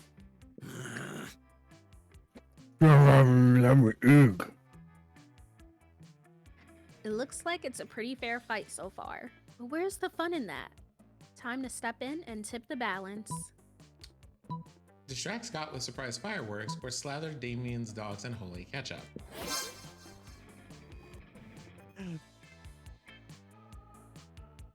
It's a brilliant name for a fucking hot sauce. Holy shit. You pull out your bottle of Brother Caliente's father-son, and the holy ghost pepper ketchup and dump it on Damien's dogs. Yeah, finally a sauce hot enough for. Oh fuck, my soul is melting. Always embrace youth. Power through, Damien. The heat you're feeling is just the fires of determination. Now, fire I can handle. This ketchup is fucking consecrated. I'm having an allergic reaction. Allergic reactions are just weakness leaving the body, Damien. Keep it up. Coach, I need you to not. I'm out. I'm pretty sure that's wrong and dangerous advice, Coach. I quit. Good job. Well, I guess that makes Scott the winner. Congratulations, Scott. You're great. You know, Hooray! You say that and it's funny, but about that. Hooray! I love winning! Great. Hooray. Now will someone take me to the nurse's office? Hooray! I love helping!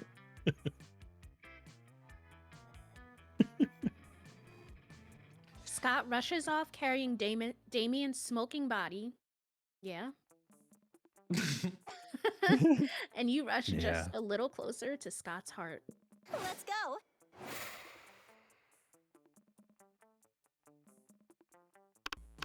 Ah, here we are.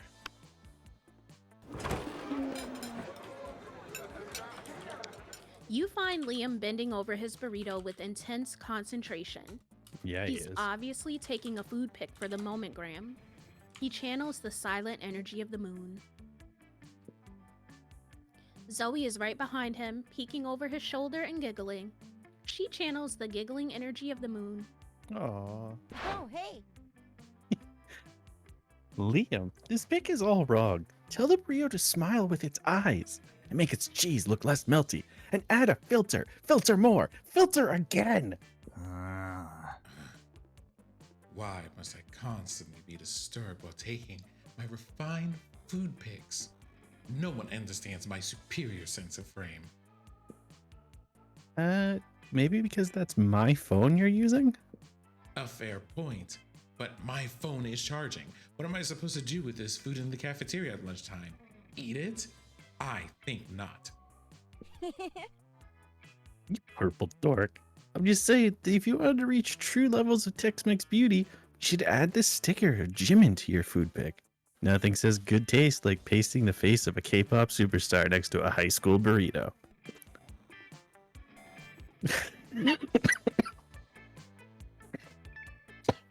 You know something? Fair enough. That caught me off guard. Here I go. I'm okay. You good? I'm good. For a moment, all three of you just admire the Jimin sticker. I don't know who that is. I know it's a K-pop boy, but like, It don't is. ask me what band or whatever. Yeah, I don't know. And I One don't of know what them. Aegyo is either. Mm-hmm. Like overwhelming adorable cuteness, if we're talking about that, right? Oh, okay. Almost to the point of being nearly childish, and also, as far as Jimin goes, BTS member. Ah, okay. That's why you sound so Oh. familiar. Okay. That didn't help me at all. Liam shakes it off and regains his composure.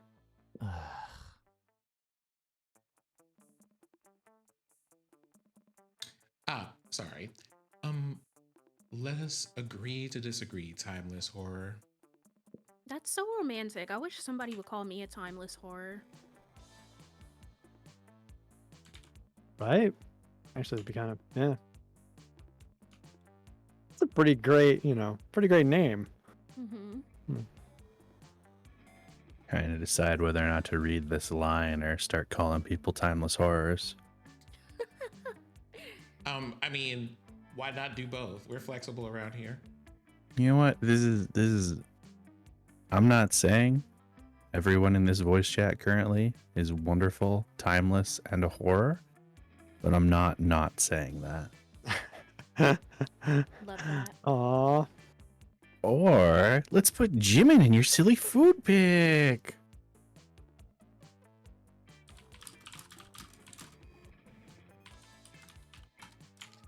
Ooh, stop it. Quick, fix this burrito momentgram K-pop emergency.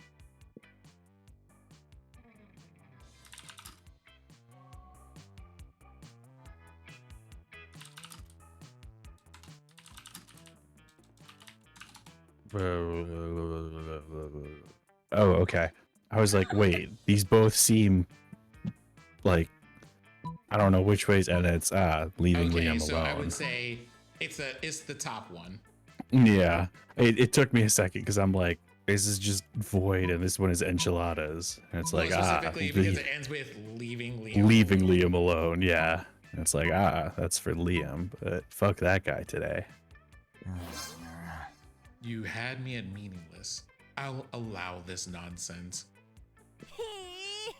Yay! Now snap that thing. I must admit, Jimin adds a quiet, powerful pathos to this bean and cheese burrito. The appropriation of mainstream culture is quite satisfying. Zoe's pick goes mega uber super viral. And now the whole world is Jimining their burritos. I hate that. Gee, the internet is weird. But not as weird as your high school. Let's do this! I was going to go, someone is Jimining their crickets. Right? That's where my brain too Nice. went, honestly. I'm here for you. You arrive at Polly and Vera's table to find them eating. Wait, both of them? Oh, yum, yum. I sure do love food and eating. Look at this food go in me. Yes, this cafeteria Sloppy Joe truly has a subtle flavor profile. Finally, you notice the cause of this absurdity. A well-dressed businessman sitting at the next table, watching both women intently. Oh, yeah, I know you like this, baby. My eating is realistic and erotic. Be cool, Polly. The man wants to pay us for eating in front of him, not screaming about eating. Is this not what eating is? I forget. While Vera tries to explain eating to Polly, the businessman shyly approaches you and gives a small bow. Much obliged, friend, he says in a soft voice. Are these two fine ladies your friends? I must confess that I have searched far and wide for a suitable candidate to fulfill my rather unusual fetish. paying a student at a high school for monsters to eat food while I watch politely from a distance. There really is no way to watch somebody eat politely. Let's just jot that down, okay? Yeah. Right? Let's just note that. But I find myself unable to choose which of these two beauties to hire. The snake-headed one possesses a certain grace. Yeah, pay me, motherfucker. Pay me to do a thing I was going to do anyway. But the translucent one has such passion. I don't even want the money. This is just fucking weird and I love it. In your opinion, the businessman finishes, which would be the wiser choice on my part? Probably the one that actually eats food. It does seem. The ghost, for sure. I've never seen someone eat so convincingly. The Gorgon, obviously. Look how many mouths she's got on her head.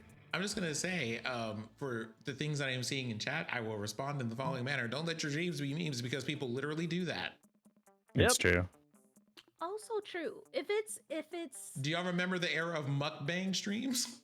Oh, yeah. As long as it's consensual. Yep. As long as it's consensual. The businessman strokes his chin and nods. You have a point, he says. The ghost only has the one mouth. Also, food seems to go right through her. This Gorgon, meanwhile, has countless mouths. Such value. Value is right, Pervo. 1,000 in cash up front. You pay for all my meals, and you give me your pants.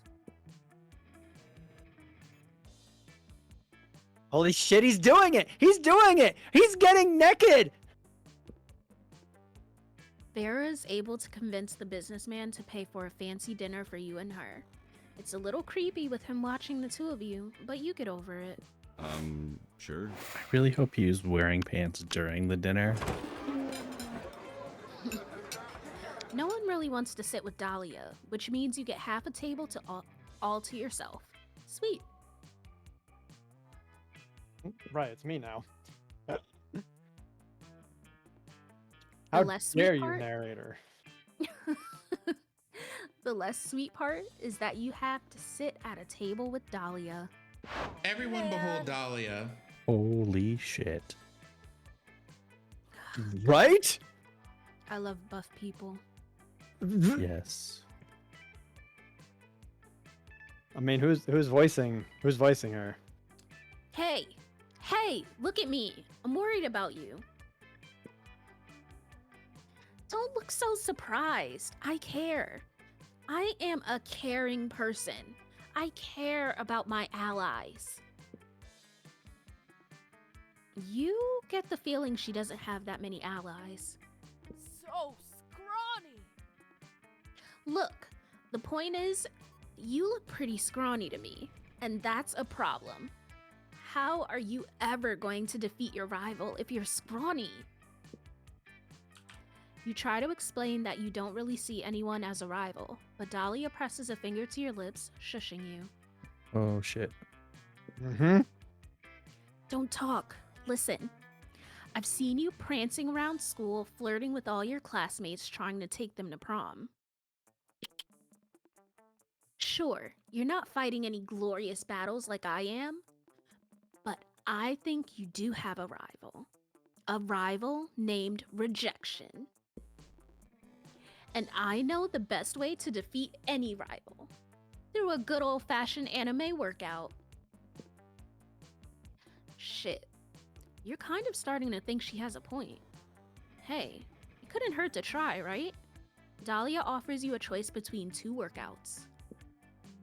Getting thrown off a cliff, punching a waterfall until it runs backwards. This one just sounds way more anime. It does. I mean, you can't get anything wrong here, so do it. Yeah. Okay, but remember, the point is to strive for something that's seemingly impossible. Right, Crow? Yeah.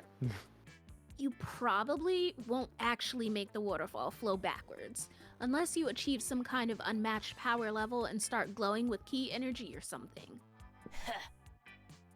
I'm just trying to manage your expectations.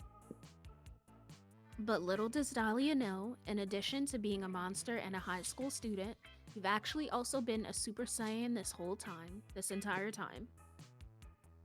You regularly dye your hair just because you want to live a normal life. 15,000 rapid-fire punches from you is all it takes to reverse the direction of Monstropolis's biggest waterfall, thus creating the world's first reverse water slide. Sweet. You spend the rest of the period sliding up the waterfall with all your friends and gain +4 fun. Holy Christ. shit.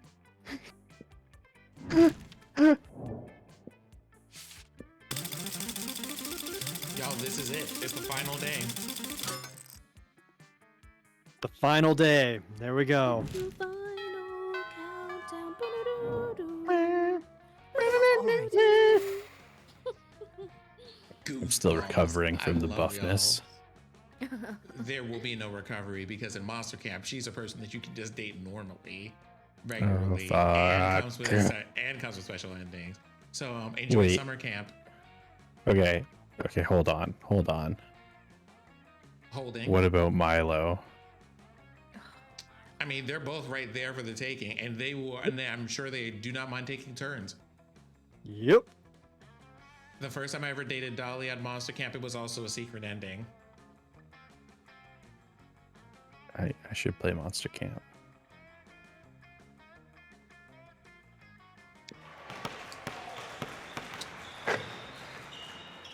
That day, an epic dodgeball match takes place.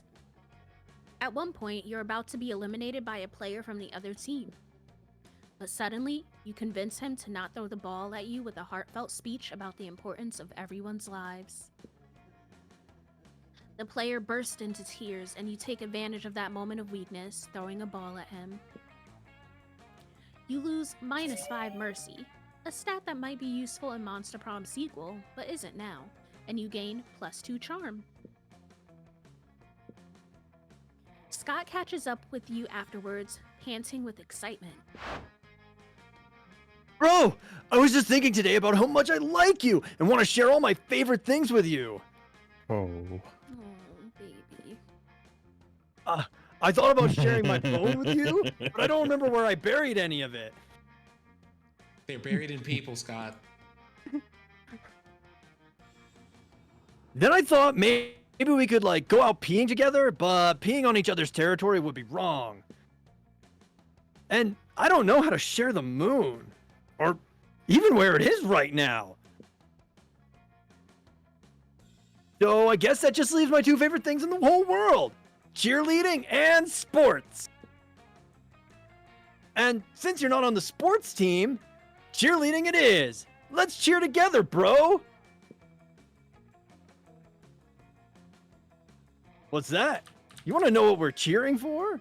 Well, I thought I'd leave that up to you. What should we cheer, bro?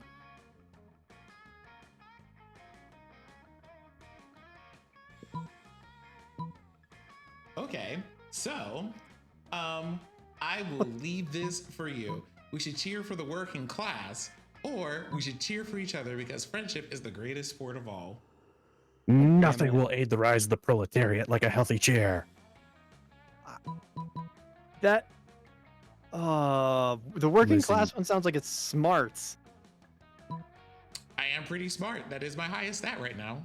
Yeah. Listen, it all works out then. You get to score points with Scott and help destroy capitalism.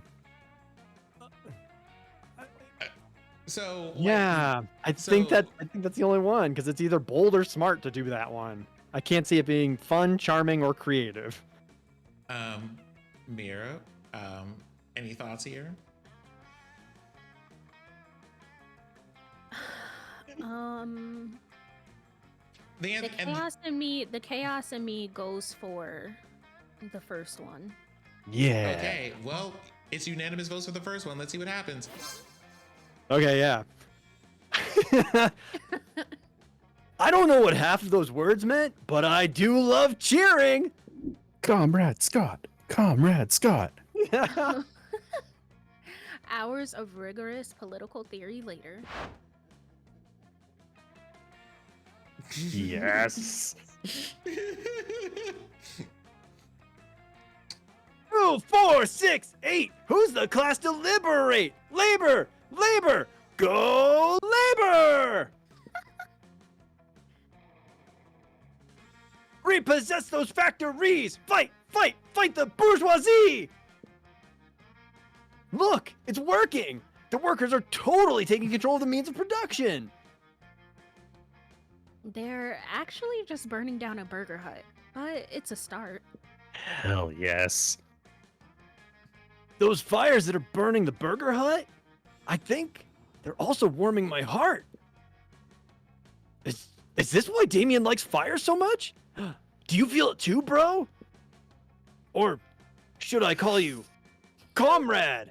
CJ wants to be in a Yes. moment. I love him. Yes. The events of the day play havoc with your stock portfolio, and Scott forgets about his political advocacy the next day. But you've Aw. gained plenty of stock. In his heart, you gain +2 charm and +1 fun. Sure. But for one beautiful moment. For one Right. beautiful moment. I mean, why not? Let's just stockpile. That day, you visit the bathrooms to take a number 2. Don't worry, there won't be an illustration of that specific moment. Do zombies shit? I I feel don't think like I don't think they would they?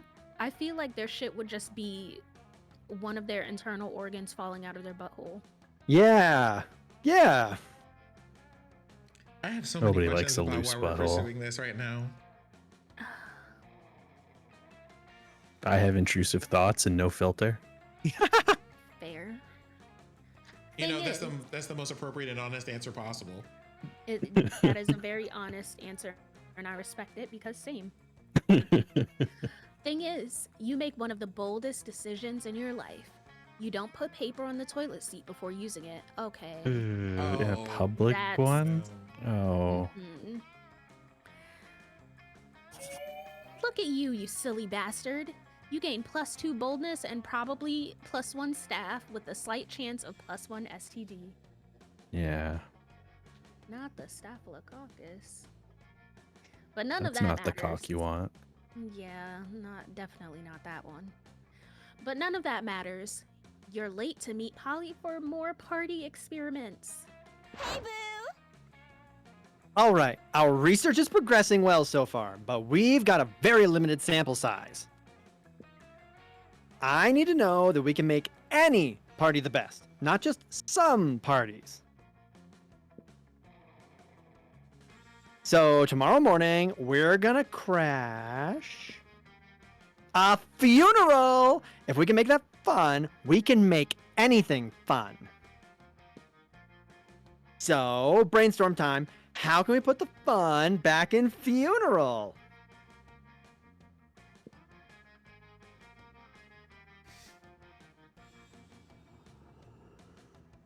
Well, bouncy castle it is, because that's... Do not do that. Wait, that's not fun? That's Yeah, I'm gonna creativity, stop- isn't it? Woo, I'm gonna stop you right there. My God. Oh, why is that creative? But yeah, a bouncy castle is not the fun option. Oh my god. That's so How? sad. I love bouncy castles. How They're is so that not much the fun option? fun. Oh my god. Well, I guess we're doing this then. Because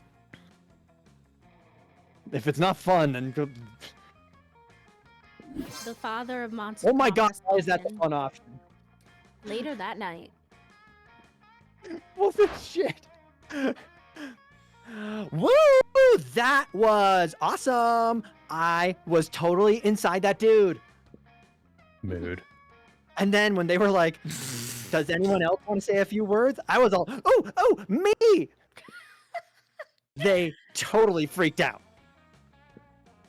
And then I was like, let's turn this funeral into a wedding. And I got married to like 11 people. We're all widows now because I left that dude in a heap on the dance floor. But whatever, weddings rule. Oh my god. Hey, Noob, you know what? I think we're getting really close to the true formula for a rad party. You're the best science partner I've ever had. You guess she hasn't had lots of science partners. You doubt she even knows the real definition of science. She's just too happy for you to correct her now. Come on, the night's still young. Let's go turn an all-night laundromat into an epic rave. Those washing machines don't know what hit them. You gain +2 creativity and +1 fun. Oh my god. Let's go. Ah.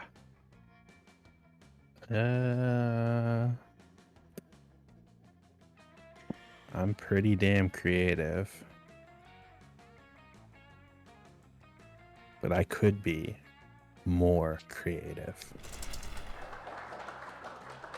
That day, while rehearsing for the class play, you do a terrific job at acting. You act so hard that some of your classmates in the audience throw roses at you. 7 roses, to be exact. Damn. Roses aren't a valid currency or stat in this game. But they should be, god damn it. Anyway, you check your converter app to see if this could translate into something a bit more useful. It seems 7 roses equals 2 creativity points. Sweet. You gain +2 creativity. Oh, blackjack. No wait, that's not how those numbers work. Zoe bounds up to you with even more of a pep in her betentacled step than usual. Oh my goodness. Hey CJ, aren't you so excited about the con coming up? Con! I know what you're thinking. Which con? Con, the condiments convention? Con, the con artist convention? Nope, it's con, the convention for ultimate fans. I thought maybe we could be ultimate fans together. So I guess what I'm trying to say is, sorry if this is too soon to ask this. I mean, it's hard to determine the relative appropriateness of brief intervals of time when you've been around in various forms for millennia. But would you want to do a couple cosplay with me? I mean, if you can think of a good enough pairing? Hell yeah, you would. And you know the most perfect couple cosplay pairing ever. You suggest...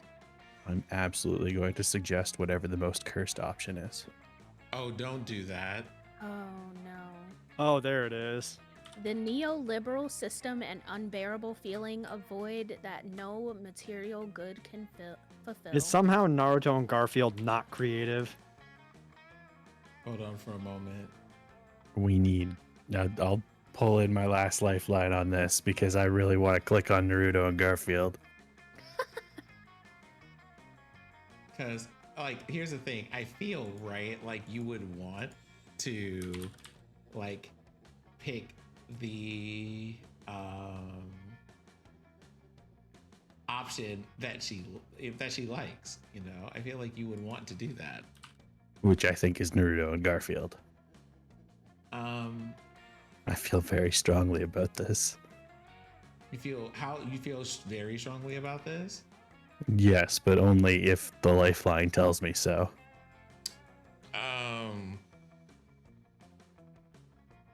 Like, I am trying to find the thing. Hello?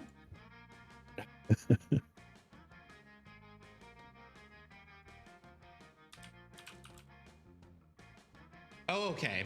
Finally. Right. So, I'm going to tell you for free, that Naruto and Garfield has a 0% success rate. Holy shit. He How hates is Mondays. How is this game done this way? That Absolutely rigged. Yeah, you don't. Yeah, no, you don't want to do that one. All right, neoliberal system. Here we go. Actually, no, I would probably be the unbearable feeling of void in this pairing. OMG! Also, I've never got I to mean- pick this option before, so that's good. So that's nice. Right.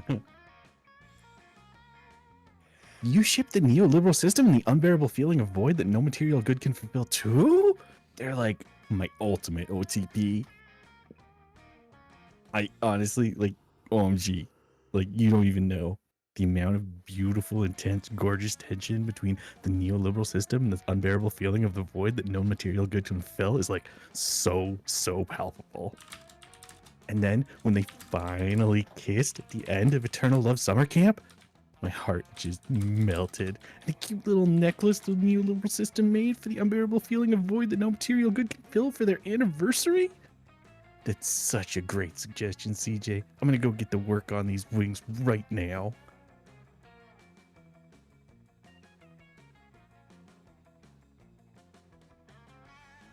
The wings?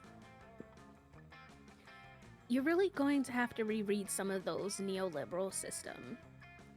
And the unbearable feeling of void that no material good can fulfill fix to get the costume right. Wait, which one are you even going as? And which one is Zoe? Which one has wings? The neoliberal system obviously has wings. Come on. Worry about that later. For now, just take +2 creativity and +1 fun. CJ, I want you to know that the second option was the fun option. Oh, yeah, no way in hell. Lord have mercy. How in the shit? But also, well done, Candy. Your creativity is, you have the highest stat out of everybody.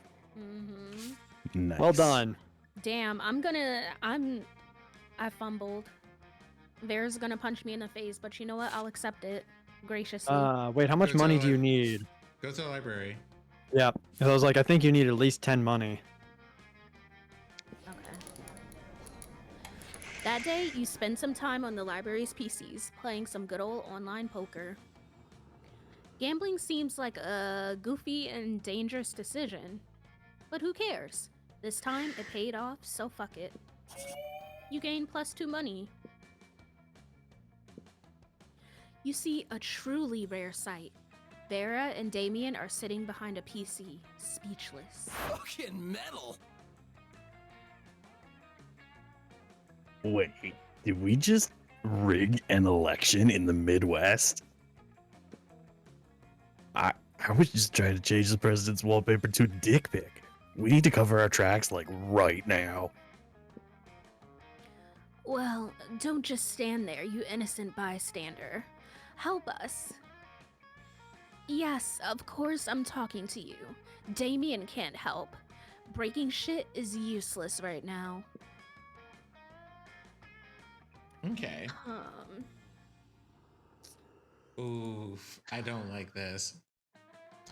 I Okay. disagree. Smashing the internet is literally our only option, or blame somebody else like the Vanderbilts. Miranda won't be able to disprove it.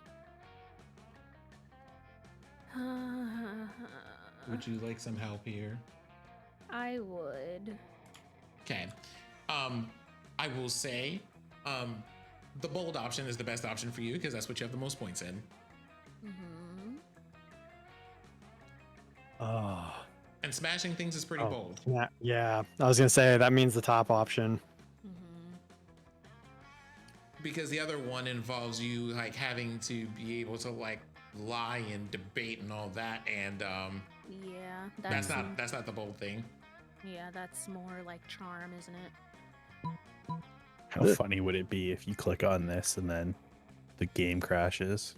Oh, please. Oh don't my do god. that. Oh my god. I would just Candy. end stream right there. What the hell, Candy? What the hell are you doing? So bold. You know what we Because said the about internet intrusive was thoughts smashed. earlier? Damien happily crushes every computer in the library. Not good enough. Oh, sorry. Oh my god. You're out of control. Not good enough. We must reach the source. Days pass in search of the source. You finally descend to the center of Earth and find 12 monkeys in full drag typing racial slurs on tiny computers. Wait, What the what? fuck? Oh my god. That's the internet. They found it. Give me 1 second, y'all. Oh. Oh my god. You know what? You know what? The ghetto. The chicanery.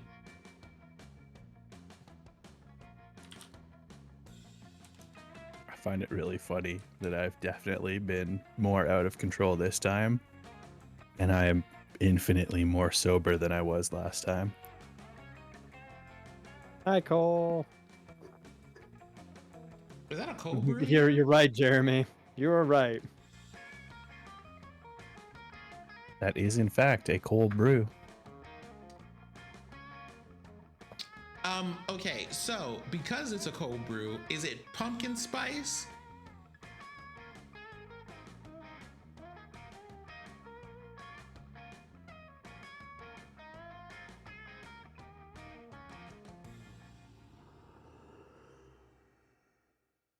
I could fuck with some pumpkin spice right now, I'm not gonna lie.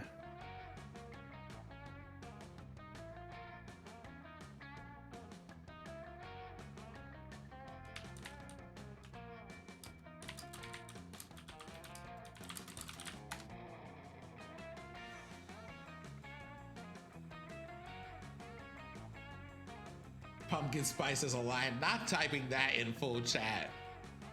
As I have just ordered some from none other than Grinding Coffee Co. Not y'all doing that. Nice, nice.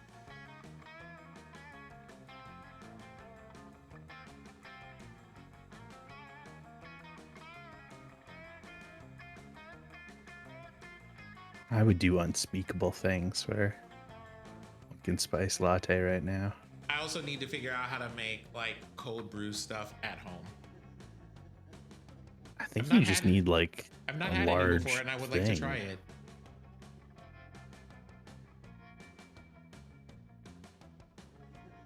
Like, I'm fairly certain it's just put coffee beans in water, leave in fridge for time.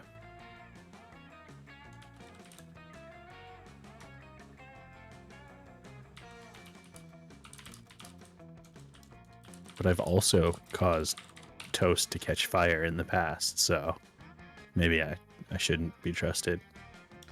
You caused what to catch fire? Toast. Do you want to talk to me about that? I mean, we don't have to. It was pretty straightforward. It was very let's thickly sliced. Let's just take a moment here. You put toast in the toaster and fire came out.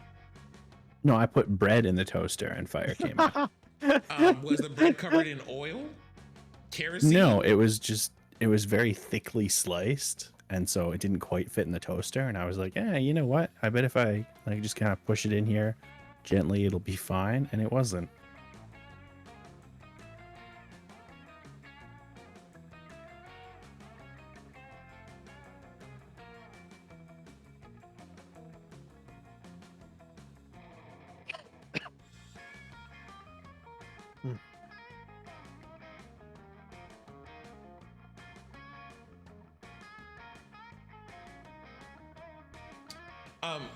Cole, I'm gonna need you to put that in Discord somewhere where I can reread those instructions at a later point. What did I miss? I was asking how cold brew is made. Cold brew? Yeah. Oh, Like coffee. I love cold brew, yes. With the souls of the deceased.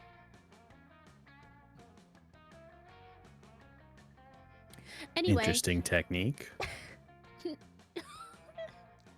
Wow, that perk. All right. Bobo, hello?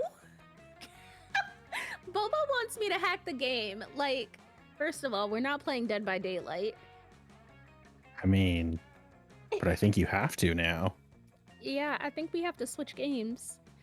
And second of all, Bobo chose both Survivor and Killer perks, so I don't know how I'm gonna pull that one off unless I hack. So You I know, guess I these have are to run diversion. Part of those are survivor choices, and part of it is a prediction for killer perks. Oh, okay, fair. Hack, I won't snitch. Okay. Or maybe you have to do 2 matches. Maybe. Let me open this Excel spreadsheet Well, real quick. this is Bobo, so they're expecting all of these perks in one match. Ah. Yeah, Bobo likes chaos. Sounds like we're making a custom match then to put all of that in there.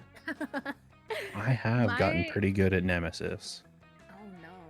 My favorite thing is when you load into a match with a hacker and then all the gens finish and then the door opens in like less than 60 seconds. I can't even be upset at it. Like you're hacking a $20 game, like go off, I guess, but you know. Hold on. Eat the fridge. Hold up. You know what? I'm not gonna ask about that. Please continue, Mira. Ooh. Days pass in search of the source. You finally descend to the center of Earth and find 12 monkeys in full drag typing racial slurs on tiny computers. This is the internet, Damien. Punch it into a coma. You help Damien and Vera get away with the crime and freed the internet from their shadow monkey overlords. Have a good lurk, Bobo. There will be no more cat pictures, though. Oh no! Gain +2 smarts for discovering the secrets of the internet and +1 fun. So true, Joba. Like, wait for it to be on sale. I would like to hug Mira because this is going to be a difficult day. Here we go. Yeah, I know. Hey, bro. Hi. It's Polly time! Hi. Hell yes. Excuse me, Mouse? Ah, here we are. When Vera tells me no, Oh my god. Okay. it just makes me pine for her attention even more. Because here's the thing. If we don't do that, then if we don't do that this time, then like we're absolutely gonna pull up on like another like round and get you like this Vera real quick. Uh-huh. Oh, not tonight. Good lord. It is 12:14. No. Like sometime later this week. Like, Oh, what do you mean? okay. I missed that part. I was like, hold on a minute. No, it's like in another future match, child, I'm employed. I have to go to bed. Okay. Yeah. What? Yeah. Like, hold up. I can only take but so much heartbreak for one night. Hi. Hey there. Oh my god. All right. She's gonna tell me no, but it's all right. It's okay. You perfectly replicated her voice there too. I don't know what to do with that Mira information. voice acting streams when? I would love to. That's the dream. I would love to like voice act in like some indie games or something. Do it. You finally Dear, like the pluck up universe your has heard courage. the announcement. You finally pluck up your courage and ask your beloved to go to the monster prom with you. Here it goes. I'm scared. I know she's gonna say no, like I'm already preparing myself, but still. You're asking me to go to the prom with you? Have you seen yourself in a mirror? Oh. Your face is a crime against humanity. And not one of the crimes against humanity I enjoy perpetrating. Bye. It's my last thought. Bye, loser. Prom Oof. with you? No. Pain. Failing at Monster Prom broke the essential process of growing up in your life. You became fixated on it and you never became a functional adult. Okay, they're attacking me, like, personally right now. Now you're just an old person that sits at parks and talks to strangers about the time you almost got a date to the Monster Prom. Oh no, this is talking about every high school football jock ever. It is as weird and as sad as it sounds. See? All right. Oh no, Reina. Still not the harshest rejection I've ever received, please. Hi, Crispy. You finally pluck up your courage and go ask your beloved to go to the monster prom with you. Prom? Hmm. I don't know if this tingling is love or the 5 energy drinks I just drank, but this feels like the right thing to do. Let's go to prom together. Yay! It was definitely the 5 energy drinks, but who cares? We wanted love. Oh my goodness. Stop, Scott in his suit, in his tux. Are you kidding me? It's so cute. So and my precious. little like anxiety familiars also have like hats and bow ties. They're Uh-huh. adorable. What the heck? Well, there was that part when the full moon came out and Scott transformed into a rabid wolf and nearly killed 3 people. But aside from that, it was a wonderful night to remember. Let's go. You finally pluck up your courage and ask your beloved to go to the monster prom with you. Things are plucked and prepared. I can't. Whoa. I love her. Prom together? We're becoming canon? OMG! OMG. I have to start making a tag for AO4 so people can write fics about us. This is so exciting and potentially steamy. While I do that, start thinking of the best ship name for us. I mean, Zoe x CJ, there are so many options. And the dress, I have to choose something that can easily be cosplayed by fans. Thank you. My throat would just die. See you there. This is a fanfic come true. Prom night Oh was wild. my God. Look how cute they are. The Prom little, night was little wild. bows. Right. She went to Tumblr University, so true. You spent all night discussing about Yu-Gi-Oh! And how you strongly believe it is a prequel of Jurassic Park. I mean, Maybe. and there is something to be said about both of those stories having somebody that takes an island and uses it for like a really weird specific thing. You know, the fans find a way.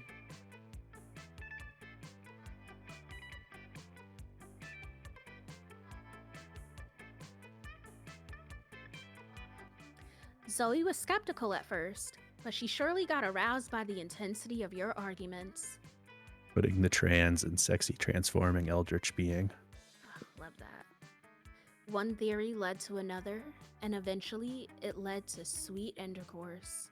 Because, you know, sex always finds a way, especially when you believe in the heart of the cards. I'm upset that they did it. I am.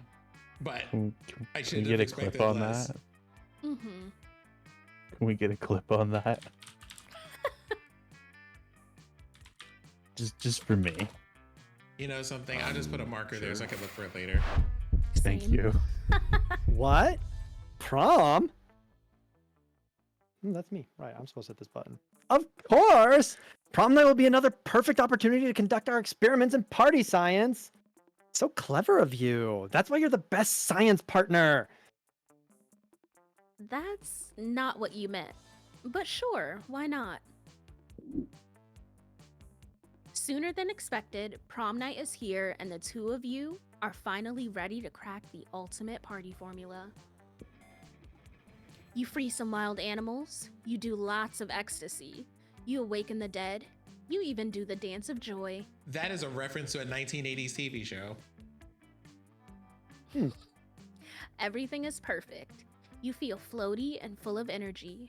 You see beautiful shiny lights and you feel connected to everyone. Obviously, most of that is thanks to the ecstasy, but still. You feel like you've conquered the night and put a flag with your names on the peak of life itself. Then dawn comes. By now, you're on a hill by the sea, watching the sun slowly coming up. No idea how you got there, but who cares? You're at peace watching the gentle tide of the morning when you realize Polly has her hand over yours. She looks at you. Let's party till dawn, baby. You know what, Noob? Oh, okay. Oh, yeah, I mean, yeah.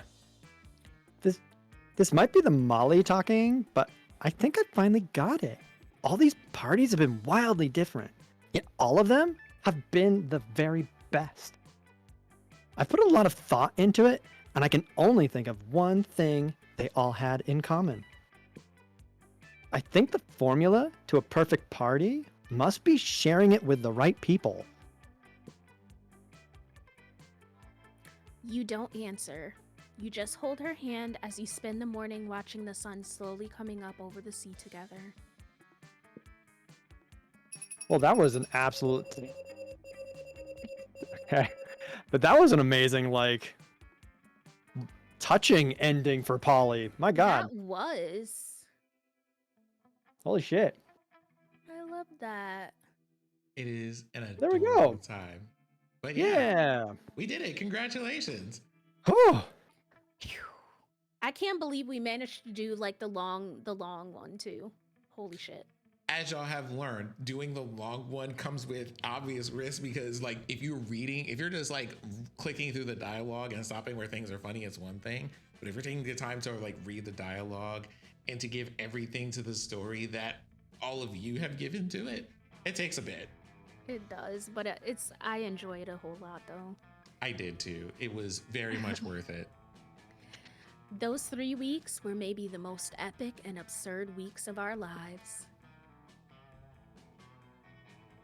After the monster prom, we kept on living our lives, falling in love, battling for friendship, and learning about who we were and who we could be. And you know what? Like it always does, life happened, and it was wonderful. Zoe's many years of researching obscure trivia for her steamy fanfics paid off. She got a job as a consultant at a company who makes fantasy sex toys based on beloved pop culture characters. Now, she rakes in the big bucks designing blueprints of stuff like the cock of the Demogorgon or the vagina of the Statue of Liberty.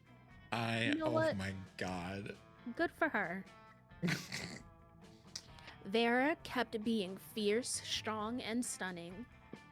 Some haters once said adult life would put that mean bitch in her place. But you know what?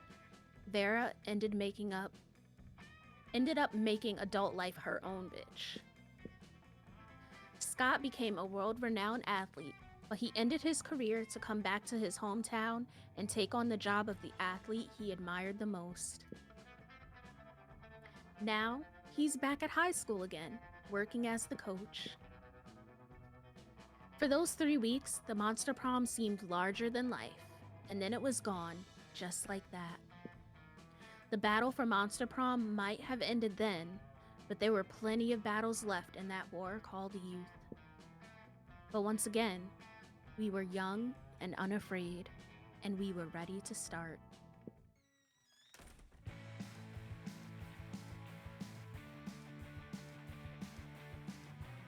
I love this game so much.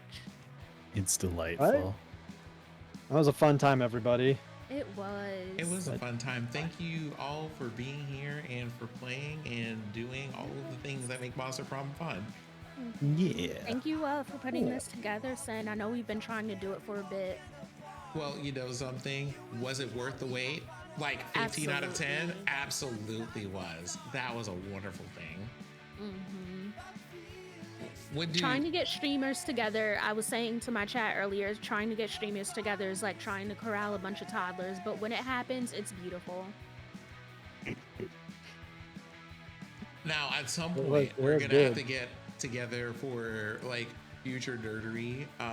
Shout out to like CJ and Noob for both being here.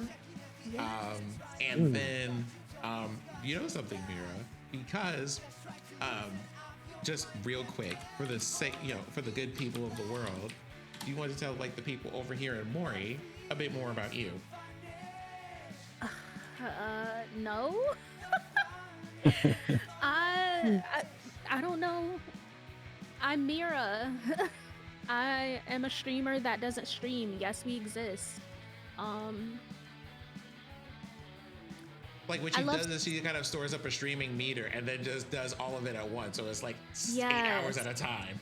Bingo. See, Sen gets me. But yes. I am Meleemira.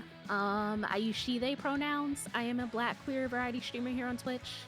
I play a lot of story-based games like Monster Prom. I also greatly enjoy simulation games and indies, and I'm also celebrating 3 years on Twitch this week. So yeah. Oh yeah. Congratulations. Good for you. My community is very chaotic. We're 18 plus, but I promise that you will have a good time over here if you want to come hang out sometime. So yeah.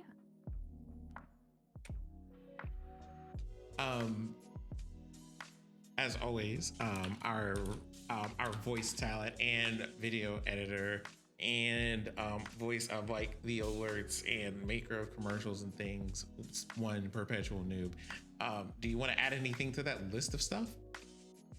You know, you can sometimes find me on Twitch. You can certainly find all of my boss guides that I've made for the video game Hollow Knight on my YouTube channel. Just all the same name there for just find Perpetual Noob pretty much anywhere on the internet, and you're pretty much gonna find me. So if you're struggling with Hollow Knight, go check out my channel. See those boss guides. They're very in depth. They cover a lot of things because I don't like guides that just simply say, do this one thing and you win. So I cover lots of angles for every boss. And I'm trying to do that with another game now, but that's slower going. And the streaming is very random right now as I'm still adjusting to my work schedule. And yeah, if you need any video editing work done, you can find me on my website, perpetualnoob.net, or you can just DM me through Discord or Twitter. And if you have any voiceover projects that you would like to have just some random voices in, you know, it was fun to get to show off a little bit tonight, but yeah, you know, please hire me so I can do this stuff instead of, you know, instead of retail. Felt that. CJ. Hi. Would you like to add any like closing remarks before we depart for the evening and I release these people into the sweet release of sleep? I suppose I should. I am CandybagCJ, and I have that name on most every platform that I use. I use they, them pronouns. I am trying to get back into streaming on Twitch, but I've fucked up my hands pretty royally over the past couple of weeks. So it's going to be a little time until I'm getting back into the schedule. But if you follow me over on twitch.tv/CandybagCJ, you'll be able to see when I get back to it. I am a variety streamer, and the range of things that I stream is about as chaotic as I am. So you never know what you're going to get. Love that. And I think that's all the things. So what trouble do we get everybody into now? Hold up. Where's your introduction? We were not gonna just skim past that. What do you mean? What introduction? For Mira's You're gonna stream, have because all of us bare our souls on the internet and not say anything yourself? I think not. Yeah. Right. Well, it's been wonderful knowing everyone. I will continue to remain anonymous. Right. So, hi. I'm Senziak, your resident sunflower person, doing stories like Metroidvanias and RPGs and tabletop things on occasion in various other places. So you can find me here, at least until November, on Tuesdays. You can find me in various places across the interwebs, Senziak Beta on Twitter, if you would like to do that. And that will tell you where all the other places are that I appear, like the D&D Jordan Lee channel for Amperstrano and the Honorian channel for A Tale of Two Lions. So if you like watching people do roleplay things and tell dramatic stories, come by and say hello. Not people yelling at me in chat, please. Please relax. And then when I'm not busy being furious at humanity in general, I write things about all the nerdy stuff that I'm into and different ways to think about stuff, because those are the things that I enjoy. That's the stuff that makes me happy. And that, I believe, is that. Love to see it. CJ, Noob, it was very nice to meet y'all. I just wanted to get that out. You as well. Yeah, likewise. It was very cool to meet you. We're gonna have to do this again sometime. For Look at Monster Prom I'm bringing looking people forward to together. it. We love that. Love to see it. All right, y'all. I'm gonna head to essentially to get some dinner because it's now like 10:30 at night where I'm at in my made-up time zone. So I hope you all have a lovely evening or morning where some of you are at this point. Right. Go forth and rest, and please pet the doggos, because Noob has 2 of them and they are very cute. I do. Yep, they are adorable. Vash the Stampede and Peggy Carter. Those are nerds. Beautiful. Y'all have a fantastic night. Thank you again, Sin, for putting this together. CJ, Noob, thank y'all for participating. And Hell yeah.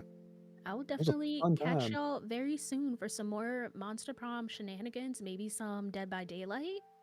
Please and thank you. Who's to say? Who's to say? But y'all Alright. take care. All right, You take care, too. everyone. Take care, everybody. Night.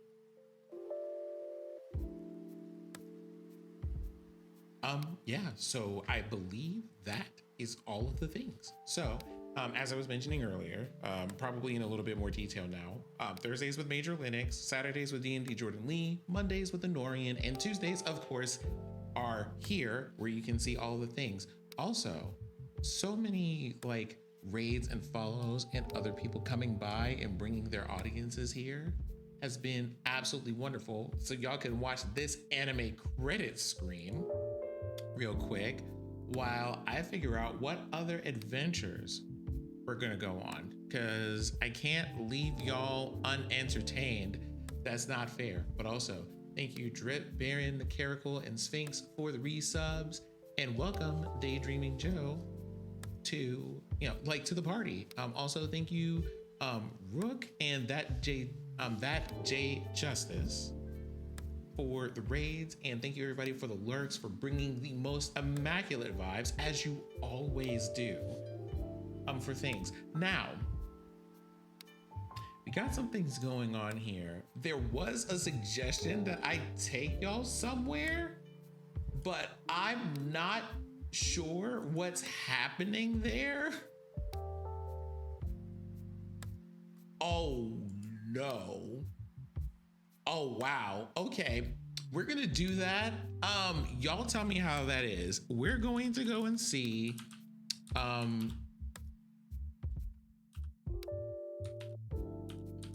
we're gonna go see Noir, who is currently apparently attaching themselves to a wee little pain machine to see what the experience of dealing with cramps is like. Because we stay up late at night and we do weird things. So that's what's happening. Also, if you would like to find me when I am not here, the Twitter, the website, and the YouTube are there. I am trying to hit 100 subs on YouTube so I can change my URL so that it says Sinziak on it. So tell your friends, that's where the archives are. Additionally, if you are into bean juice, if you do like coffee, I do have a little thing going on there with the good people of Grinding Coffee Co. It is a Black-owned LGBTQIA+ owned company based out of Georgia. And if you put in Sinziak10 at checkout, you can get yourself a little discount on some of that really good coffee. And they have the fall flavors out. So, I mean, you might want to get into it. Also, you know what? I should put this here because I actually have a raid message. You can go ahead and copy that, and that will work for everybody, whether you're a sub or not. So you can just copy that, and when we drop into CE Noir, you can drop that in the chat. I will see you all later. Be good or good at it.